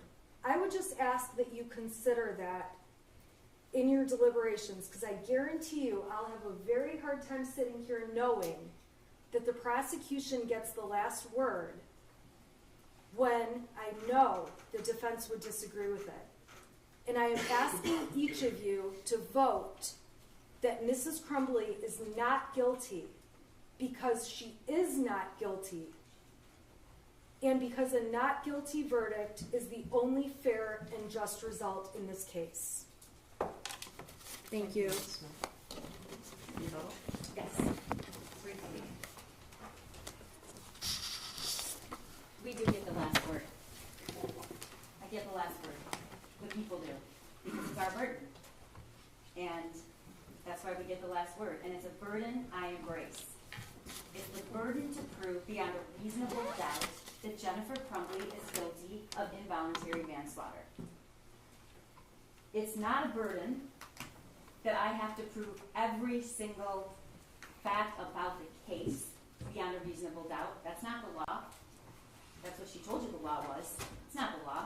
The law is I have to prove every element beyond a reasonable doubt. Beyond a reasonable doubt. Not any doubt. Beyond a reasonable doubt. The defense gets to decide how they present their case. They get to decide that. She gets to stand up and say what she said. But your job is to listen to the facts of the case. Your job is to listen to what the judge tells you the law is. Your job is to tell you to look at the evidence, the people sitting here. Not what somebody else wants to have said that they said, but what they actually said. Your job is to consider not what lawyers say about their own life and their own circumstances and their opinion. Your job is to consider the facts and the evidence in this case. I have to address a couple things, and I'm going to be quick. There was absolutely no evidence at all presented to you that anybody at that meeting told Jennifer Crumbley it was no big deal. There was no evidence of that. There was no evidence at all that Jennifer Crumbley was very surprised by how long the meeting lasted. Jennifer Crumbley didn't say that. That's not into evidence. I don't have to prove, the people do not have to prove that Jennifer Crumbley knew that there was going to be a homicide or a school shooting. As Lieutenant Willis pointed out correctly, if she knew exactly what was going to happen, she'd be charged with murder, ladies and gentlemen. She is not. She is charged with involuntary manslaughter. And the elements You'll get them. I read them to you. The standard and what I have to prove is not that she knew that her son would go shoot up the school and kill 4 kids. I have to prove that she had a legal duty. She negligently performed that legal duty. She negligently did not take steps to take care and protect the other children in that school when there was a reasonable foreseeability that ordinary care was required. The smallest of things. The smallest of things.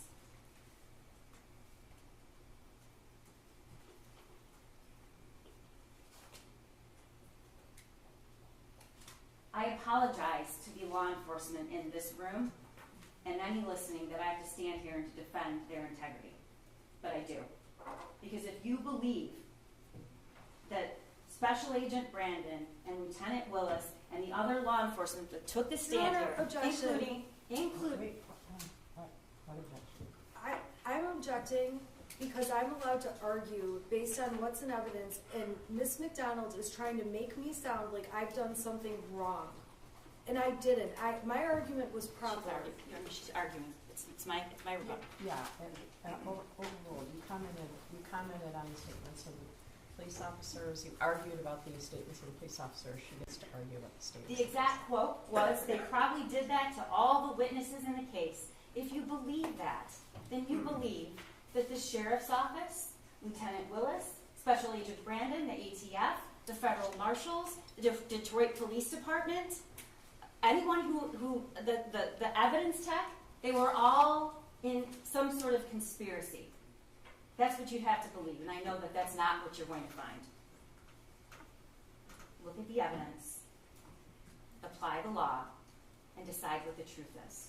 That's all I've ever asked you to do. That's all the judge is going to ask you to do. Nothing here was made up. And I don't have to convince you of that, because I know that you're going to use your hearts and your minds and your sense of reason, and you're going to look at the evidence.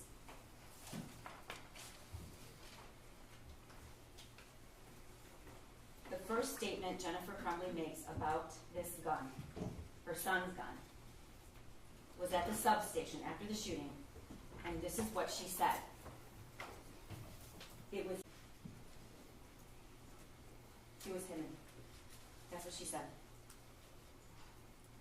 It was hidden, ammunition separately. It was hidden in a dresser. It was hidden. That's all she said about it. The school's actions or inactions do not excuse the culpable behavior by defendant. Ladies and gentlemen, he drew a picture of what he was going to do. He drew a picture. It says, "Help me." It has the drawing of the gun that she bought him, posted, and bragged about. Blood everywhere. The thoughts won't stop. The world is dead. He drew her a picture. Pretty egregious and unique circumstances. And in fact, it is absolutely not true that we have to worry that we'll all be sitting here. We agree on one thing. Her testimony is evidence. Jennifer Crumbley's testimony is evidence, and you should consider it. And when you consider it, I'm confident that you will agree it is not consistent at all. It wasn't even consistent from her direct examination to her cross-examination. She acknowledged, sitting here, when Mr. Keese asked her about, "Where's this phone? You said you took the phone."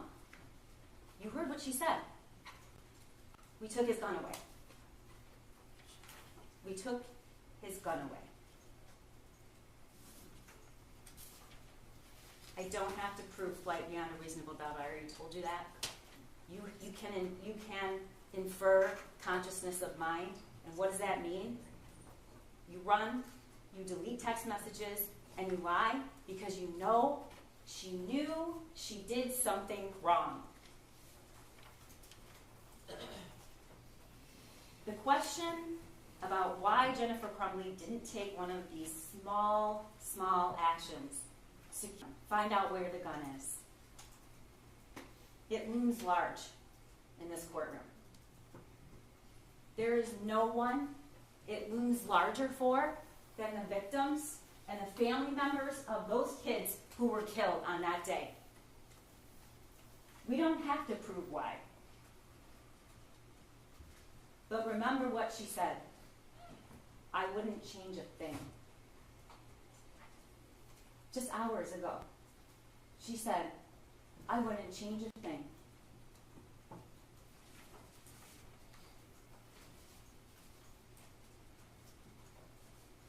This prosecution is about nothing else except the facts of this case and what Jennifer Crumbley did and what she didn't do.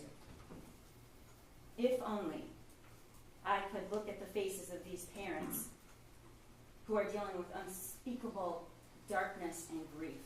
If only I could make that better. I could appease them, as defense counsel addressed, by charging Jennifer Crumbley. These are the parents of Hannah St. Juliana. These are the parents of Madison Baldwin. These are the parents of Tate Meir. These are the parents of Justin Schilling. And not just their parents. They are mothers and they are fathers and they are sisters and their brothers. And do not think for 1 second that this prosecution takes any of that pain away, because it doesn't. This isn't an effort to appease anybody. Your verdict means one thing. It means Jennifer Crumbley is guilty of 4 counts of involuntary manslaughter beyond a reasonable doubt. And I am not going to stand here and tell you that that's going to take away this pain that these families feel, because it will not. I won't stand here and say that the pain will be gone for Molly Darnell or Christy Gibson, who ran out of that office so quickly that his chair was spinning, or Ed Rogrowski, who viewed the surveillance video to identify the path of the shooter, and it was burned in his brain forever. Or for Lieutenant who answered the call to lead, and maybe the biggest ask of his entire career, but one he did not back away from. Don't render this verdict for the hundreds of kids in that school. It will not appeal. But you are now called upon. You are called upon. You are called upon to do your part as jurors, to keep the oath that you took, to be fair, to be honest, to be impartial. You are the ultimate fact finder. But what you are the ultimate fact finder of the truth. We have met our burden.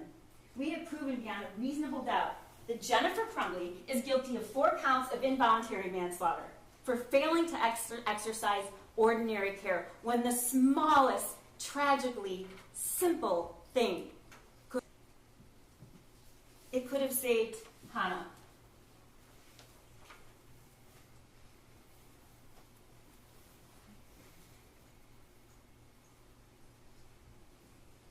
It could have saved Madison. It could have saved Tate.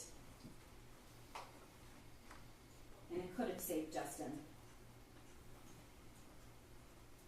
And she sat here and she said she wouldn't do one thing different. And lastly, I'm going to address the question I know that's on the minds of a lot of people in this courtroom and a lot of people listening.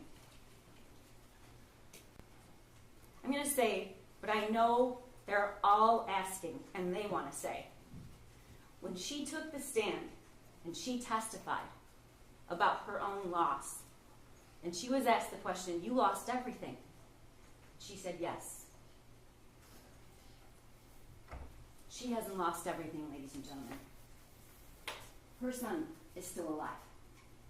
Find her guilty of 4 counts of involuntary manslaughter.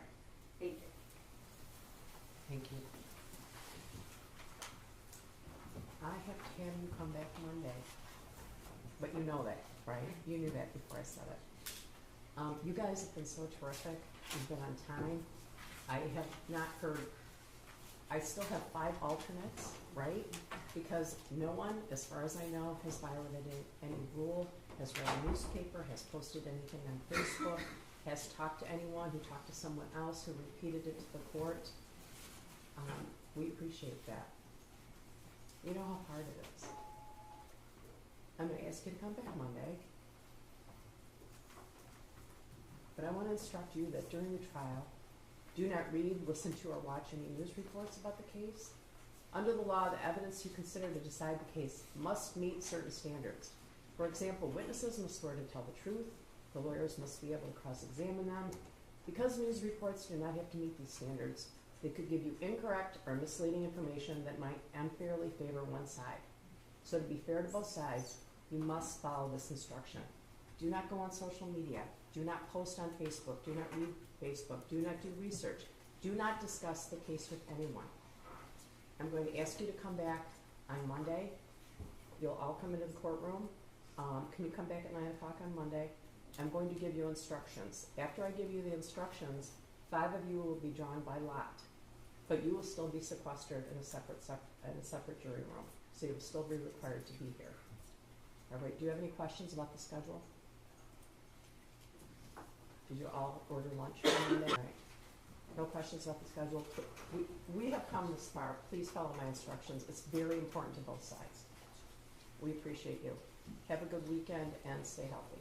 All right? All rise for the jury.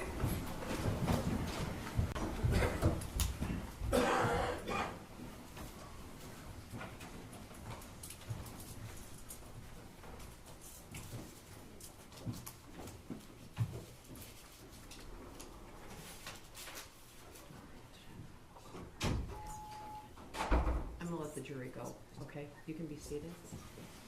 I'm going to let the jury go, so we'll wait. I think I said this before. I'm going to have all the jurors come back on Monday morning. The captain graciously volunteered to have deputies here late into the evening, but it is late enough that would be very difficult. So at 9 o'clock on Monday morning, I'm going to instruct the jury. I'm going to have the 12 jurors deliberate, but I'm also going to sequester the 5 alternates. All right, any questions about that? No, thank you, Judge. No, Judge. Thank you. So can you wait till the jury's done? Wait till I hear something. Okay. All right, yeah. Staff. I'm going to check, so thank you. Have a good weekend. Make sure I'm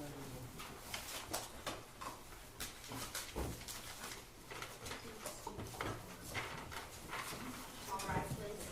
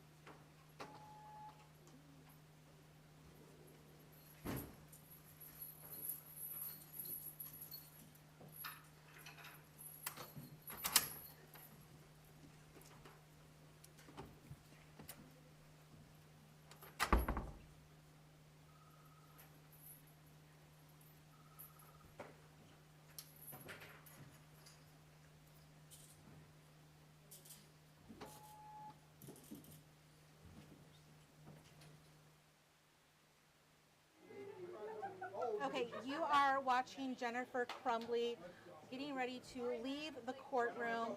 We did hear from both sides, the prosecution and her defense. You see her right there in the plaid jacket.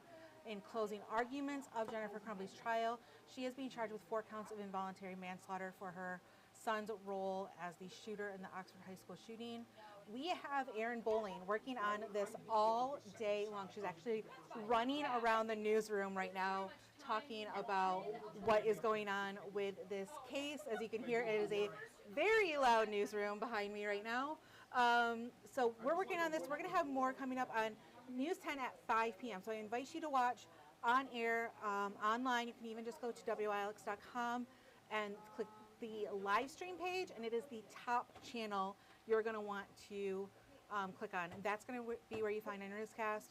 Like I said, Aaron Bowling is going to be working on this, bringing you all of the updates, really breaking down this full day of testimony and closing arguments from the Jennifer Crumbley trial. With that, we're going to end this for today. Thank you so much for sticking with us. I know it's been a multi-hour long stream. We've been doing this pretty much all day. So we thank you for watching, and make sure you tune in a little bit later. We'll have the latest on WILX.com.